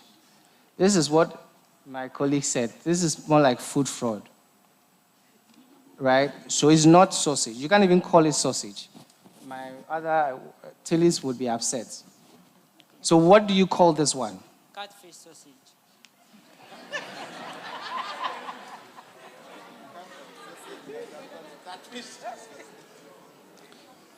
Okay, catfish became a big deal, and I think it's still a big deal in a particular form that we are all now getting used to. When we make money, we go and chill with catfish. It's not even like the normal thing, right? It's a celebratory fish, as it stands now. If we don't want catfish, we go to tilapia. If it's tilapia, we go to cassava fish. And then we come down to the least, which is the one we eat every day, right? So just walk me through the size of that market, especially people that are looking for alternative sausage that would come to you. What's the size? Don't go to your market. Tell me. Well, there is a high demand of it. Where? In Ashanti region here. Ashanti region? Yeah, during our market research, we spoke with them and they said they are interested in it. So if you are to produce it, they will buy it. Who said they are interested in it? Is it the customers or the people who do the roasting? The customers. Where are they? Where did you find them? How did you know that she wants sausage, but she doesn't want the real one? Sir, when we went on our market research, we went to Yummy Foods, and we asked him about the market for the catfish sausages. And she said, now when they describe, I can't produce because I've been produced. The moment I finish producing, Then that's finished. So you have a competitor that is currently doing catfish sausages. Yes. And the demand for that is so high that you are filling that gap. Yes.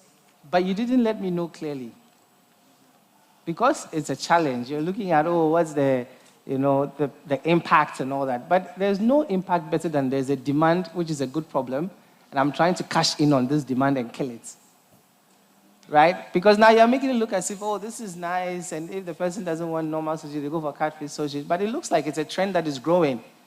And you want to capitalize on the demand. So it means that even without the money, you can still make money. Even without KIC's money, you can still make money from today, right? Have you sold any? Nah. You need machine? Yes. For what? For the processing, the grinding. So the one you showed us, it can't be sold? It was blender. No.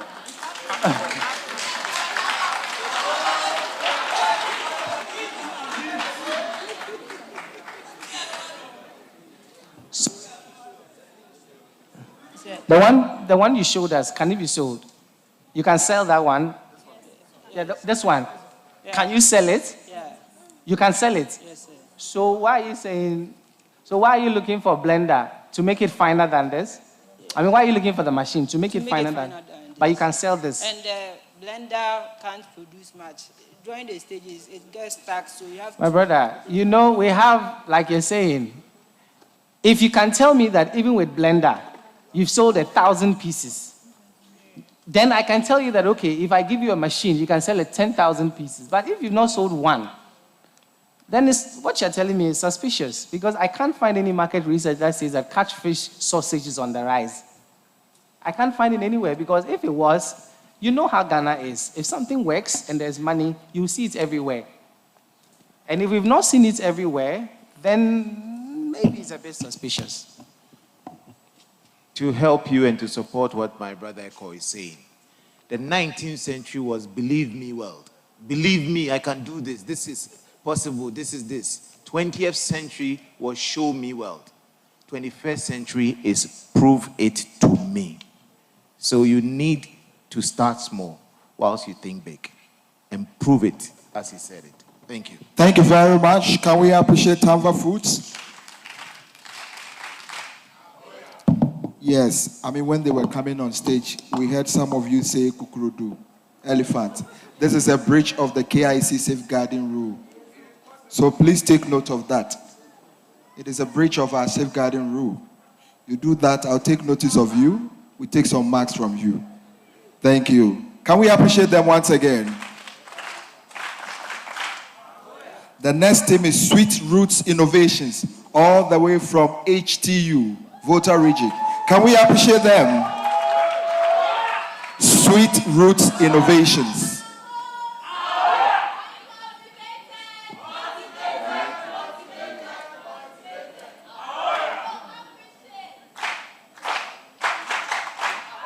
After Sweet Roots, we have Kogam Stainless Charcoal. Please, if you have something, come closer. Hello. We don't want to spend the time on this. Hello. Sweet Roots, are we ready? Yes, Ideation sir. team, are we ready? Timekeeper, are you ready? Good afternoon, everyone. Hold on.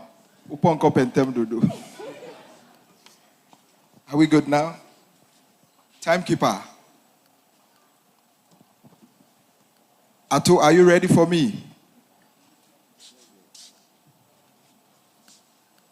Okay, let's go. Good afternoon, everyone. We are Sweet Roots Innovation. At Sweet Roots Innovation, we process sweet potato into sweet potato flour. Gone are the days when flour options were limited to grain and wheat, but the invention of sweet potato flour illustrates how the flour industry is evolving. Sweet potato is a hardy crop grown in all regions in Ghana. It takes 3 months to mature. However, there has been a report of about 45 to 69% post-harvest losses annually, which is quite alarming. Meet Efo Kwame, a baker in Sogakope. Efo Kwame used to supply about 40 vendors with bread and pastries daily. However, he has lost about 20 clients due to the high cost of wheat flour, and also the inconsistent supply of flour, which has affected this work drastically.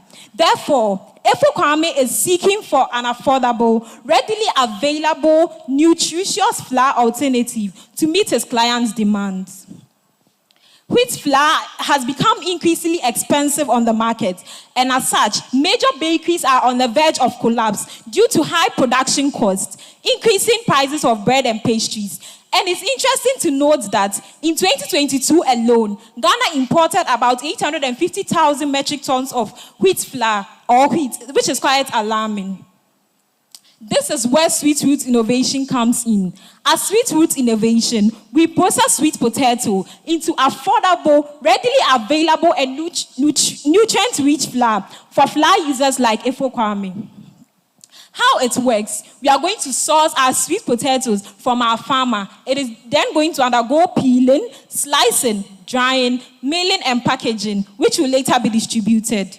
Our value proposition. Our sweet potato flour is nutrient-rich. It contains vitamin A and other essential nutrients. Aside that, our sweet potato flour is cost-effective as compared to the other flour alternatives on the market. Our sweet potato flour is naturally sweet and has a gluten-free nature, which is a better alternative for individuals with celiac disease and autoimmune disease, which is triggered by gluten.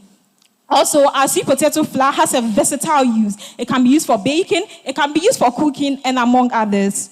Our impact, we aim to increase farmers' revenue by 35%. We hope to create 10 direct jobs and 20 indirect jobs. We also hope to reduce malnutrition in the system.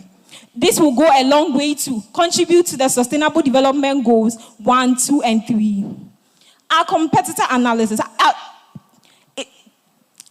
Comparing Sweet Root Innovation to our competitors, we stand out in terms of our pricing, our nutrient-rich ability, and our versatile usage. It is also noted that our potato flour is locally sourced. Our partners and collaborators, we have Kosmos Innovation Center, Whole Technical Institute, Food and Drugs Authority, Center for Scientific and Industrial Research, Food Research Institute, and among others. Our market size. Bread and bakery industry has a total addressable market of $21.9 billion, serviceable addressable market of $4.43 billion, and serviceable obtainable market of $44.3 million. Our go-to-market strategy. We aim to distribute and advertise our products by utilizing print and electronic media, like our social media platforms, website usage, and among others.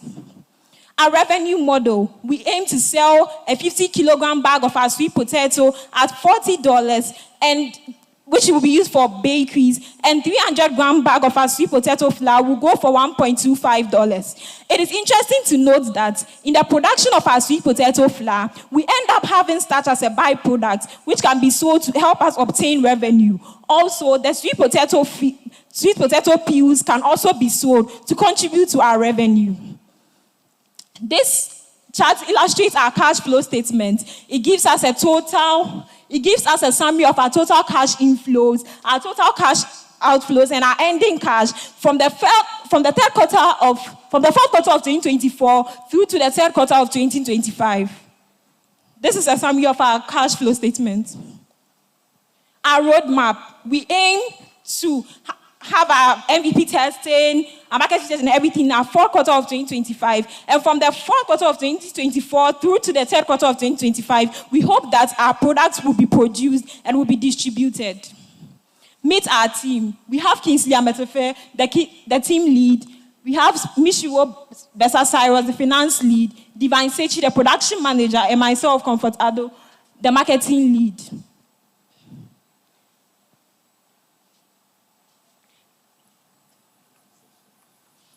So in summary, our video is trying to tell us that our sweet potato flour can be used in bakery. And we have some samples here which can be tasted.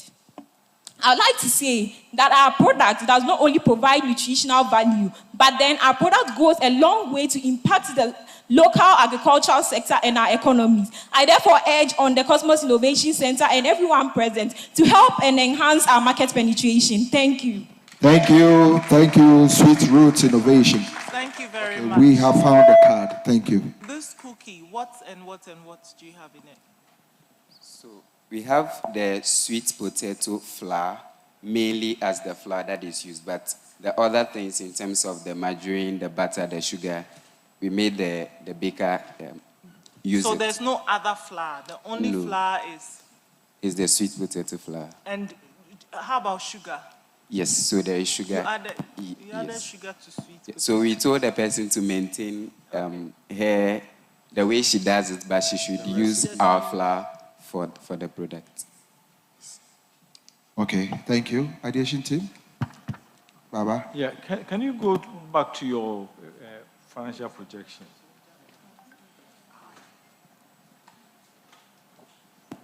Yes.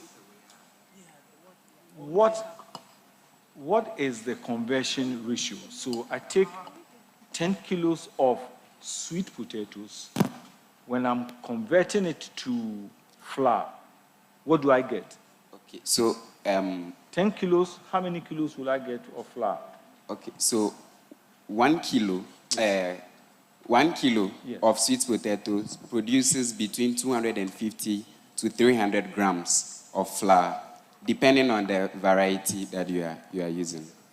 Okay, so you've taken a lot of it out. Now, Yes. I look at your raw material, and you're spending, let's look at Q2. You're spending $1,500, and you are selling 15,000 in excess. So how, I'm trying to make, it's not adding up. Okay, it's just the beginning, that's why. So there will be a surplus of our raw materials, that's why. No, not even the surplus, but the value. If you take 15,500, and you look at the sales, that's over tenfold. So I've bought things, and you are telling us here that your impact, farmers and all that. So you are giving them something, crumbs, and then you are taking the chunk of it, because that's translating into your sales. There's something funny about it. It's not adding up. Okay. All right, guys. How are you feeling? Did you do well? At what point did you decide? I think they've used the normal flour for a while. Let me bring sweet potato. On what premise did you make that decision? Please come again. At what point did you decide that you would do this innovation? What was the problem that pushed you to do this one? So we noticed that there is a high cost of wheat flour in the market, yes. Okay. So wheat flour in the market is expensive. Why? It's because usually the wheat flour we use in Ghana is imported, Okay. which increases. What's the alternative to wheat flour? So an alternative that can be used in place of wheat flour, No, before this one came, what already do people use as an alternative? cassava flour. That one too is there. Yes. That one too is expensive. Okay, so wheat expensive, cassava expensive. So now the next one is sweet potato. Yes. Sweet potato. Yes. And it's supposed to be cheaper than wheat and cassava. Yes. How? So the wheat is imported into the country, which means that at any point in time when the dollar rises, the wheat prices to rise. Okay. Moreover, the demand is very high for the wheat flour, because that is the only flour that is usually available. And when we don't have it, it's either you are going out of business or you find the money to buy We get the it. implication. So how arrive here? Yes. So the sweet potato. Yes, so the sweet potato is one of the crops that have been used to do flour, apart from cassava. Where do you get it from? From sweet potatoes. Where do you get the sweet potato from? That one is From all the grown farmers. here. Yes, sweet potatoes. You wouldn't have a are need grown. to ever import it. No. And then they don't have a need for it. So the sweet potatoes they produce, it gets spoiled. Yes, so the sweet potatoes that are produced, according to our research, a lot of them get spoiled. If you look at No, I get it. the farmers... Do you see where I'm driving at, right? Yes. So you're creating an alternative, but it solves a major problem of spoilage, right? Yes. Which actually reduces the profit margins of the farmers. They are not able to feed their families, And then you come to the alternative. So then you're giving an alternative to the people who do these things cheaper, but then you're also creating some sort of continuous revenue for the farmers. For the farmers. Do you think those factors were clearly shown in your presentation?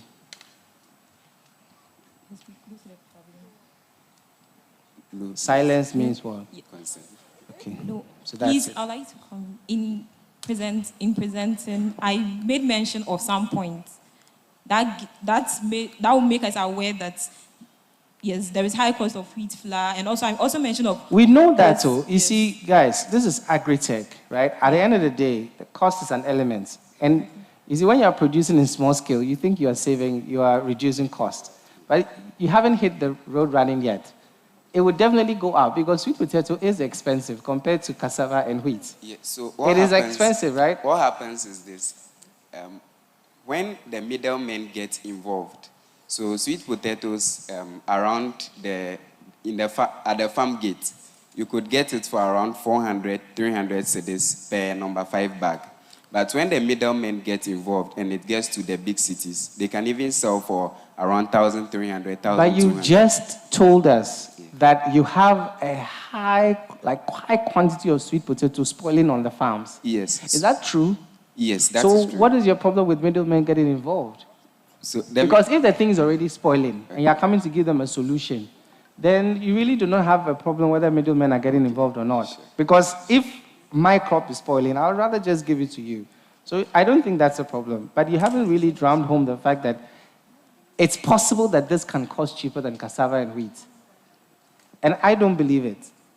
So then you need to drum home that, it's possible, and this is how it's possible.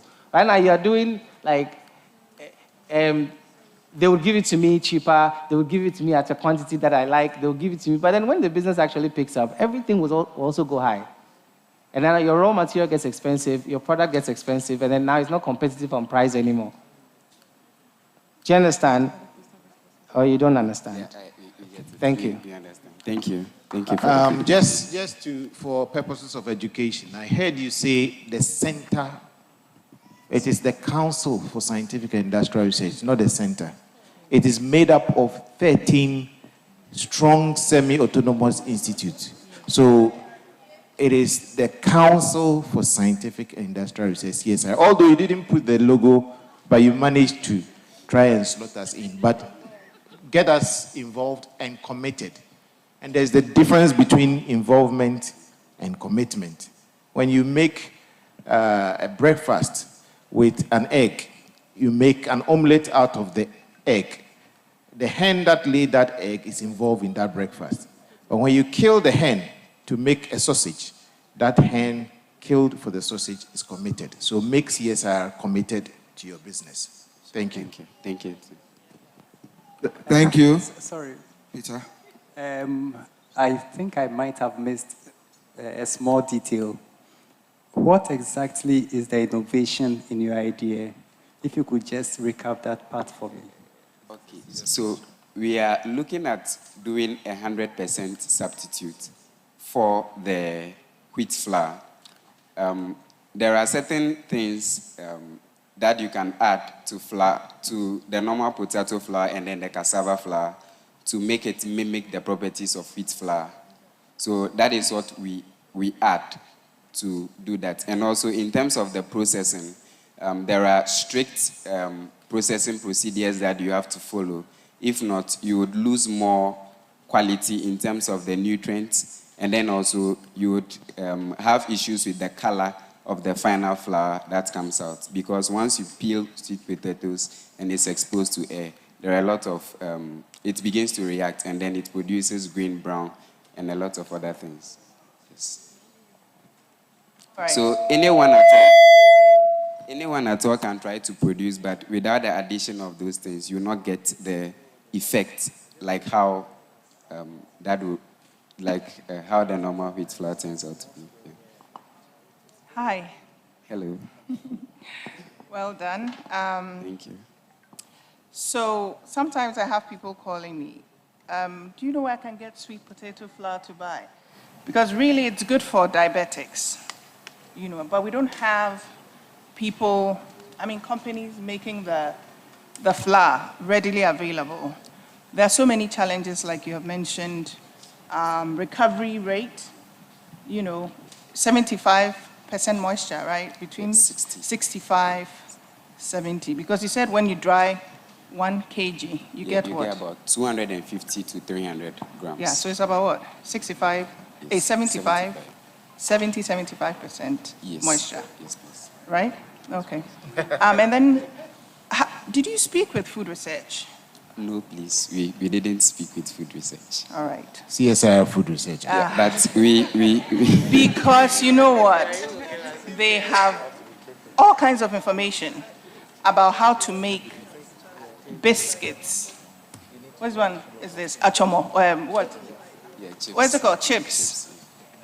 Most local snacks using composite flours, and a lot of research has gone into it. They have the composition that you may need: wheat, sweet potato, wheat, cassava for bread, all that. So please, as soon as you're done, go there. Yeah, so right. we saw some of the articles online, but they were all restricted. No, they have a manual. Oh, okay. They have a whole manual. This was a huge research done over, I think, 2 years. So they did all the local stuff, including in Potom using sweet potato and all kinds of, snacks. So please go there and learn, and then maybe incorporate some of the ideas. And it's a state institution. They are there to serve you. Okay, so please, like we keep saying, we encourage you, okay? Some of these research institutions are there to help. Don't shy away from them, all right? Thank you. Thank you. And one last thing. I should be employed. And one last thing is, at CSIR, we do incubate businesses as well. So you can go to CSIR Food Research Institute. They can house you there. So if you don't have the equipment, you could have our equipment at your beck and call. All right? Thank you. And KIC has an MOU with all the CSIR. And KIC has an MOU with CSIR, all the 13 institutes to benefit. For the sake of you. Okay? Thank you. So please, don't be thirsty, in the abundance of water, please. Thank you. Can we appreciate them? Sweet Root Innovations. Kogam Stainless Charcoal. Yes. BDF now also. Kogam Stainless Charcoal.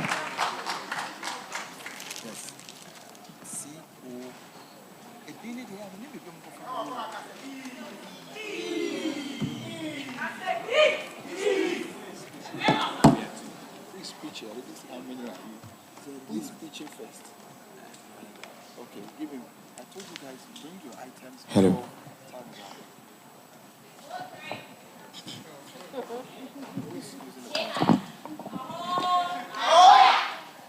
Hello. They are from KAC, Kwadaso Agricultural College. Yes. Kogam Stainless Charcoal. Are you ready? Yes, Ideation team, are we ready?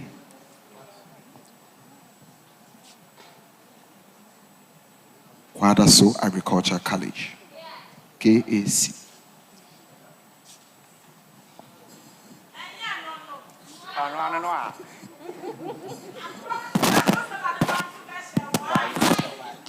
Stainless.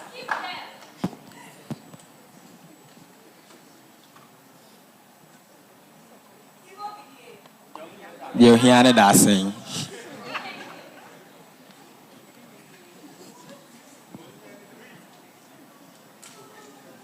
Ideation team, are we ready?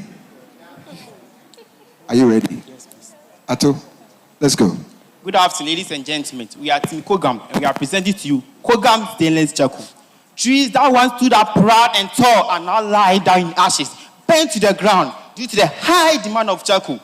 Chains are raw and trees comes down. Creatures flee from their home destroyed, but we still have a chance to make it right, to choose alternative and sustainable way that brings no fear, to preserve the environment and all the things it would.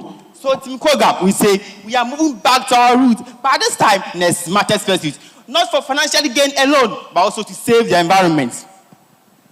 Do you know that as of 2022, 2.3 million metric tons of wood charcoal were produced, and this is the highest value recorded since 2010. And as of 2023, 6 million people in Ghana rely on charcoal, on tree charcoal, and wood fuel for their daily activities, such as cooking, energy, and income. Let's meet Antaraba, who's a local food seller at Obokro. Last week, I went to Antaraba's shop to buy my usual coconut. I saw Antaraba with a frown face, so I approached her and asked Antaraba, what's the problem? She said, my son, could you believe the charcoal that I went to buy? I'm very, very difficult to ignite it. And even if I ignite it, come and see smoke. I only use water to quench this charcoal. And use of this quench charcoal within a few minutes is a big problem for me. Hey, Ghana, 1.6 million hectares of trees are lost in the last decade. And this contributes to 98% of our natural forest loss. And 70,000 of these trees are used for charcoal alone annually. There's no value addition to our charcoal. But don't worry, Kogam, we got you covered. We are coming in with alternative raw material, that's coconut shells and palm kernel shells, to produce our charcoal. We are going to add value to our charcoal. That is increasing its heat capacity and also providing efficient control on its ignition and quality control. Don't worry, I know you are wondering how we are going to come out with this product. Don't worry, let me take you through. First of all, we source our raw materials. After that, we carbonize it, grind it, prepare our additives, briquette it, package it, and then distribute to our potential customers. Kofi Kinata once said, "We are the charcoal seller, no sooner than wash white. We are here in white, not for victory alone, but to tell you that you can be in your professional dresses, your neat dresses, and still use our charcoal because we bring you a stainless and smokeless graded charcoal. It burns longer with very less ash. It comes with the ignition and quenching substance.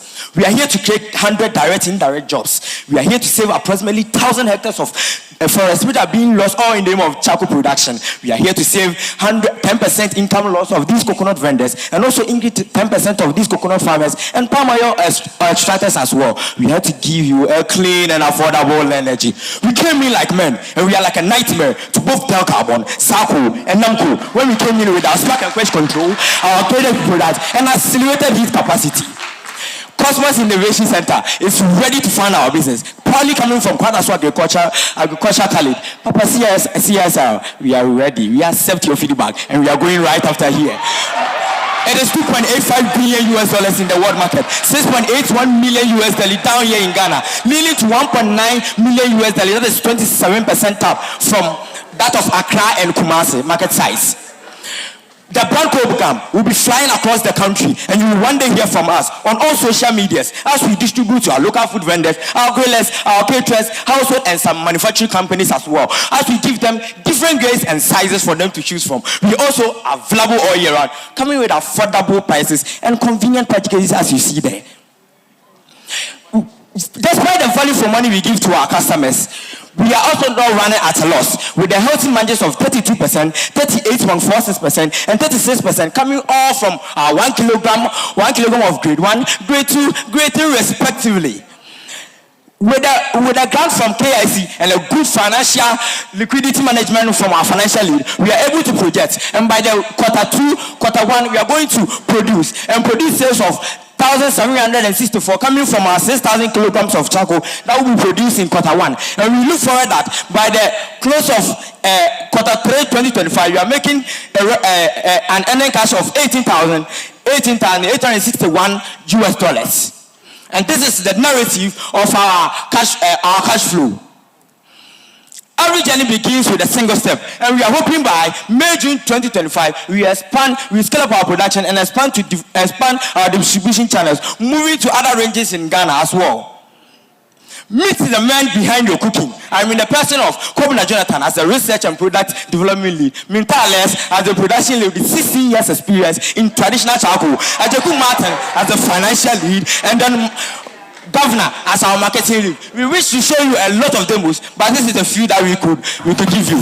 This is our Tavi charcoal, creating a lot of smoke. You can't finding difficult to ignite. Now look at our ignition substance comes in a powder form. You just have to pour a reasonable amount on it and spark. There you go. With no smoke, you can view from here. And that is it.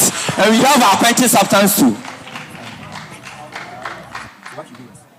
And our quenching substance comes in an aqueous solution. So the maximum you need to add, maximum amount of water you need to add is 500 milliliters, and which is very sufficient and enough for you to quench our 1 kilogram of charcoal.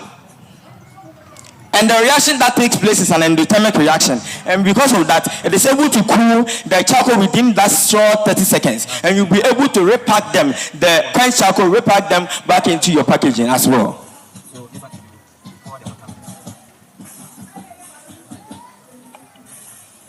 And with that, evaporation takes place as it's reacting with the heat.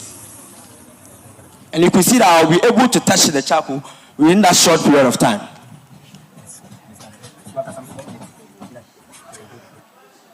Thank you.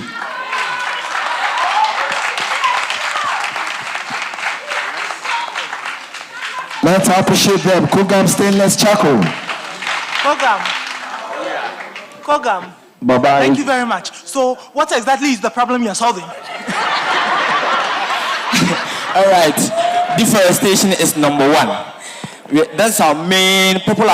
Trees are always going down because of this charcoal, because we consume a lot of from our records that we have. Pardon. You can talk like this. It was a macho pitch. And it demands macho patience. Okay. Yes.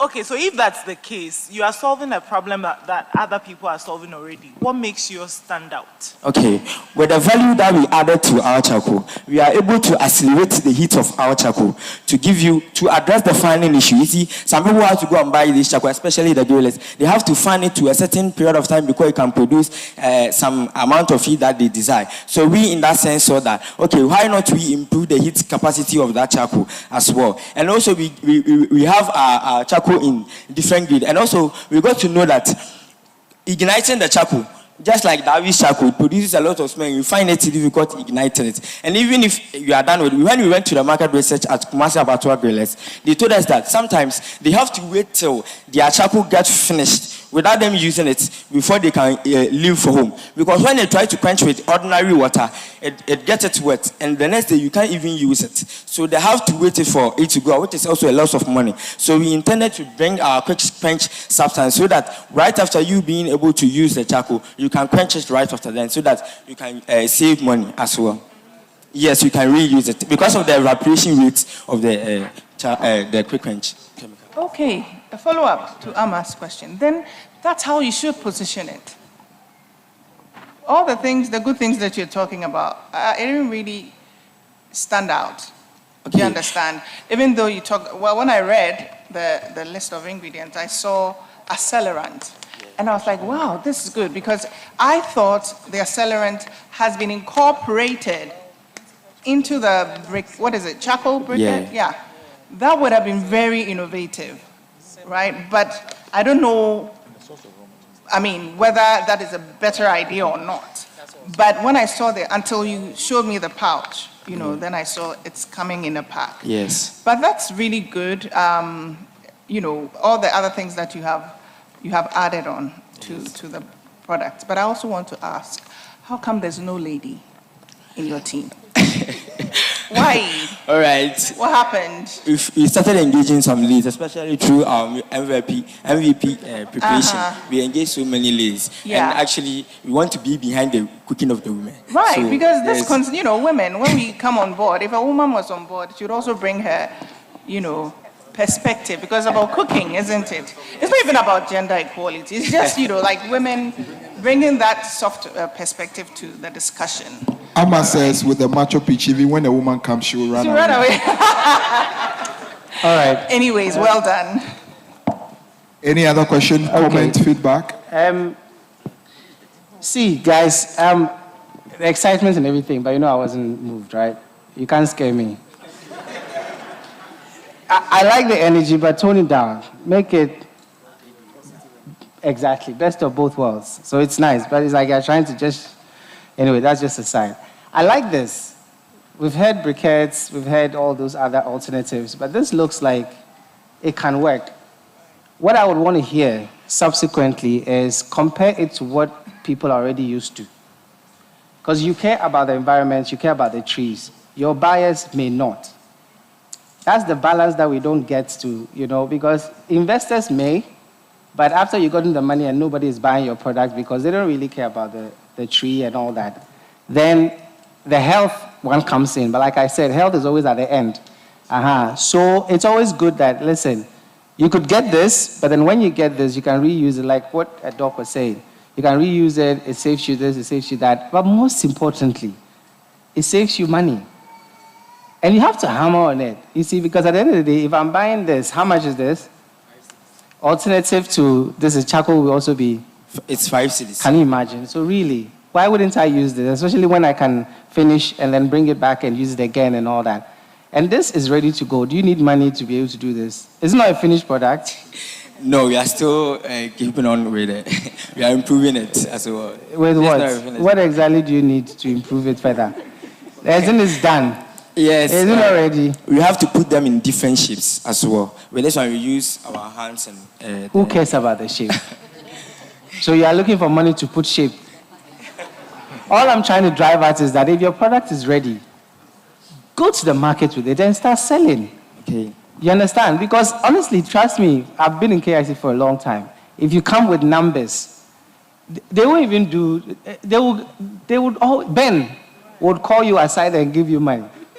Because at the end of the day, we want viable businesses that sell. So if this is ready to go, and you can come with numbers, like 1,000 people are now the demand is more than the supply. Yes. That is the bet. She would even give you money. So please, if you've gotten it, at least, is it like 70% done? Yes, 70% done, yeah. Let's say like 80, or sometimes 90. No. Okay, so if it's 70% done, like iPhone 1 to all the way to iPhone 10, nobody cares about them anymore. So this is your iPhone 1. Why are you not selling it? Right? And you're men with energy. Don't be spending it all here. Go to the markets and sell. All right? But well done. I like this. I really do like Thank you, sir. Thank you, sir. As we are talking about sales, watch your packaging. Is this your final packaging? No, sir. Yeah, because opening it alone was a hassle and disintegration. And that goes to say, you said a journey of 1,000 miles begins with a step. A single step, in the right direction. Because if we are going here and you take a step here, you will not be going to the destination. CSIR. And make sure you contact CSIR, Forestry Research Institute. Guys, sorry, CSIR. So that, yeah. This is from what, trees? Which one? No, this one is from, this good one. The paper. Yes. It's from trees. Yes. That defeats, it defeats the entire, because if you're going to do 1 million of this, trees will still suffer. Yeah. All right, so I know for packaging and presentation purposes, but if you're selling charcoal, you don't really need it in this one. Okay. You can come up with an alternative. Charcoal is sold in those jute bags, right? Yes. And it can be reused. Yes. But this cannot. After they tear it and spoil it, you wasted trees. So please, make it a 360 thing. Okay. All right? Okay, sir. Thank you, sir. I have a question for you. How easy is it getting good volumes of the coconut and palm kernel shells? All right. We are siting at New Adibiase. And the reason why we are siting at New Adibiase is the communities along New Adibiase are all into palm kernel production, palm kernel oil extraction. So we are going to get our raw materials from that. And then we spoke to coconut vendors, and they are more than willing to dispose of their waste. Just that there's nothing like free in business. We are also going to compensate them, and that will even boost their energy. And we are going to send bags to collect it from different locations. So we are going to source. The reason why we are also staying at, we are siting at New Adibiase is very close to Cape Coast, and at the same time close to Kumasi as well. So we source coconuts from here, Kumasi and Cape Coast, and also get our raw materials from that of New Adibiase communities as well. Is any one of you from New Adibiase? Myself and Governor Isha. So that is the more reason why you cited it there. No. Because if you're talking about palm kernels, where you would get most of them are in Kade area, Asamankesi, Kade, not in New Adibiase. And if you are talking about coconut, the western region, you see what the old man can see while sitting. The young man cannot see while standing. All right, thank you. Thank you. Wrong in citing businesses in your place of, what do you call it, where you come from, yeah? Thank you, sir. But make sure it's sustainable. Yes, sir. Thank you, Kogam Stainless Charcoal. Can we appreciate them? Next team is EcoCha Solutions, all the way from HTU. EcoCha Solutions, can we have you?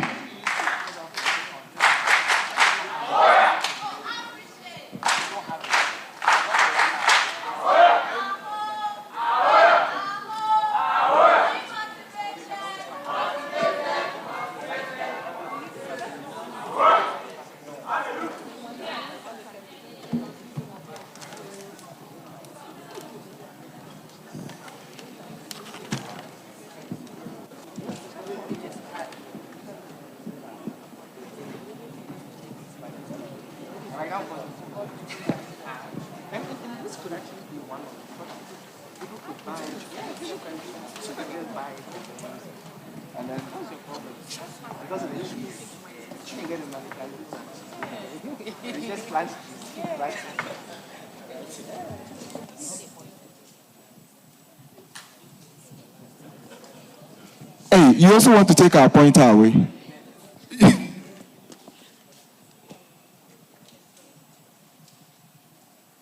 EcoCha Solutions.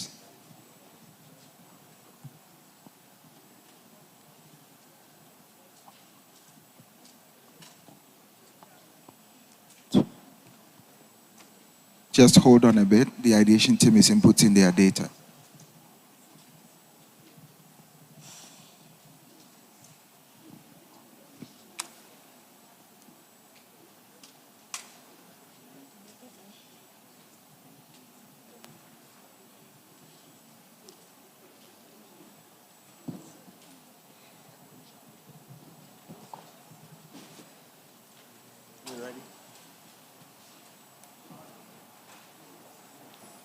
We're ready?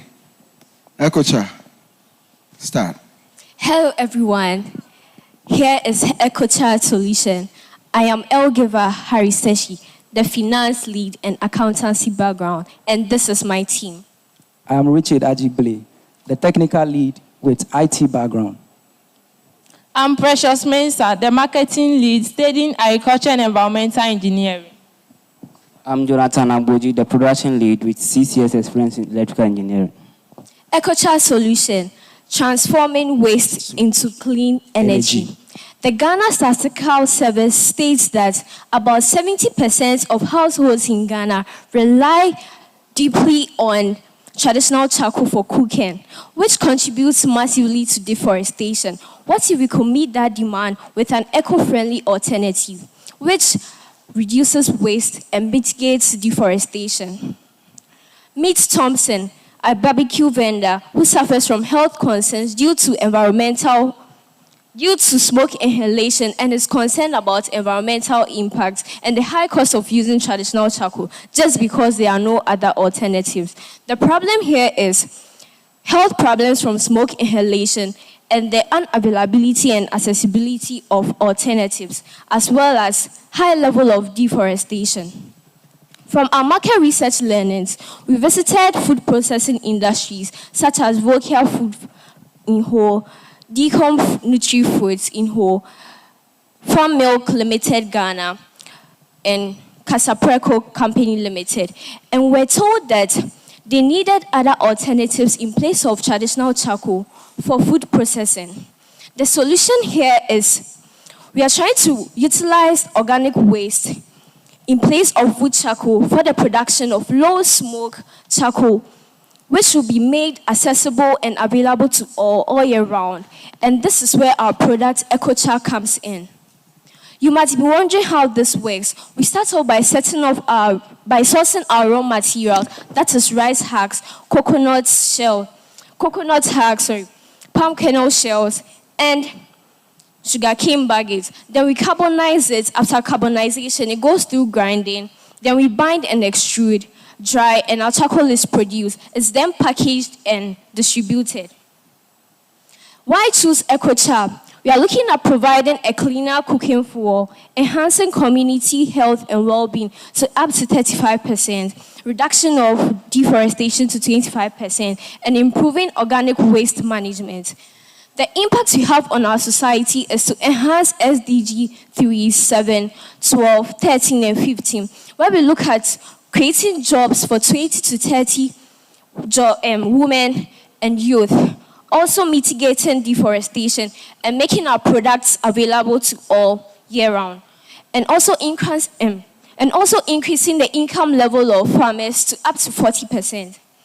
We are not in this alone, and we have competitors such as the traditional charcoal producers, Pona Briquettes, and Zaco. For every price of 10 kg, product quality, rich composition, and innovation, EcoChar Solutions stands out. For a successful growing business, we need collaborators and partners. So we are going into collaboration with Kosmos Innovation Center, Global Shapers Community, Whole Technical University, Ministry of Food and Agriculture, Peasants Farmers Association, Ghana Climate Innovation Center, Packaging Glamour, and yes, from the feedback received, we are also going to collaborate with CSIR. Of course. So with a total addressable market worth $500 million US, we are targeting a serviceable addressable market also worth $150 million US, which is around 3.92 billion Ghana cedis. And then we are deep diving into 8.5 million US, which is our serviceable obtainable market, growing at around 25% annual rate. Now, with our target market, we are focusing on rural and urban communities,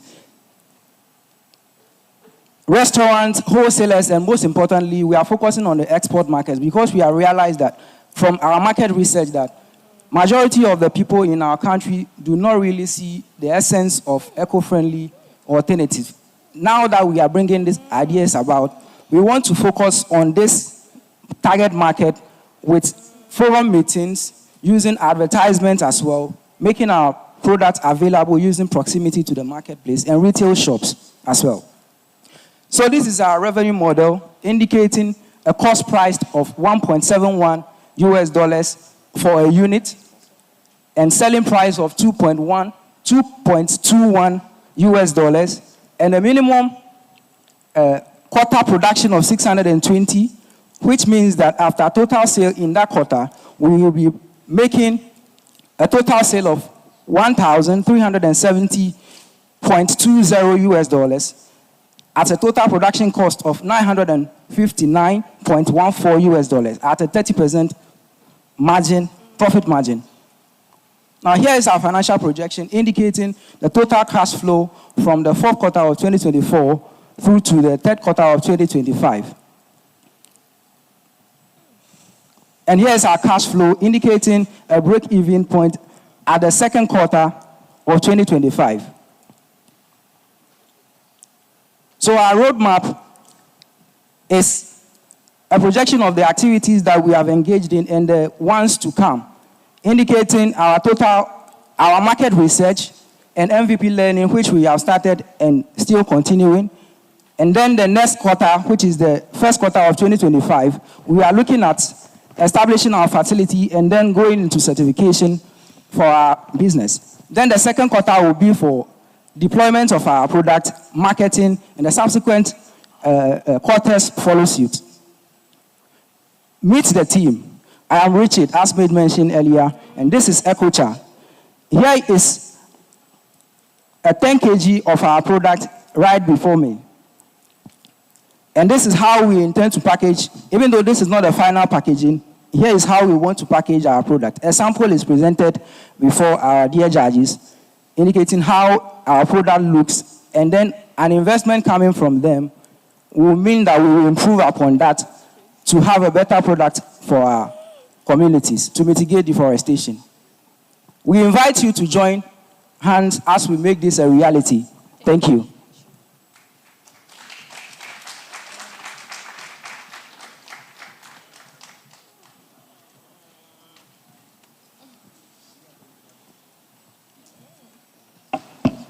So please, the packages before you are samples of our product, which, please.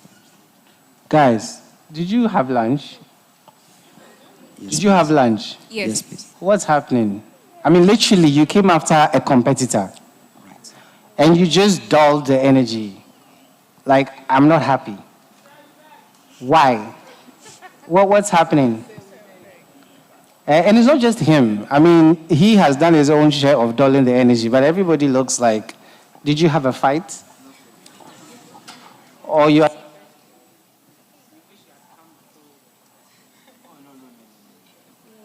Okay, Amma, should we ask, or we should just go and go? Okay, please go to your competitors. Again, since you all know that it's similar to the ones we've already spoken about. It's funny, 3 products, all like similar features, right? But different raw materials.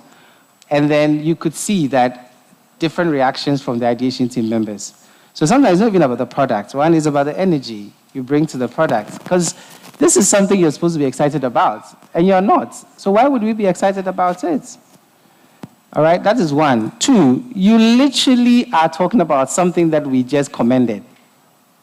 And you're not bringing the energy that would make me feel like, okay, this is also as good as what I just said I liked. And I really want to understand whether, is this how you always are? Not really, sir. So what happened?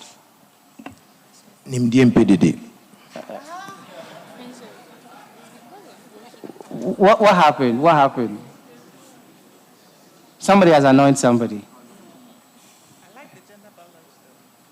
Well, yeah, so we just need to take one of you and add you to the other team. And then bring that one that was very quiet. All right, guys, I mean, you've heard all the feedbacks, right? This product, Zarcoal, is like a, what do they even call it? Test case or case study.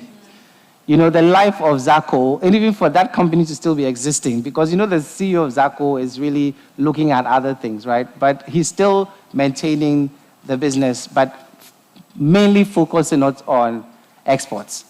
So please go study it and then take some lessons out of it and then see how you can position yours to also be, you know, preferred. Because it's an alternative that a lot of people see that there's a need, but that they probably will not be able to afford. And because of that, these prices can actually scare them. So when you look at your costs, compared to what already exists, not a briquette, the alternative that you're presenting, there's one that already people are used to. How much is that compared to your pricing? So that one is measured in sacks, which is the traditional charcoal. Mm-hmm. Yes. It's measured in sacks. So how much is that? And one sack, which is the number 5 sack, costs 250 per hour. So what's the size compared to this one? Yeah, so which sack is this? 1 sack, 2 sack, half sack? This is just 10 kg. 10 kg. So that sack is what, 50 kg? Have you weighed that sack, the big one? Not the 5 kg? So you should be doing it to be able to have a fair idea of the cost comparison. Because you can't say that one is measured in sack. And then, yeah, if it's measured, you can also measure yours in sack, or you can measure yours in sack. So yours in sack is how much? Ours in sack right now is at 30 cedis. No, this is your 10 kg, which is the... Okay, you know what? Let me not talk too much. The truth is that you guys, you are doing an amazing job. The only problem is that you're not seeing that it's a business that has major competition. Let me tell you, unless by legislation charcoal is banned, this business will not take off. Do you understand? Because, like I said, health is always at the end, not at the beginning. So, if you want to advocate for charcoal to be banned, that's beautiful. But as we are talking now, it's not. So then if you can't look at pricing, which is really the major deciding factor for most buyers, then what are you doing? The people you are comparing to, they are all facing the same problem. It's not like they are buying the Zarcoal and now because you have come, they will stop buying Zarcoal and buy you. No. So I don't even see how you put competitors and you don't put charcoal. And now what this can do, charcoal cannot do. Or what this EcoChat can do does not exist. Anyway, so please look at it, I beg you. You've heard it over and over. It's not novel. It's been done, right? So look at why it's not working or why it's working, and then go deep into that. Thank you. Thank you, Fred. Please. Yeah. Okay, so mine is a very a simple one. I think I may have lost sight on how you are going to source your raw materials, because I see quite a number of components you want to use. I see rice husk, I see palm kernel stuff. And so where is the business going to be located, or how do you intend to source the raw materials? It would be good if a female should speak. I think I've had enough of the guys in there. Some of you are not talking. I want to hear, how are you involved? So how are you going to get the raw materials? Please, during our market research tour, we went to some places in the Volta region. Some place like Ho. So Volta region is yes. your location? Yes, please. Fantastic. Keta, Pram, Georgia. Pram is... Okay. Oh, please. Meaning we went to that side. Okay, where you went? Yes, okay. please. All right, to source the raw materials from. Yes, please. And you are confident that all the stuffs you have on the, apart from rice that I know it's readily available, the coconut husk and then the sugar cane and all that, you'll still get it within the Volta Regional Enclave? Yes, please. And it's good enough for... So if you can understand why I'm asking this question, because I'm looking at the cost of accessing raw materials, okay? So you should look at that aspect to be doubly sure that it's there in abundance such that it will not affect your cost of production.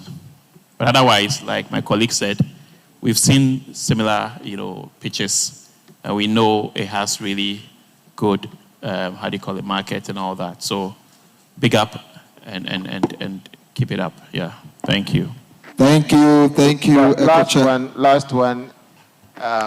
What Echo said and my other brother has said, please take it on board. Let's be excited. Smile a little bit. Because people buy you, not your products. People invest in you. So your excitement, your energy is what will sell.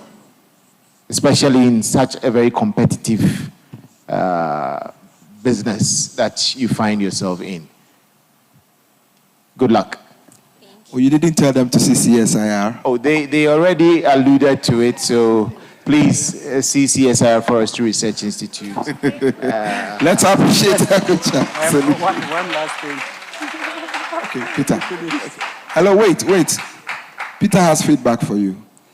Just to add to my boss's advice, you see, the thing about all the charcoal ideas we've seen today is that they are very good. The CSIR, Institute of Industrial Research, did some market survey some time ago.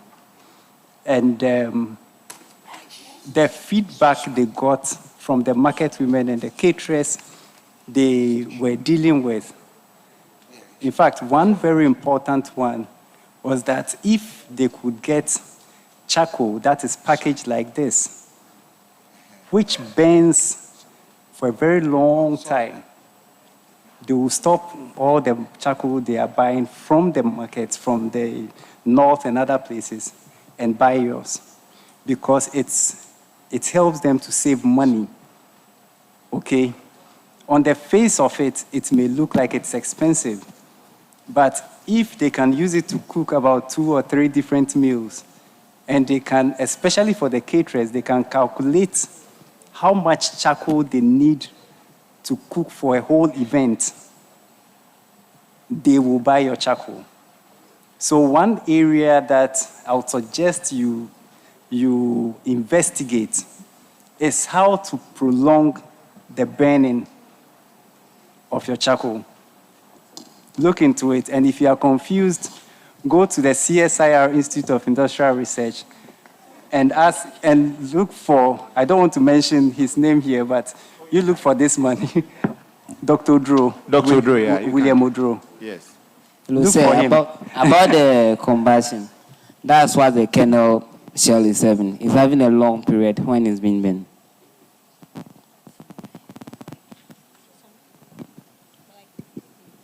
Okay, thank you. Let's appreciate EcoChat Solutions.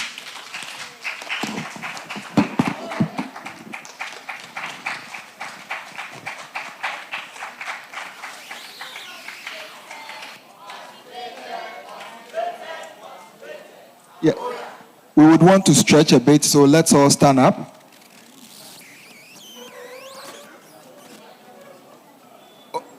You want Stoneboy JJJ? The Banku is working on most of us.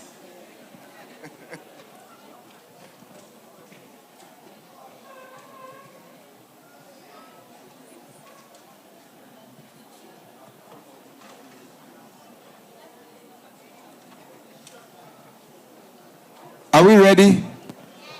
So we're going to spell KIC with our head. Are we ready? Are we ready? Okay, so let's go with the K. Let's go. Now let's go with the I. And then let's go with the C.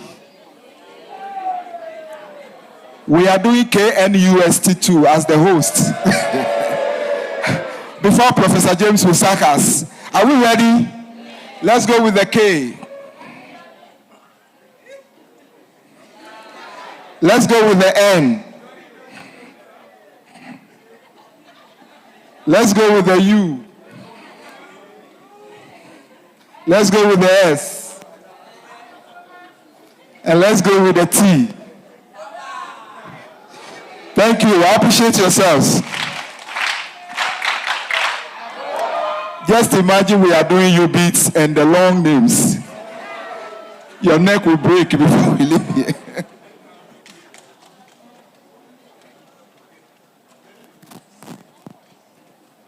Are we ready? Are we ready for the next team? Okay. So Tavi Wines, all the way from UDS.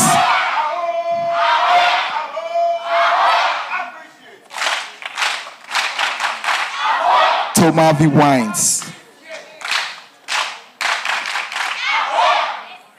We should have. This should have been the last team pitching on Friday.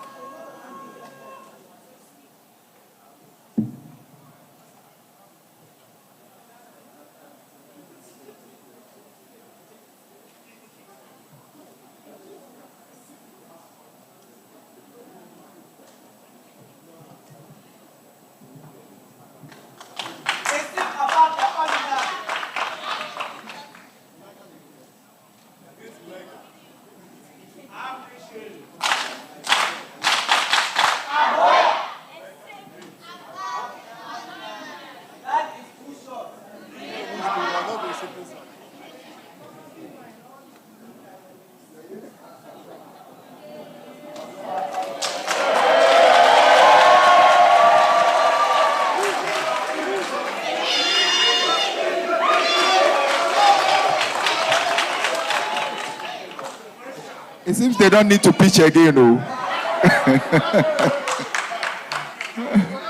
Do you still want to pitch?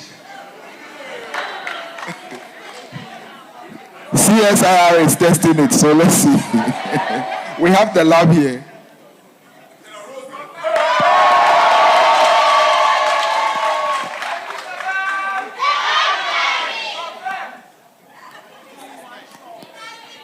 She wants one shot.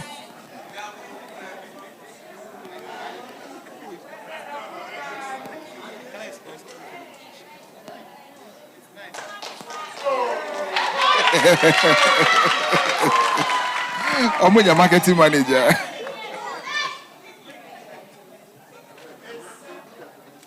Don. Me say, insano, I'm me who dreamy.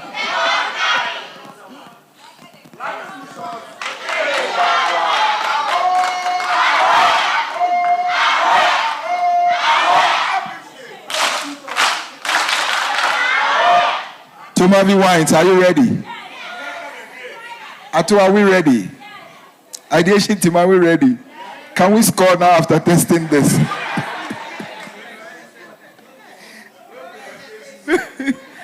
Okay, let's go.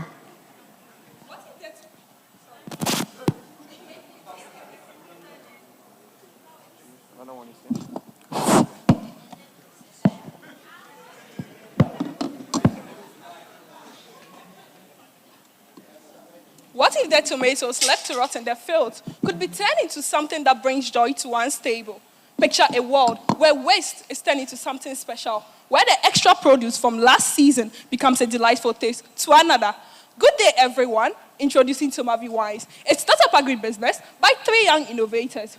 Today, Africa's youthful population is threatened by food patterns and what we consume, with a high influx of imported, caffeinated, and carbonated beverages. With a growing wine market ripe for disruption, we saw an opportunity where this youthful population could be drinking their way to good health. Tomavi Wines, a sip above the ordinary. During my 3rd trimester field practice program at Botanga, I met Maabe, a single mother of 5, and a small-scale tomato farmer. She shared her frustration, explaining how she loses lots of her harvest due to a short shelf life and unavailable market. It's so heartbreaking to see such a single mother of 5 who relies solely on her tomato farm face such challenges. How does she mind to take care of her children? Ghana's tomato industry, with over 90,000 tomato farmers producing over 500,000 metric tons of tomatoes, loses about 42.5% of the tomatoes annually, causing the country to lose over $2 billion, reducing the income of farmers by 30 to 40%. For smallholder farmers like Maabe, this losses results in a 33% drop in her already modest income. This is not just a unique story to Maabe, but it's a similar story to the tomato farmers in the Via area, Techima area, and all tomato hubs in Ghana. Tomato, one of the most widely grown fruits, yet its uses are often reduced to making paste and ketchup. Tomavi Wines brings an innovation, one that marries sustainability and tradition. At Tomavi Wines, we are transforming tomatoes into wines to provide markets and increase the income of farmers. With their high water content, balanced acidities, and ideal sugar levels, tomatoes are perfectly suited for winemaking. According to the Ghana National Tomato Producers Federation, the country loses over 200,000 metric tons of tomatoes.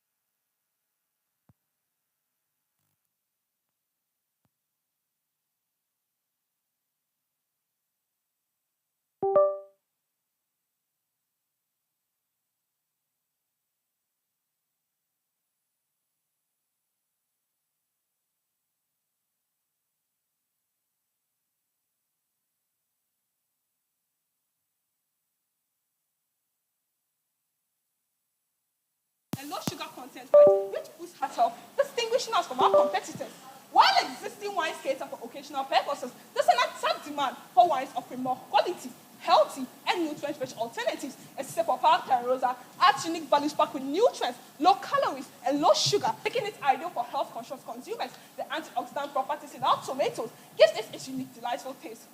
As we move forward, we are excited to collaborate with the Kosmos Innovation Center, the UDS Business and Innovation Center, among others. These key partners and collaborators play a vital role in driving our mission and expanding our income. Ghanaian wine consumers are driving a growing market, expected to reach $421 million by 2029, according to Statista.com, with a 9.5 annual growth rate in Ghana and 40% of consumers preferring locally produced wine are unique product is well positioned for success. Our innovative tomato wine is poised to capitalize on the fast and growing wine market, positioning us to compete in the global market of $90 billion, the African market of $13.3 billion, and the Ghanaian market of $360 million. We plan to target 2% of this Ghanaian market in the next 5 years, leveraging on the increasing demand for premium, locally produced alternative and the health consciousness driving non-alcoholic wine consumption. To achieve this, we plan to leverage on paid honors on social media, influencers, exhibition with hotels and restaurants. Our company uses the B2B and B2C revenue models with a cost price of about 750 ml bottle going for $3.87 and a selling price of $4.93 with a profit margin of 27.3%. We care so much about our consumers. That's why we started product testing, certifications and regulation in the fourth quarter of 2024 and break even in the second quarter of 2025. We've set a milestone with the development of business concepts in the first quarter of 2024 and continue through the procurement of machinery for production in the second quarter of 2025. My name is Issa Mulaikatu, a fifth-year Doctor of Pharmacy student, Marketing and Communication Lead. We have Awal Mohammed Fidos, who is a community nutritionist. We have Ramzi Badun Wunam, who is a physician assistant. Our tomato wine isn't just a drink. It is a testament to our commitment of redefining taste and tradition. At Tomavi Wines, we are transforming post-harvest losses into opportunities by uplifting farmers, providing markets, and increasing their income. With your support, we are building a future where every tomato is a step towards sustainability and growth for smallholder farmers like Mabe. Remember, life is too short to drink bad wine. Thank you. Every year, millions of tomato growers, depriving farmers like Mabe of their rightful income, trapping them in debt and poverty. But what if there's fortune in those discarded tomatoes? Welcome to Tomavi Wines, an innovative winemaking company transforming the life of tomato farmers. My name is Issa Mulaikatu, co-founder and chief marketing officer at Tomavi Wines. Our transformation starts by sourcing directly from the farmers through sustainable partnership. We wash, sort, destem, and crush to release juices containing acid, sugars, and enzymes. Controlled boiling and fermentation to enhance flavors. Alcohol removal through reverse osmosis and aging to mature the wine. After rigorous testing, our premium wine is bottled and packaged, ready for distribution. Rich in nutrients and taste, Tomavi Wines bring joy to consumers and farmers. By sourcing from farmers, we are increasing their income, creating jobs, and reducing carbon footprints in the atmosphere. Tomavi Wines is a toast to a brighter future and a healthier choice for you, where every sip supports a farmer's dream and every bottle tells a story of hope. With your support, we are building a future where every tomato is a step towards sustainability for farmers and the winemaking industry. Raise a glass to sustainability, choose Tomavi Wines, and taste the difference you can make. Tomavi Wines, a sip above the ordinary.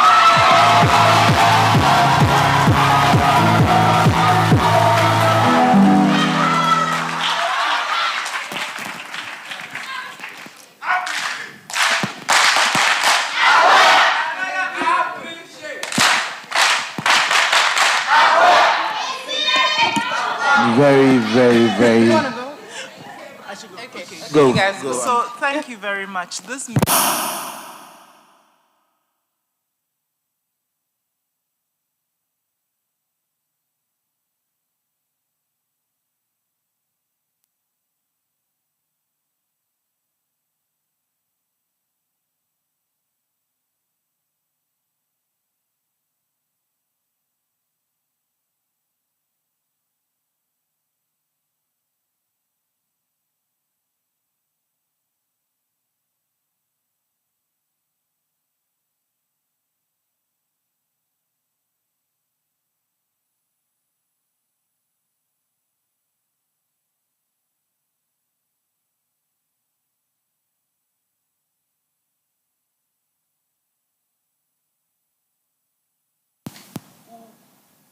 Every year, millions.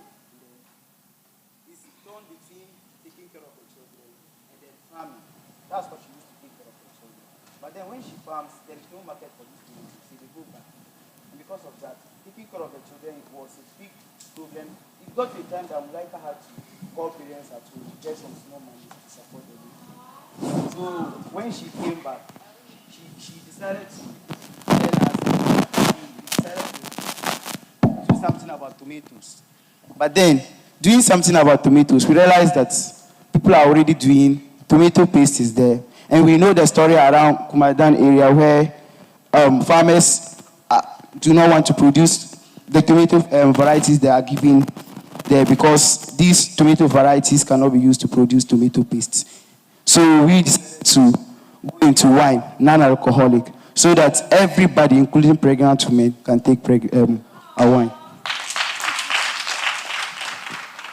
Babies? Well, congratulations. Thank you, can madam. see me beaming from, ear you, to ear. Yeah, because as a scientist, I specialize on tomato processing. Thank you. And I do this annual tomato processing training where we do dry tomato paste, jollof sauce, and all of that. And I've never considered tomato wine. So it's really impressive. But I want to go back to a question. What made you, decide to do tomato wine? Forget about the backstory, because you could have done paste. You could have done anything else, because those are the common forms of, tomato products that we consume. What made you do it? So I have a very good friend that's like a brother to me. We decided to venture into wine production earlier, but at first we're using maize to produce the wine. So when KIC came up and I did meet Mabe, I was already thinking, because I'm so much about women empowerment, anything to uplift them. So I was thinking, what are we going to do special to the tomatoes? Because you realize that there are so many tomato paste varieties and we cannot stand out in the market.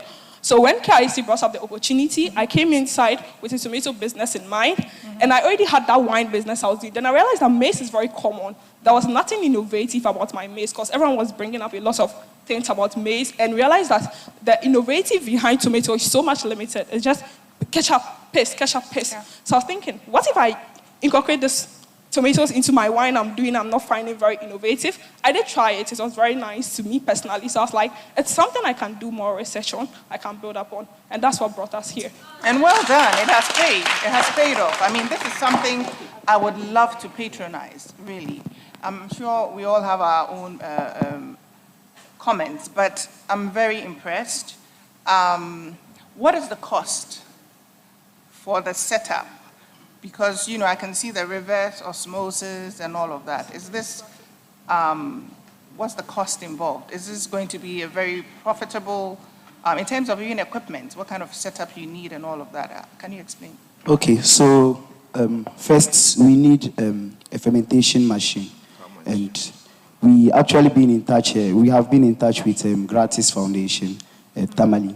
So and then there was the engineer, we sat with the engineer, talked about it, and he gave us assurance that with the rights and principles given to him, he can actually build a fermentation machine for us. And then also, and he said it will cost between 15,000 to 20,000 Ghana cedis. So we also need, after that, we will need reverse osmosis machine. Equipment. Yes, the equipment. So with that, he was also like, if we get the right principles given to him, but then we are still at the idea stage with him. So that is what we are doing right now. What varieties of tomato are you using? So we are using the Ghanaian varieties here. So we have Power Rano and the Nimagent VF.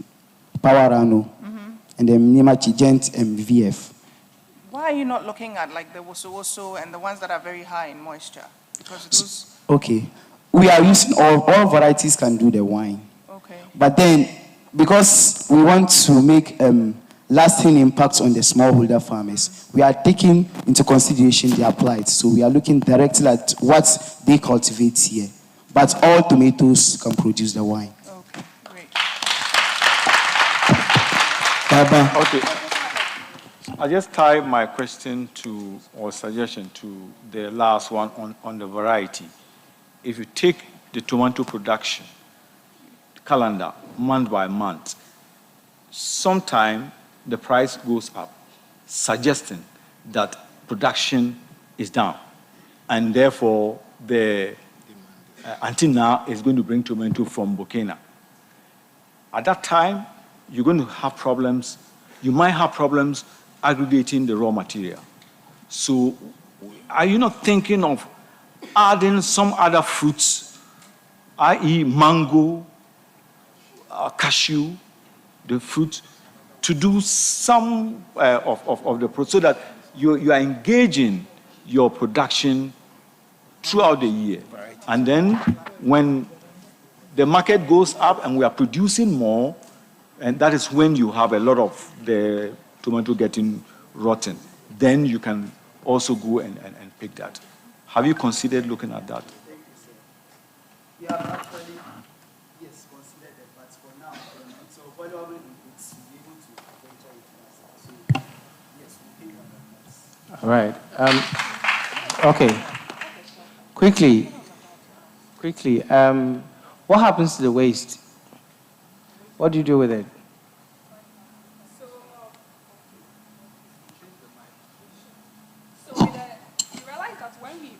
Crush the tomatoes and we ferment and everything, the tomato chaffs are left.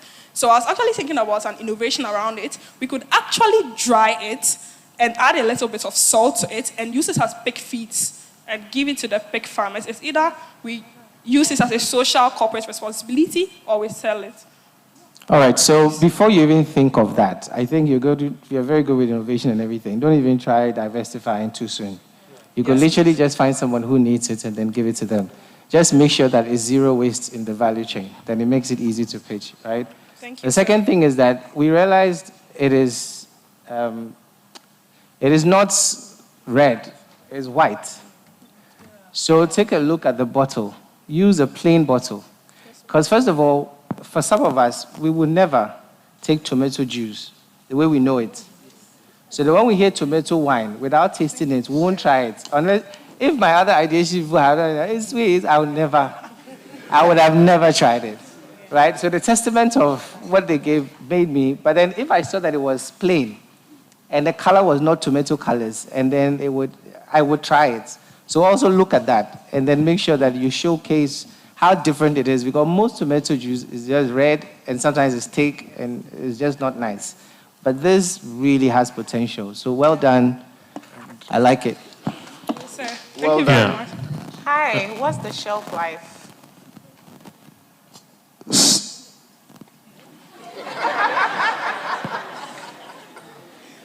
He just tested the mic and gave it to the guy. So the shelf life is 1 to 2 years. 1 to 2 years. Yes. Okay, that's the long. How did you determine the shelf life? Okay, so that is an average. But then our product is still under testing, so until the results are out to confirm that. Where? Is it with the CSIR food research? Yes, please. Actually, we use CSIR to actually de-alcoholize it. But you have not acknowledged Yes, please. We'll acknowledge that next time we are here. No, acknowledge it now. So we used CSIR to actually do reverse osmosis to get non-alcoholic wine. Thank you, sir. But then let me just chip this in. Please do the accelerated shelf life studies. Do proper shelf life studies. Do not guess. Yeah. Okay, madam. Do not. And don't put it on the shelf and be testing every month and say you're waiting for 1 or 2 years to validate the time. Okay, There sir. is a method for getting the shelf life within 12 weeks. Food research Food will be- research does it. Impact Food Hub too, we do accelerated shelf life studies. But that's just by the way. Just a quick one. Then it means that you can also do a lot of processing when tomato is in season. Yes, actually. So that should be the model, if possible, because, well, yet to confirm shelf life, but if it can stay that long, you could be doing a lot of production.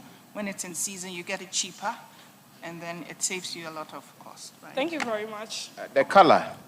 Tomatoes, the red pigment is called lycopene. Lycopene is very good and a good antioxidant.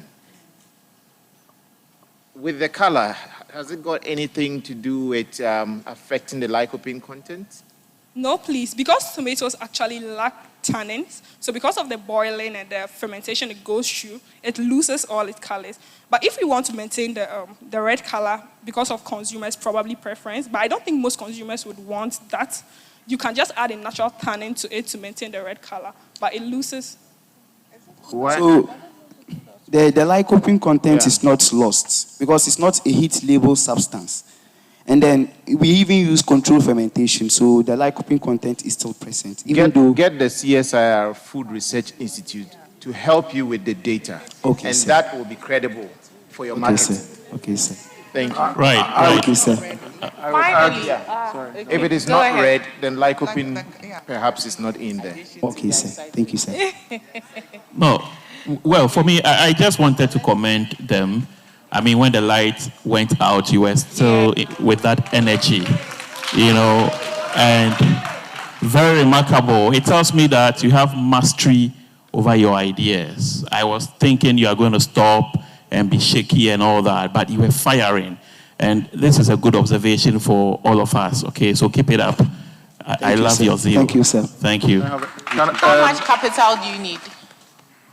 So we will need 50,000 US dollars.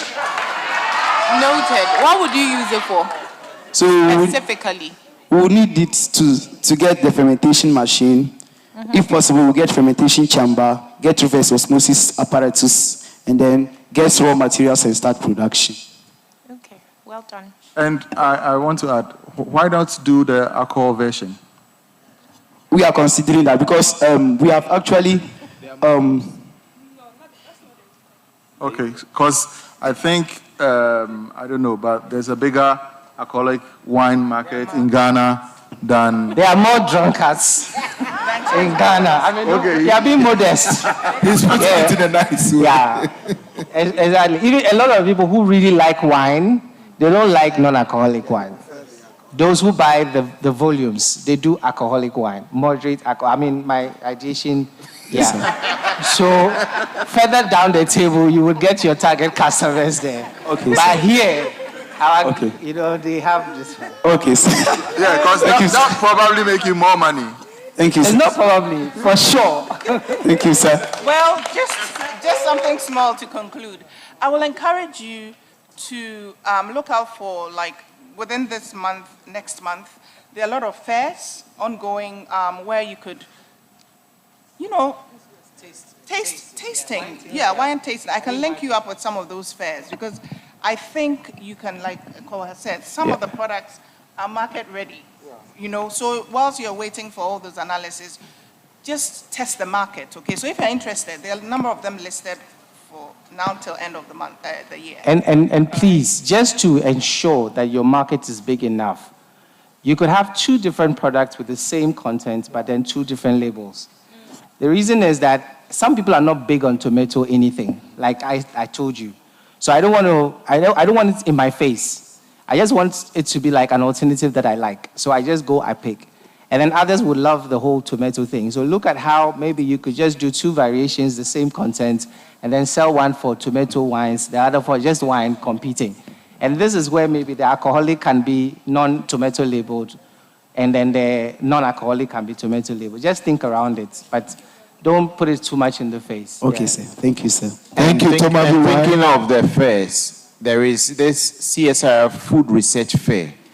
And we also have the Ghana Exim Bank Tuesday Market. And you can exhibit for free. Okay, sir. And the Diaspora Fair. Okay, so look out for it, especially the CSR Food Research Fair. sir. Thank you. Thank you, Tavi. Wines, let's appreciate them. You're sorted.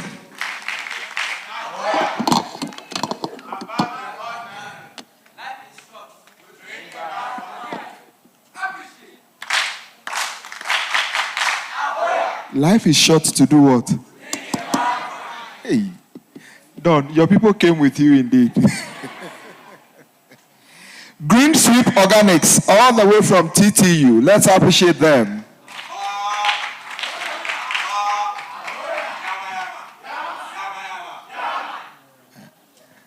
One moment, Jakra, almost here, Toma wine. A day in the morning, I'm raising by Green Sweep Organics. Don't mind them, eh? You have your organics.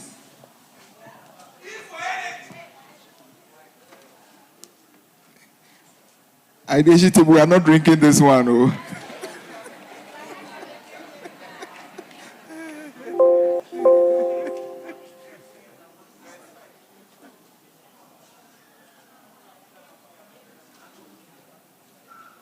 This is Green Sweep Organics. Are we ready?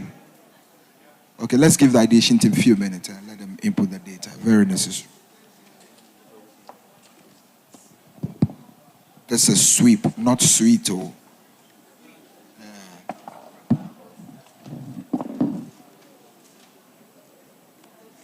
Because this is sweep, not sweet.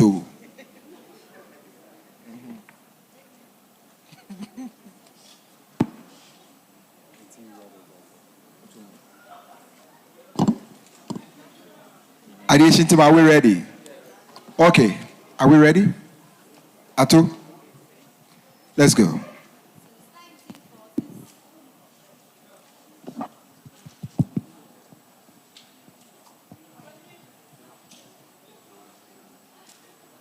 Since 1940s, chemical weedicide has helped farmers to ease their weed management system and also increase their production.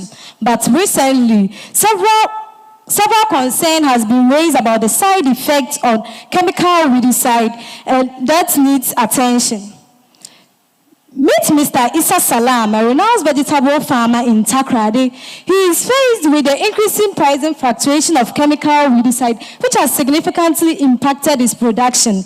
Years exposure to this chemical weedicide have resulted in the deterioration of his health. And now, Mr. Issa Salam is craving for an affordable and user-friendly weedicide alternative. Mr. Issa is not alone in this. About 80% of vegetable farmers in Ghana have reported various degrees of health implication arising from the exposure of agrochemicals annually. And this is the increasing usage of expensive chemical weedicide that poses health and environmental trait effect to them, as well as their income. With this, Green Sweep Organics comes in to provide an affordable and eco-friendly weedicide that is extracted from fermented cocoa water and other natural ingredients, thereby providing a safer and a sustainable weed alternative control. So how it works, we first source our raw material, we extract that's cocoa water, we extract it, we further bring it to the lab for processing, where we do our formulation, check for the pH concentration, and then we package our product. So this effect is showing the application we did on campus. What makes us unique? We are eco-friendly, we are affordable, and we help maintain soil fertility. With our impact, we tend to create 100 direct and 200 direct jobs. We help the smallholder farmer to save about 15 to 20% cost on weedicide per acre, and we also help minimize health risks and environmental effects. So among our competitors, we are eco-friendly, we are healthier, we have no residual effects, and we are affordable, and this makes us stand out. With our collaborators and partners, we have Takrady Technical University, we have MOFA, we have FDA, Akosonu Cocoa Farmers. Of course, we've been to CSIR, but we've not heard any feedback from them. For transparency research, we are having a total available market size of 7 million, a serviceable addressable market size of 4 million, and out of that 4 million, our target market is 600,000. Our go-to-market strategy will be using promotion, distribution, and advertisement. That's farmer-to-farmer engagement, wholesale agrochemical shops, and then market display and visibility.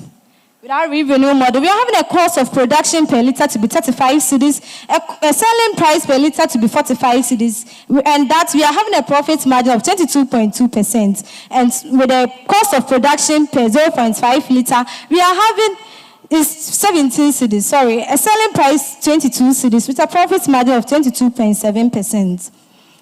This is our financial projection showing our cash inflows and outflows as well as our expenses are concerned. We've already received an amount of 531 for our MVP development and market research. So this is showcasing our roadmap. We've already embarked on our market research tool and also develop our MVP. We are hoping to fully develop and register our products. We are hoping to set up our facility, that's in the third quarter. And in the last quarter, we are hoping to market and sell our products.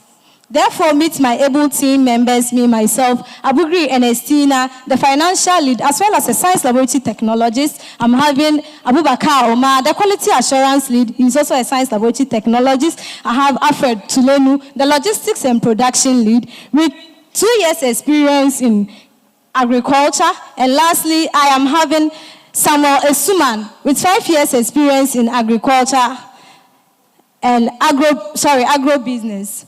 Watch a 2-minute video of our demo.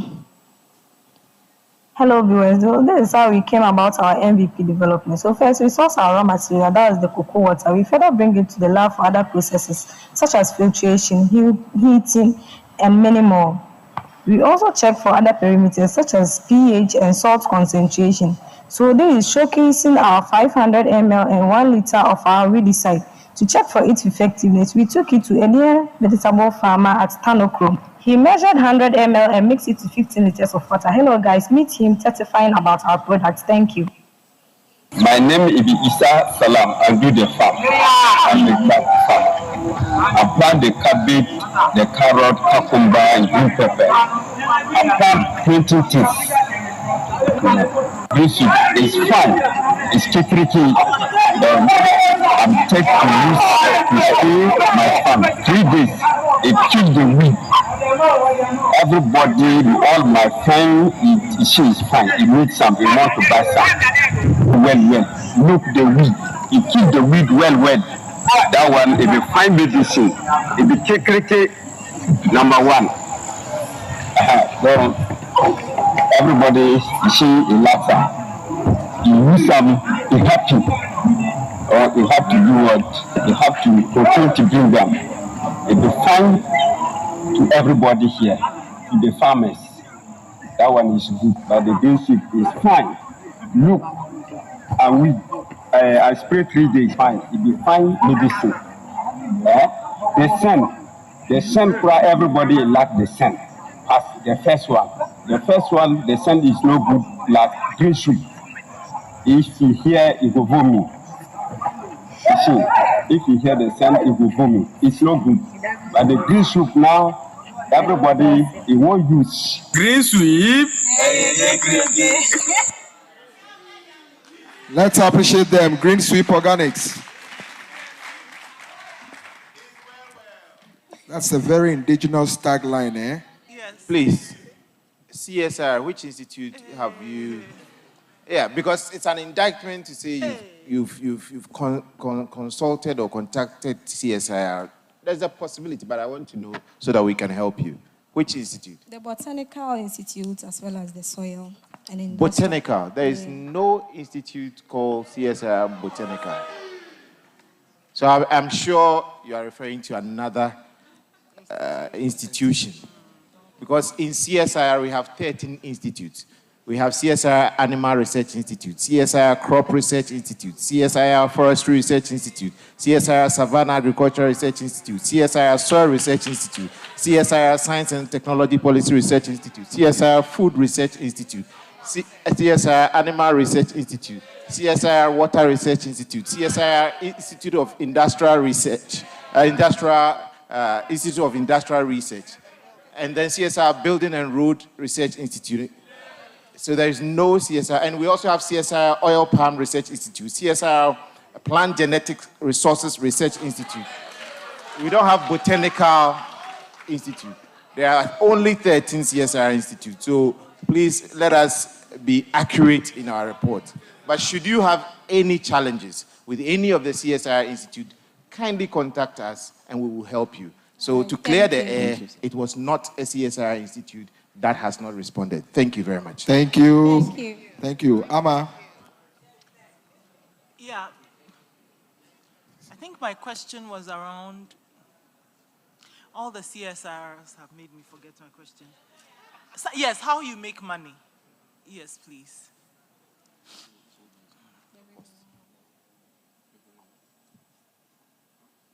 So as I said earlier, we are having the production cost of 1 liter to be 35 cedis, including the cost of packaging. And that's where we generate income.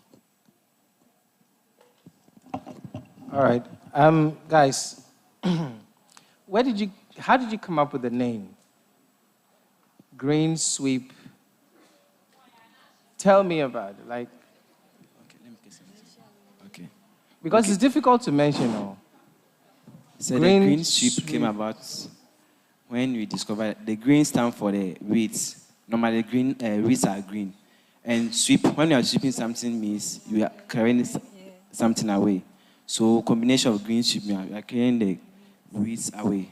In short, Green Sweep. And your competitors are who? Brown Sweep.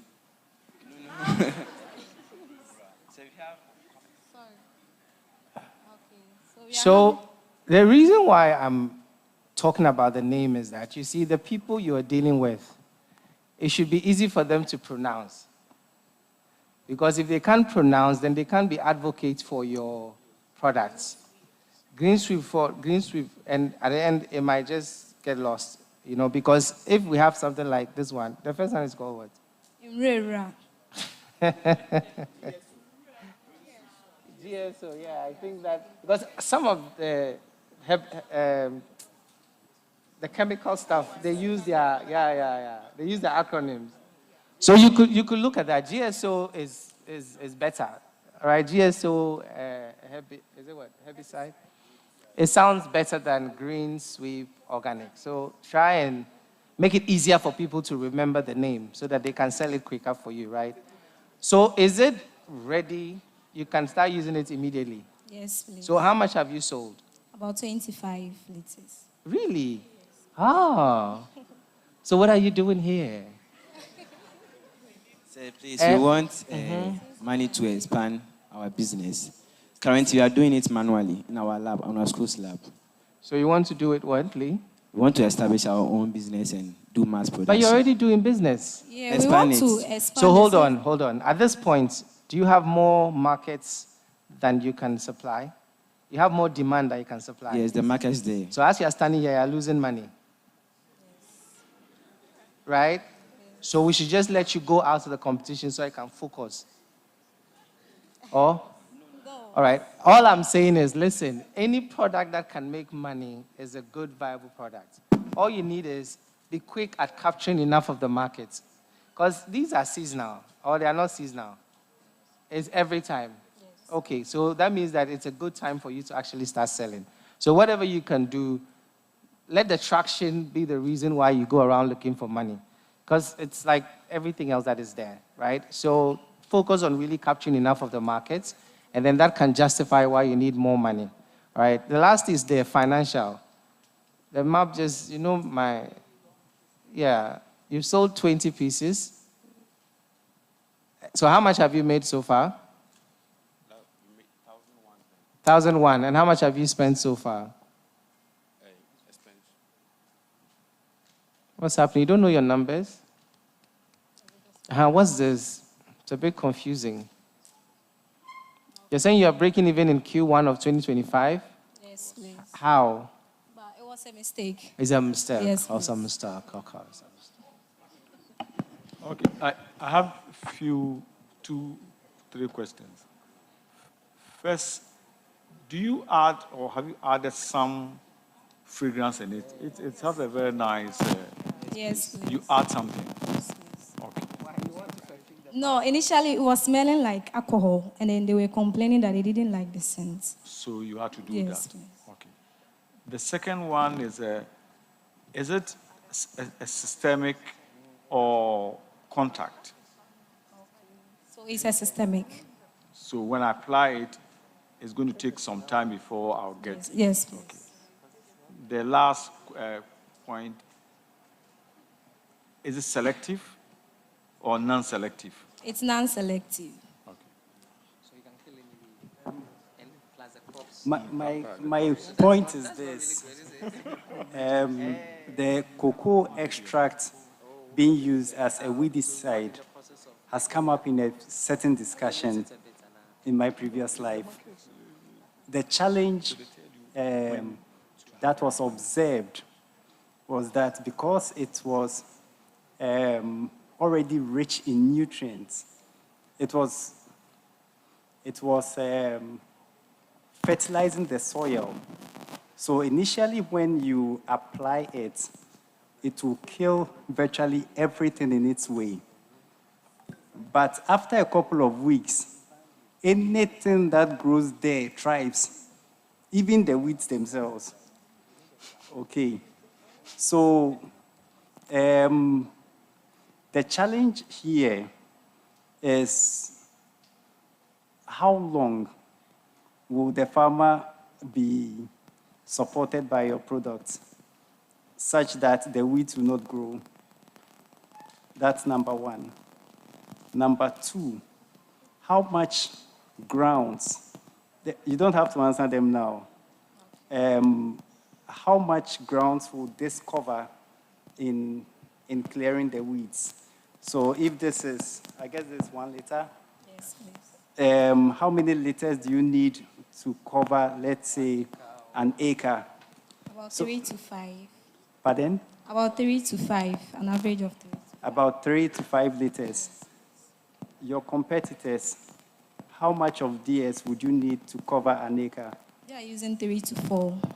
3 to 4. Yeah. So, but then in terms of prices, theirs is high and ours is low. So using the ours, I think it's affordable. So what I foresee is that organic growers may go for yours. Okay. And it will make sense for you to go for that niche market. The reason being that the cocoa season, you have only 2 growing seasons currently, and collecting the extract is not that simple. Okay, it's when they are drying, they've harvested the fruits and all that, that you can get it. So you may want to produce enough and sell it at premium for the organic farmers, rather than going to the conventional farmers who may want a whole lot more and you can't supply. That's Okay, just so my suggestion. With the extraction, we have a method of doing it. And aside that, we are having a diversified sources such as the cashew nut shells and then the lemongrass. So in season where there is no cocoa water, we can switch to it, the cashew nuts. And as showed in Did the you video, say cashew nut shells? Yeah. Let me go to. So this is how we do the extraction. So we have a way for. Hello, viewers. This is Thank you very much. Let's appreciate Green Sweep Organics. Thank you. Never Green from EACMC. Let's have you. Let's appreciate them.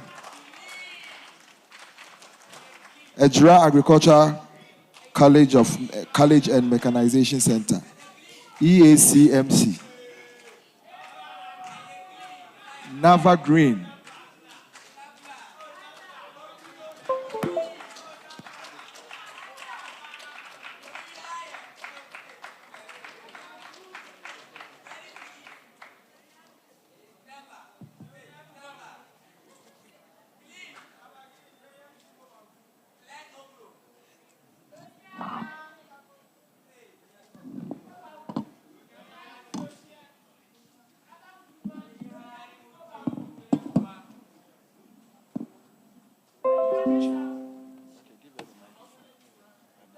Is any of you talking again after aside here? Okay, then take the second.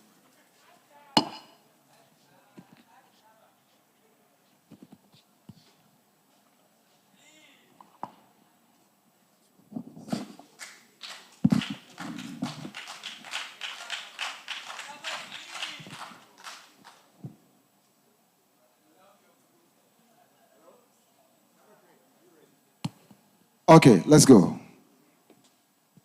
The height of the dry season. And Madam Hawa, a busy working class mother, she's on a hunt for fresh okra to prepare her family favorite dishes. But as usual, the shelves are empty and the few okra available are wilted and overpriced. This is not only Madam Hawa's problem. It's your problem, it's my problem, it's our problem. Good evening. Enter Nava Green, a game changer in the okra industry. We've cracked the code to all year-round consumption of okra. That's fresh okra in a can that maintains its nutrients, quality, and taste by aggregating it, processing it into a can. Meet Madam Hawa, a busy working class mother. She is a 45 years old. Her family preferred their swallows with okra stew. But then, okra becomes so rare and expensive during the dry season. And also, mostly the ones that she gets in those seasons are not fresh and costing her money wasted. In Ghana, okra is a staple crop ingredient that is consumed by many households, but its availability fluctuates drastically during the dry season and making it expensive and scarce. At the other end of the supply chain, smallholders farmers are left watching their bountiful crop spoil during the rainy season due to processing and storage options. Enter Navagreen, a game changer again. We are providing an almost ready meal of okra in a can, providing our consumer with almost ready meal, and we are minimizing post-harvest loss as well.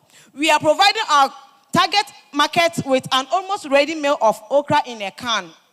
How it works?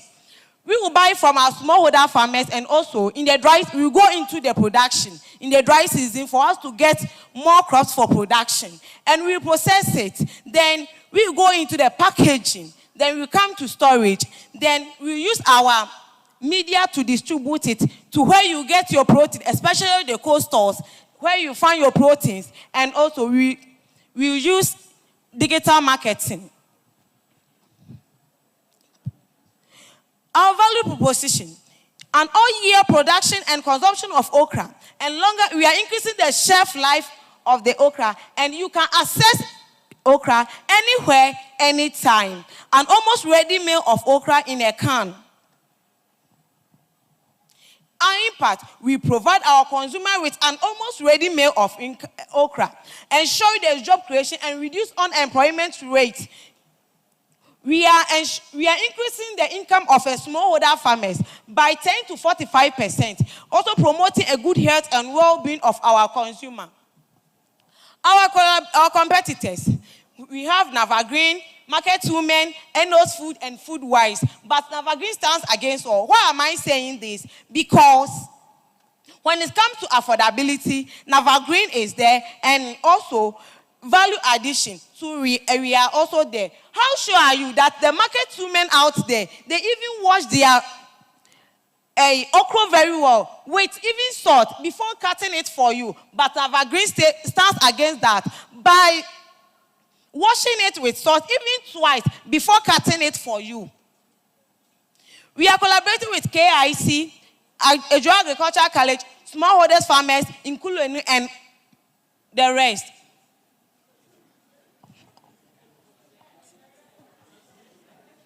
Market size. Our TAM is projected at 7 to 8 million metric tons as of 2020, with a value of 1.4 million. And our TAM is projected at 1.6 million metric tons, with a value of 4.2 million. And our sum is projected around 160,000 metric tons, with a value of 8.4 million. Go to market. We use target market. That's our health-conscious professionals and customer profiling. That's both females and males. Our brand positioning. That's partnership with health personnel and food bloggers. Then we got our service of doorstep delivery and social media, also advertisement. We will go to market strategy. That's exhibitions and at cold stores and health and wellness. And Navagreen intend having two revenue streams, which is the one with 800 grams and then the one with 400 grams. So with the 400 grams, we intend selling it at 17 Ghana cedis, which will give us a total sales of 54,000, giving us a gross profit of 18%. And then with the one with 800 grams, we intend selling it 30 Ghana cedis, which is giving us a total sales of 90,000, giving us a gross profit of 42. Moving on to the cash flow statement. So this is our cash flow statement. We received some amount of $538.13 from KIC, which will be making sales in Q1 2025. Move on. So this is the cash flow chart, which we haven't break even yet, but we'll be making profit as Q2 2025. Our roadmap. We started market research and MVP learning in the last quarter of 2024. First quarter of 2025, that's January to March, the FDA registration and GSA certification, which we have even started with the FDA. And April to the second quarter of 2025, setting up manufacturing and processing facilities. And the third quarter of 2025, product launching and market sales. Meet my team, Asana Nafisa Ateswin, the Chief Executive Officer, Kwabena Vivian, myself, the Marketing Officer, Amlalo Timothy, the Chief Operation Officer, and Osman Dauda Abugri, the Chief Finance Officer. Watch our demo.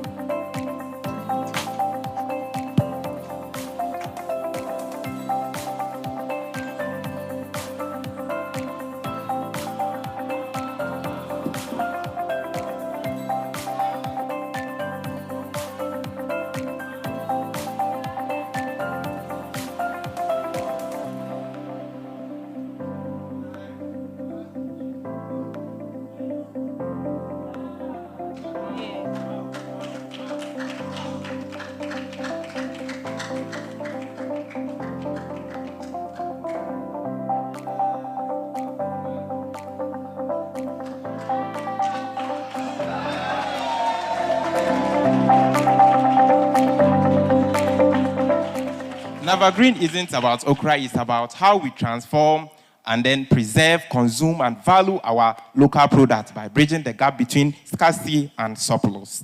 Thank you. Thank you, Evergreen.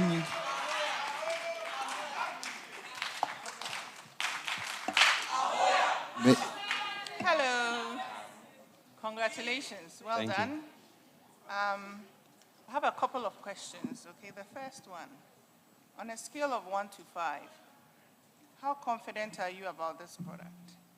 With the product itself, we are confident about the product, but The content itself. the content itself. So with the content you are holding, when we went to Nkulenu, we told them the product we are into.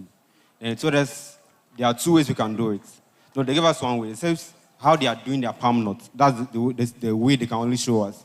So with their palm nuts, when they put it in the sterilizer or the autoclave, they make it stay in it for 30 minutes.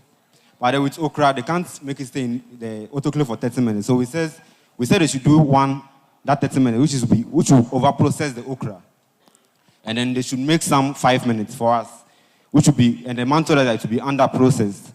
So then we did 2 products. That's the 30 minutes one, which you've opened, and then in the demo, that's the under-processed one that the lady was using. So I would say with the product, it's not a finished product, but with a finished product, it's a 5/5. No, please. This is not finished. So what is it? No, this is an MVP, low fidelity. So we are trying to see how it will turn out. I told you we made the over-process, and then under-process. Is there anyone amongst you who is a food, who has the technical understanding of sterilization or pasteurization of food? No, please. But we're working with the operations manager at Nkulenu. It's not good enough. Because I know how Nkulenu operates. They just scan as a service, right? Yes, please. But with this, when we told them we are into KIC, and we told them we are coming from, okay. Did you consult CSIR Food Research? Okay, so... No, please, When it comes to canning of food, you really, really have to be very careful. Okay. You know, for the flours and all the other things that people are processing, they may not be quality, or food safety may not be a huge issue. But when it comes to canning of products, as you stand here, that's why I asked if there's somebody who has that technical knowledge. You should know for okra what temperature you have to do the autoclaving or the sterilization. For how many minutes? There's the short time, high temperature. There's the high temperature, short time. You know, well, so if you don't get it right, you're going to kill people. you are going to kill people with a canned product. I'm not saying you, but it is a technical thing. So in as much as you have an idea, you want to can okra and all of that, get the technical part well, get it on point. Do you understand? Yes, ma'am. And for Nkulenu, you cannot use that system for this. Like they said, you actually said they said they'll do for 5 minutes. Please, if you don't get the temperature right, it's going to be problematic. So that's why I asked you the question. On a scale of 1 to 5, would you eat this? Because I opened it up, and there are a number of issues that I have with the quality. Okay, it is not slimy enough. Do you understand? People want the slime. I was comparing it to the video. I was like, is it the same product? Because I could see a bit of slime. But when I scooped this one, it's discolored. No, I can pass it around for everybody to have a look. So it's not enough, it's canned okra. But people, would they want to eat this? So I'll plead with you. It's a good idea that you want to can, but all you need is to get that bit right and use technical people who have the technical knowledge, and then it will be well. All right? Thank you. Okay. Well, I'm beginning to see. Anyways, I mean, you can work with. What university are you representing? Sorry? A Dry Agricultural College and Mechanization Center. You have a nutrition unit or? No, please. Okay. But leverage on other scientific institutions. It could even be in the university, Food Science Department, KNUST, UG, it's something they can help you figure out. All right? Thank you. I don't want to say CSR again. All right. I mean, who came up with this idea? Who came up with the idea? I did. Is it because you like okra and you can't get it readily available? Like, what's up? Okay, so initially, the reason why I came up with this idea was to bring in. I initially thought there wasn't actually value added, like in the okra industry. Yeah, so I wanted to add value to it. But then when we entered into the market research, we saw there were other products that are being on the market in the okra industry. So then it became unavailability of all year round consumption and production of okra. So this is your way of making it available. Yes, please. All year round. Yes, please. Do you think it's working? Like, is it working? It is. Because look like you're forcing yourself, because the original idea of adding value because you thought there was none was defeated. And then now you're trying different ways. Like she said, this is food. You could literally be imprisoned if you don't get it right. Right? And it's, being associated with KIC even makes it more complex. So please, as much as possible, it's not for the fact that they haven't added value, so I want to do it. There are reasons why some things have not been done. So particularly, just like my fellow IDation team member has said, please get somebody as part of the team. And this is actually, I'm shocked that CSR is quiet. This one, he should just rain blazing hot on all of you. Literally move your house and everything to CSR and sleep there till you get this right, really. Because otherwise, you, as was said, you're going to kill someone and you probably will never be free. So please don't be discouraged. It's good that you see that there's value to be added. You're adding it, but it's not done yet. All right? And sometimes you may not even have to can it. You can literally put it in pouches or in something that makes it easy to carry around. Right? So do a bit more research. Figure out this is the good thing. Fortunately, your name doesn't have any okra in it. So you could literally go into something else quickly. But don't be discouraged. Take the feedback, get it right, get a scientist, and get certification so that if anything happens, you always have a proof that you went through all the things, right? But well done. I think that it's not that bad looking. Yeah. But it's... The can is bulging, so it means, you understand what it means, right? It's like what does it mean? A time bomb. What does it mean? There's microbial activities going on. Thank you. It's what? Microbial activities. It wasn't properly sterilized. That's why I'm saying you should get the temperature regime. It's quite easy to get that assistance. Nail it, okay, and then go for it, right? So try. But well done. I mean, you've tried. It's just I really think you are get the onto professionals something. on it. I think you are on to something. I was just picturing, you know how you have soups on shelves like Marks and Spencer shelves and people just go and buy them for lunch. Why can't we buy ready-made? Right. You say almost ready, but I'm thinking can't even...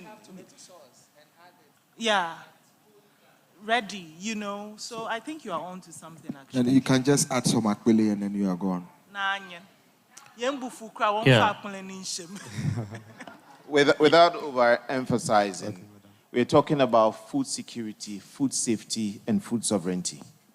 So, and food fraud prevention.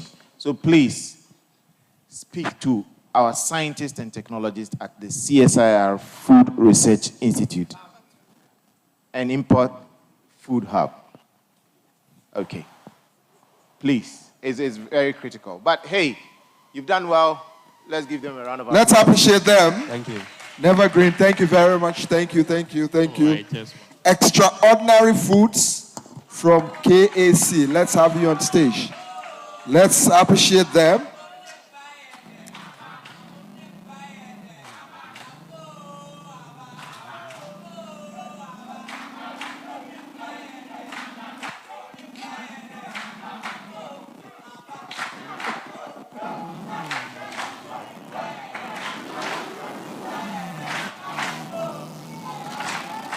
From Kwadaso Agricultural College, KAC. Extraordinary Foods.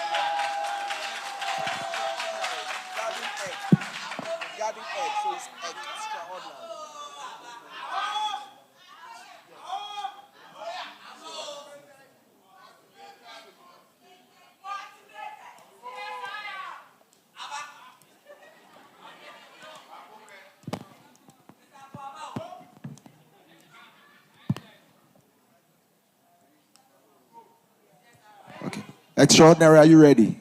Yes, please. Okay. Let's have some silence. Let's go. Good evening, ladies and gentlemen. We are Team Extraordinary. And we are here to present to you about our new product coming soon to the market, Abba Garden Egg Space and Tank. Abba Garden Egg Space and Tank.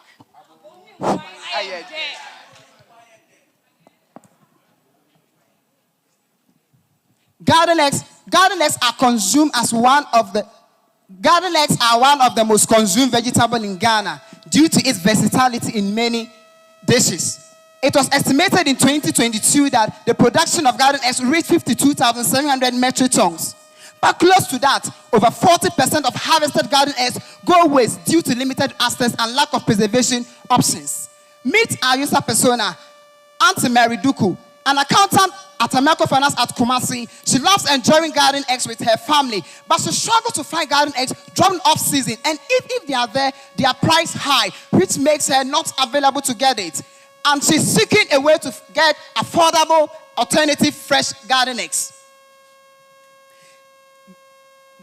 Garden eggs is in demand all year round, but lack of preservation options lead to post-harvest losses, making farmers not to achieve their desired profit. And the seasonality of garden eggs makes its unavailability for consumers all year round. That's why Extraordinary Foods Company, we are to process fresh garden eggs into paste and chunk to address post-harvest losses and to increase all year round of garden eggs. How does this work? First of all, we do our sourcing from a local and smallholder farmer and the commercial farmers. Then we do our processing. The processing we do blending and we do pasteurization to get a chance. Then we do our packaging. We ensure that the garden eggs are of their good quality. Then we do our distribution to the local markets. What makes Extraordinary unique? One, available all year round. This to say garden eggs will be available all year round, locally made because it is made in Ghana. Affordability, and it can be used for various needs too. Our impacts are to increase the income of the smallholder farmer by 50%, job creation for youth and women in our operational areas, and reduce food wastage. Our competitors provide some level of affordability and convenient packaging, but when it comes to Aba Garden Express and Chunk, affordability, convenience packaging, and product differentiation, we stand tall among the rest. Our collaborators, how can we do this alone? We have partnership in Kosmos Innovation Center for seed funding and technical support, KSC for education purpose, KNUST Food Science Department for lab testing, CSIR, packaging, Global, and FDA. Our market size, we are targeting the West African market as our total addressable market, which is $3.1 billion. The Ghanaian market as our serviceable addressable market, $260 million. And we are targeting 5% of it as SOM, our serviceable obtainable market, which is $13.2 million, targeting only Ashanti region. Our go-to-market strategy focus on 4 critical pillars. Our target market, professional students, households, food vendors, and we create awareness through social media, trade fairs, and exhibition centers. Our distribution channels are direct sales, retail partnership, and the branding, we appealing branding and a memorable brand name like Aba Garden Express and Chunk.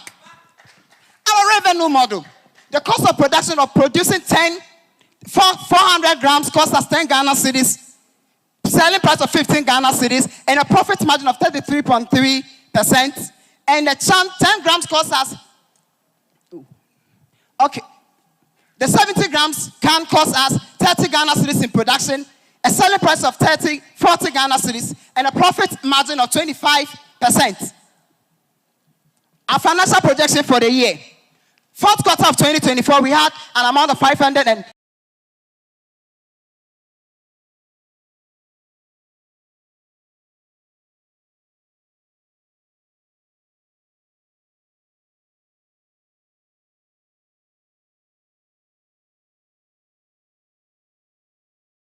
selling 100 pieces of our products. And at the end of the 3rd quarter, we want to earn a cash of $32,088. This is a cash flow chart. So we are expecting to break even in the middle of quarter 1 and quarter 2 of 2025. In market research, after our market research, we did our MVP and MVP testing. Our business registration then follows. Our product development then also follows. Then we do distribution and sales, take customers' feedback, then expansion of our business into other regions. Meet the team. Ajimai George, the research lead. Mbila Steven, the CEO. Sarah Kodia, the financial and the marketing lead. Audrey Roberts, the production lead. There are a lot of videos, but let's just watch this video of how to prepare Aba Garden Express in Chunk. Already been cooked. And the paste too is ready. Okay, so after mixing all your ingredients, your salt, your everything, then you add your paste. You can use the paste only for your stew. If you like the chunk stew, you can mix the chunks with the paste to make your stew. So this is how it goes. If you like the mix, this one is for the mixing. The paste and the chunks is together.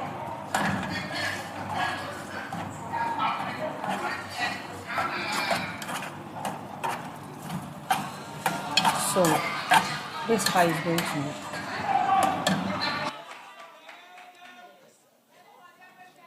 Thank you, Extraordinary Foods. Can we appreciate them, please?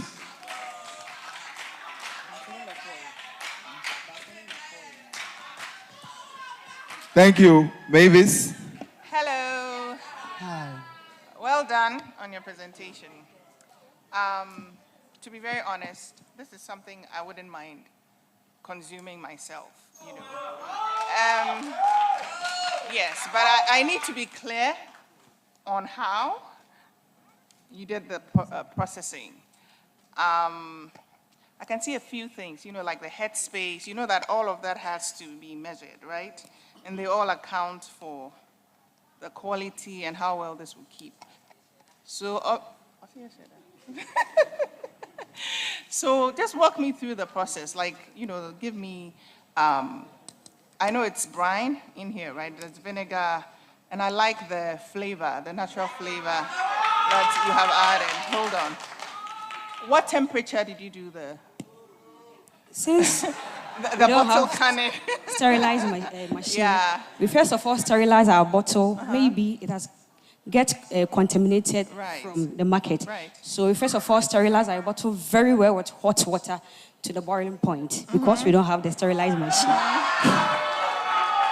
So after sterilization, packaging. After packaging, we have to do No, the temperature.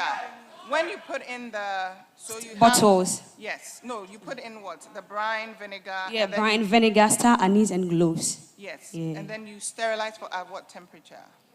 Okay, 100.1. Yeah, 100 degrees, cause With boiling what? point. Wait. With what equipment? You said. With what equipment?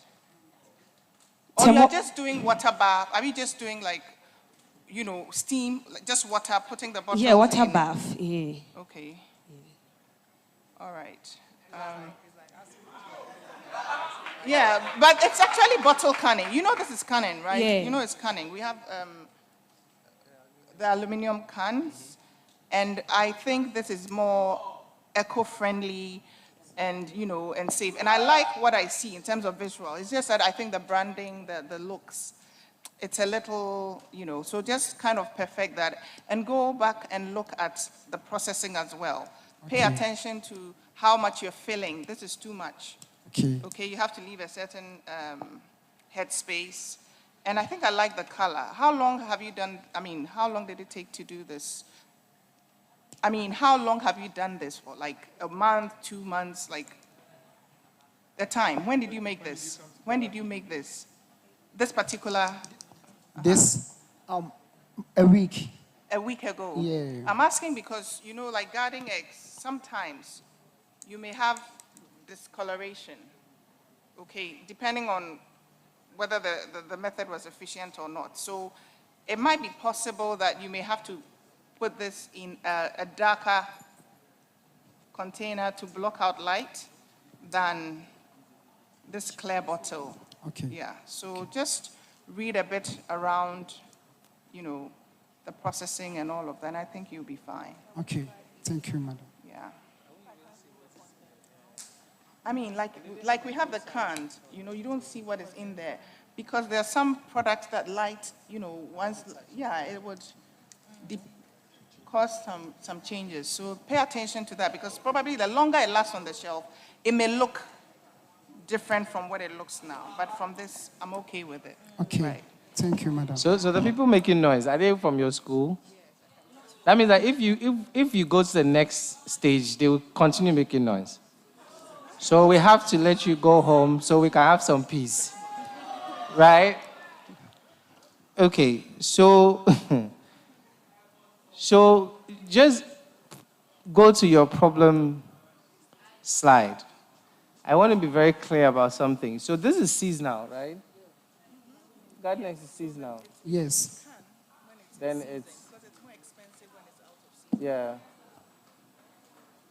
So then how do you get your raw material if demand increases when it's off season? Okay. Because it's not up to them. Because garden eggs is seasonal. When the bumper season comes, we will buy it in bulk. Buying it in bulk, one may ask them, how are we going to store it? We will store it in silos so that it doesn't... Shout, now you can shout.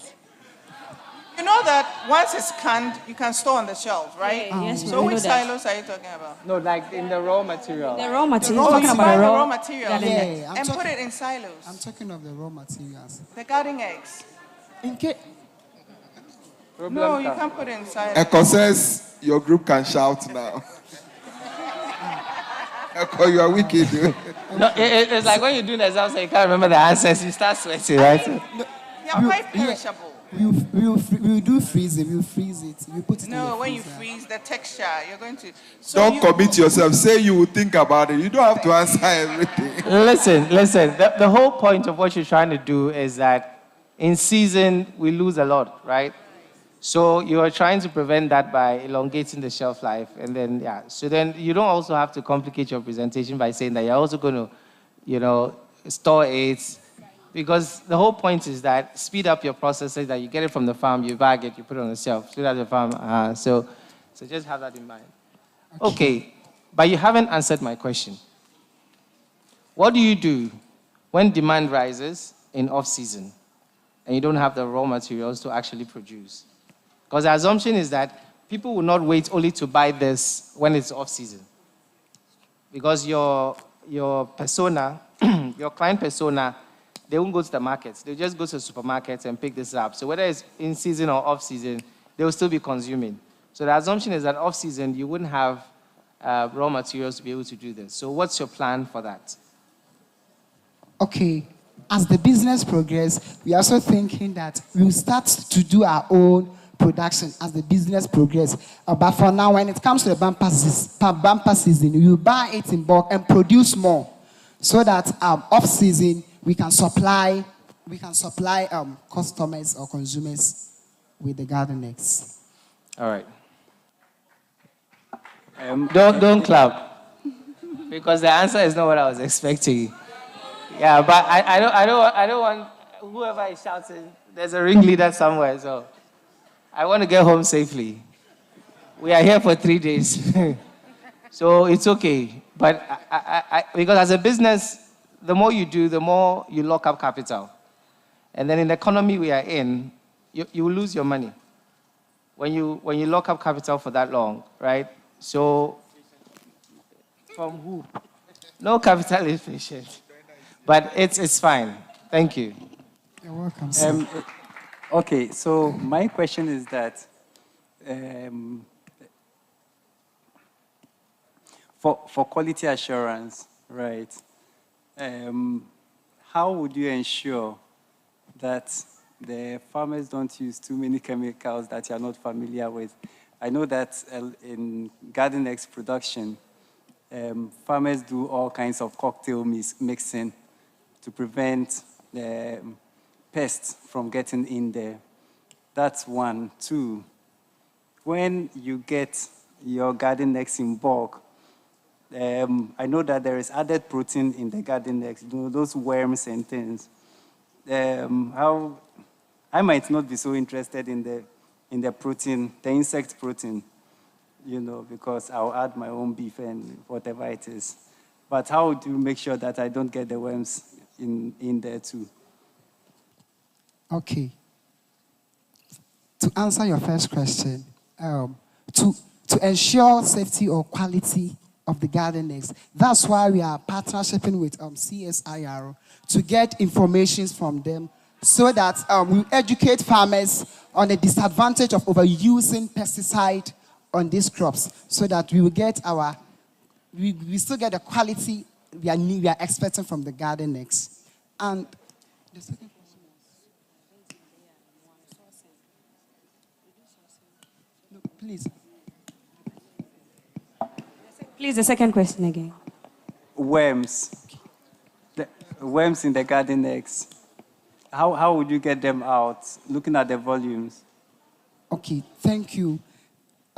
For that's why we are also partnership with KNUST Food Science Department. So after everything, we go to lab tests, we do the lab tests to ensure that the enzymes will not harm us, or they will be at a level that our immune system can control it so that it wouldn't harm human consumption. Okay, to add up to what my brother said, through the process of chunks or paste, we do sourcing. We cut our garden eggs to see whether there is any pest inside. So if it has been affected, then we put it aside. I think I would want to encourage you as well, because of the issue of high pesticide residue in garden eggs and okra.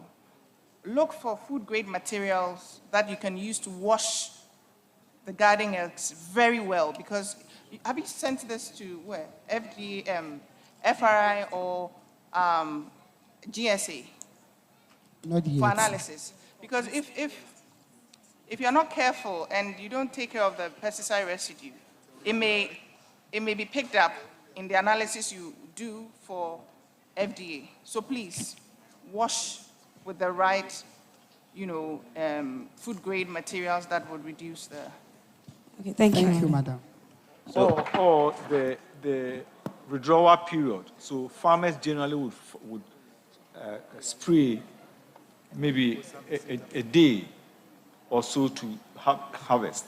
And they will not wait for the withdrawal period, and then they will supply. So you have to take that very serious. Okay. Otherwise, you will sell contaminated things. And a lot of Thank you. Thank you, sir. Hello, sir. And please, the problem of the pre-harvest interval is that now the farmers are doing all kinds of cocktails and producing all kinds of compounds that we don't even have on the scales. You know, so even that one has issues, and that's why getting the food grade, you know, cleaning materials might help. Thank you very much. There's vinegar in Thank this you. one, sure. Extraordinary foods. Let's appreciate them. Yes. Thank you. But this goes to all participants.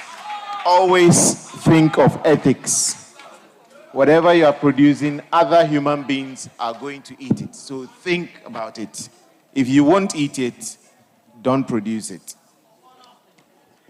Thank you very much. The next team is Phoenix Foods, all the way from UDS. Last but not the least, to take us home this evening.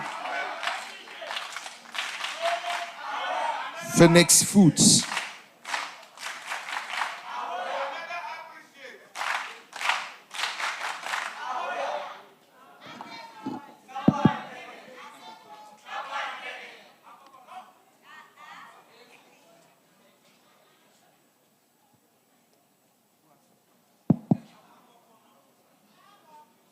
Are you ready? Addition team, are we ready? Okay, let's go. In this modern era of the world has changed. Consumers are now conscious about what goes into their stomach. As consumers become more health conscious, the demand for natural flavor enhancers is more critical than ever. It is time we rethink how we season our foods. Good day, ideation team. We are Phoenix Foods. Phoenix Foods is an agri-business startup that harnesses the power of the African palm weevil larva, locally known as akokono, to produce highly flavorful food seasonings in the form of bouillon cubes, popularly known as Maggi. Our mission is to provide individuals with a product that enhances flavor without compromising health. Meet Sophia and James, a newly wedded couple from the central region of Ghana. Sophia feels unsatisfied with the meal she prepares without Maggi. James, on the other hand, rejects Maggi due to the perceived health risks associated with the chemicals in these seasonings. Sophia is now on the hunt for highly flavorful and healthier bouillon cubes in which she could use in her dish. 75% of women rely heavily on bouillon cubes for flavor enhancement. For them, it is the magic in the kitchen. On the other hand, 60% of men increasingly reject bouillon cubes due to the perceived health risks such as erectile dysfunction, hypertension, and high blood pressure. It has become a major source of tension in households and even food industries, as many men refuse to dine out, concerned about the health risks with the seasonings in these foods. Did you know that 85% of the available seasonings in the market are chemically induced according to FDA? This is where Phoenix Food steps in. We are introducing a new line of bouillon cubes that are made from akokono, which are highly flavorful, tastier, and above all healthier. From our market research, we learned that the southern belt of Ghana produces the largest number of akokono due to the presence of palm trees. This is how our business works. We source our larva from the local farmers. The larva is then washed to ensure hygiene. Each larva is then dehydrated in an oven. The dehydrated larvae are then ground into powder and mixed with binders and compacted into cubes prepared for delivery. At Phoenix Foods, our products are enriched with flavor, giving meals a unique taste. They are a healthier kitchen staple, which are used by everyone. Also, they are made of 100% natural ingredients, free from harm and chemical additives. And that's not all. Our products are crafted to appeal both men and women, bringing about peace for everyone. Edagomba man will say, "Ajenwa kaborden," which means, if you don't want this, what else do you want? Our impact goes beyond just flavor. We are introducing an additional source of income for 50 palm farmers in the Damankun community by 2026. We will create 10 direct and 100 indirect jobs by the end of 2028. Yes, we are aware that we have competitors in the market, but when it comes to our Akokono bullions, we are organic with 64 cubes in a sachet, and also we are selling at a price of $2.05. We are collaborating with Kosmos Innovation Center, UDS Business Incubation and Innovation Center, among others, for partnership and support. In Africa alone, people spend $61.24 million on bullion cubes. In Ghana, we spend $15.02 million on bullion cubes. At Finesis Foods, we are tapping into just 10% of this market size, which translates into $1.5 million. We are using marketing strategies such as distribution companies, trade shows, and exhibitions to reach to our customers. With a B2B and a B2C revenue model, the cost of production of our bullion cubes is 22 Ghana cedis, with a selling price of 32 Ghana cedis and a profit margin of 30.24%. With an assumed net cash balance of $4,600, we are breaking even in the second quarter, in between the second quarter and the third quarter of 2025. Manasseh, Idifa. In the fourth quarter of 2024, we have built partnership with local farmers in the Damankun community to provide us with our raw materials, continuing through to the first quarter of 2026, where we will re-evaluate our products and also maintain our strategies. At Finesis Foods, Manasseh Idifa Yakubu is our business and operation lead. Mary Dagingon is our finance and marketing lead. And I, myself, Amadou Salmata Wundam, is the production and communication lead. Please help us watch our demo video.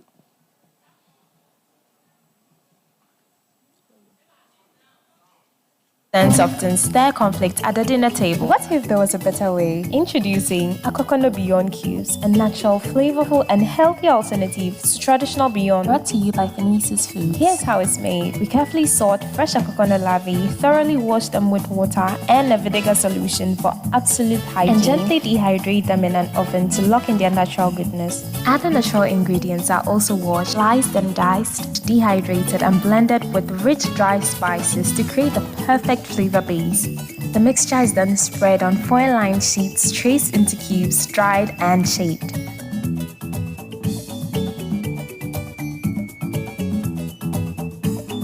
Finally, the cubes are packaged in foil and craft paper bags to ensure freshness and convenience. Akokono Beyond Cubes are crafted for health, flavor, and harmony, bringing natural goodness to your kitchen today. Ideation team, ladies and gentlemen, we are not just about flavor. We are also concerned about the health risks of our consumers, particularly our dear men. Help us in making this dream a reality. Thank you. Thank you very much for a wonderful presentation. In your presentation, can you account for what was the basis for the spike in your marketing costs in the second quarter to 8,000 and then the dip to 5,000? You can go to that slide.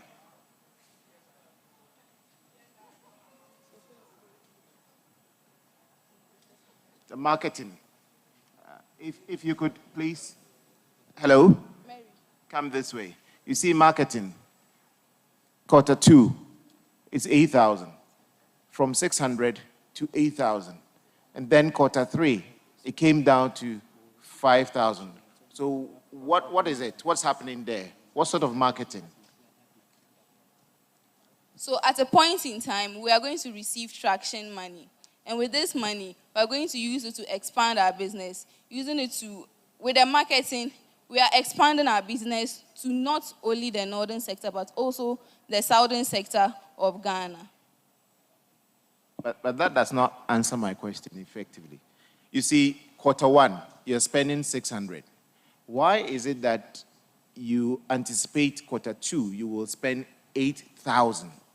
And then all of a sudden, it drops to 5,000.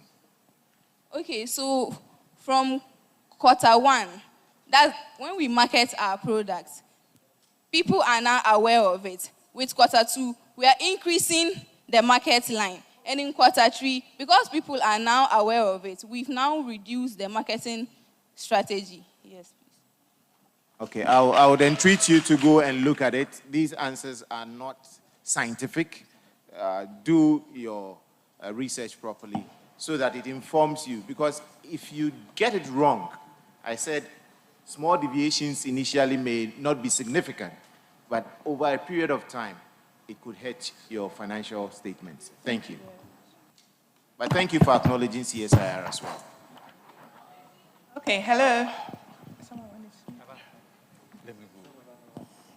Baba, I'll go after you. Good product, but I was wondering, where are you located? We are located in the OT region, specifically the Damanko community. Damanko community. Okay, so you have, but north of you, to the northwest, you have similar, I don't know what to call them, but similar worms occurring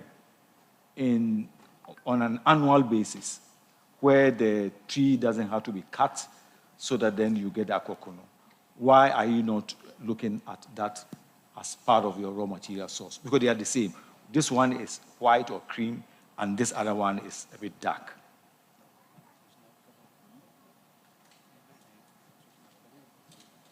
Please come again with your question. The akokono, there is a type that occurs on shea nuts. And it's an annual thing. It is edible. So why are you, it's the same thing, but this one occurs when the tree is alive. This other one occurs when the tree dies.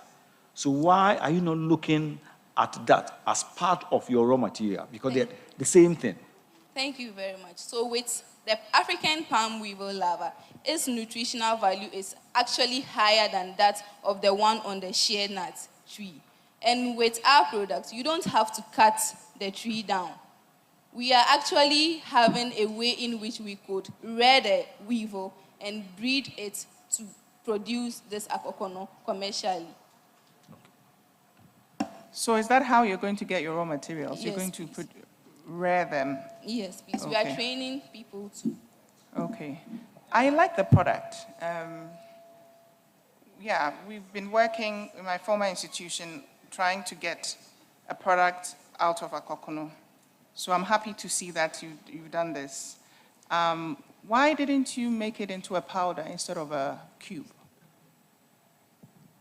Okay, so with the powder, we actually thought of it. But then the bouillon cubes are used frequently by many households in Ghana. So we are actually starting with the bouillon cubes, and in further years, we process into the powder. But it's easier with the powder because, you know, if you do the cubes, then you're looking at your competitors like the Ongas, the Maggi cubes, and then I heard you say you're targeting 10%. That's high, you know, the bouillon cube market.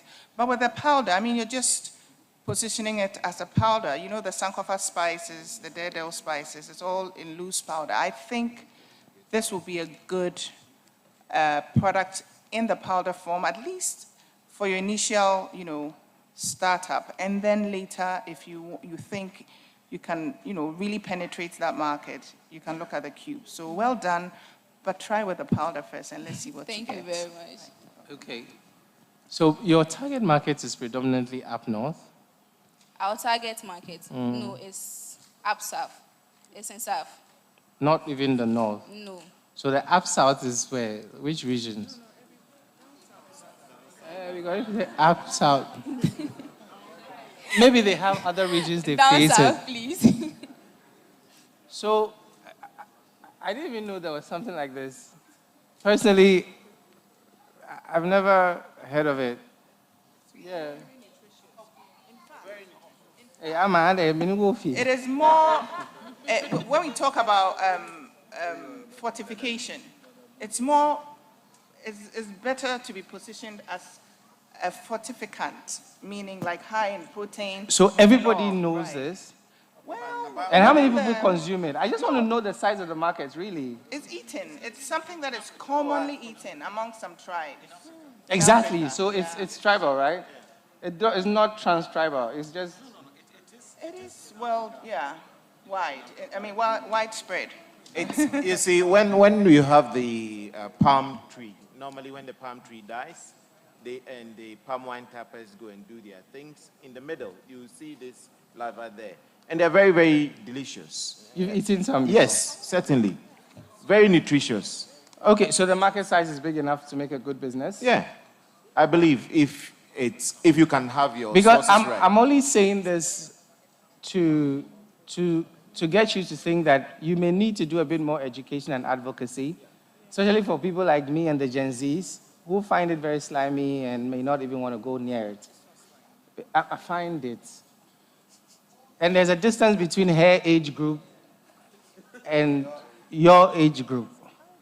So at the end of the day, I feel that if you had used advocacy and education and campaigning, right, to actually make it like this is a go-to, then your budget could be justifiable.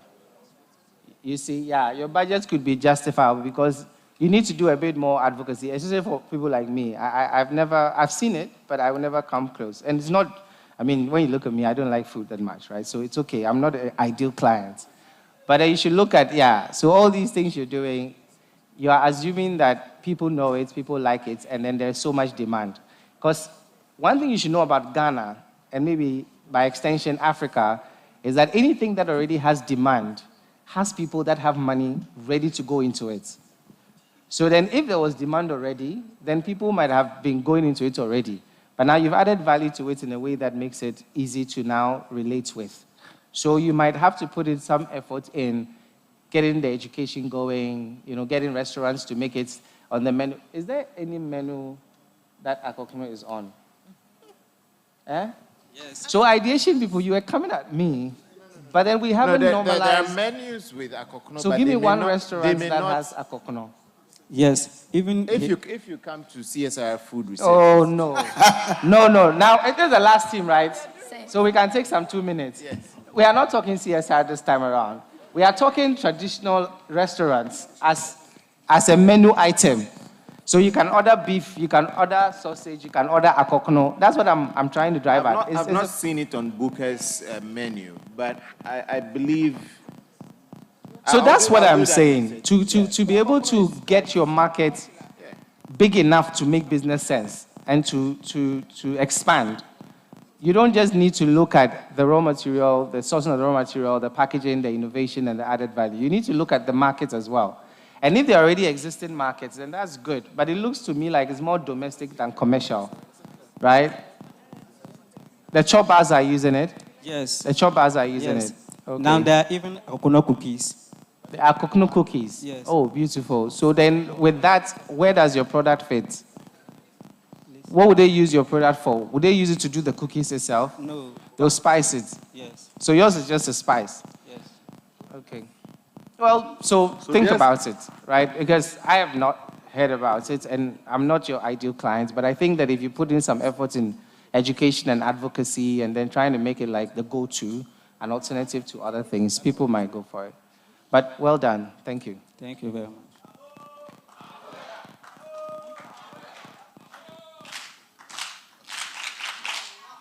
Thank you. But we have a feedback for you. We do not want you to denigrate other brands. Maggi is a brand out there, and we are streaming live. You can talk about some spices, but don't mention names, especially with the story attached to it, okay? And it's to all of you, so please take note about that, okay? Thank you. Let's appreciate all the teams once again. One for the ideation team. One for your technical officers, program officers, and everyone. And then to KIC staff. The ideation team says one for me too. Don't forget the media team. Let's appreciate them. The media team too. The famous CSIR too. Yes. We are going to have our dinner at the same place you had lunch. So from here, just move there. The ideation team, the PU and everyone, you will be going to Impact Hub. We are going to have a roll call tomorrow. Those of you who didn't come back, we'll be taking roll call tomorrow with the registration link. So make sure tomorrow you are here. By 8 o'clock, we'll be closing the hostels. I'm talking about those who pitched today. You have to be here tomorrow. By 8 o'clock, we are all leaving our places. 8:30, we are here to start. Okay? Thank you very much, and please enjoy the evening.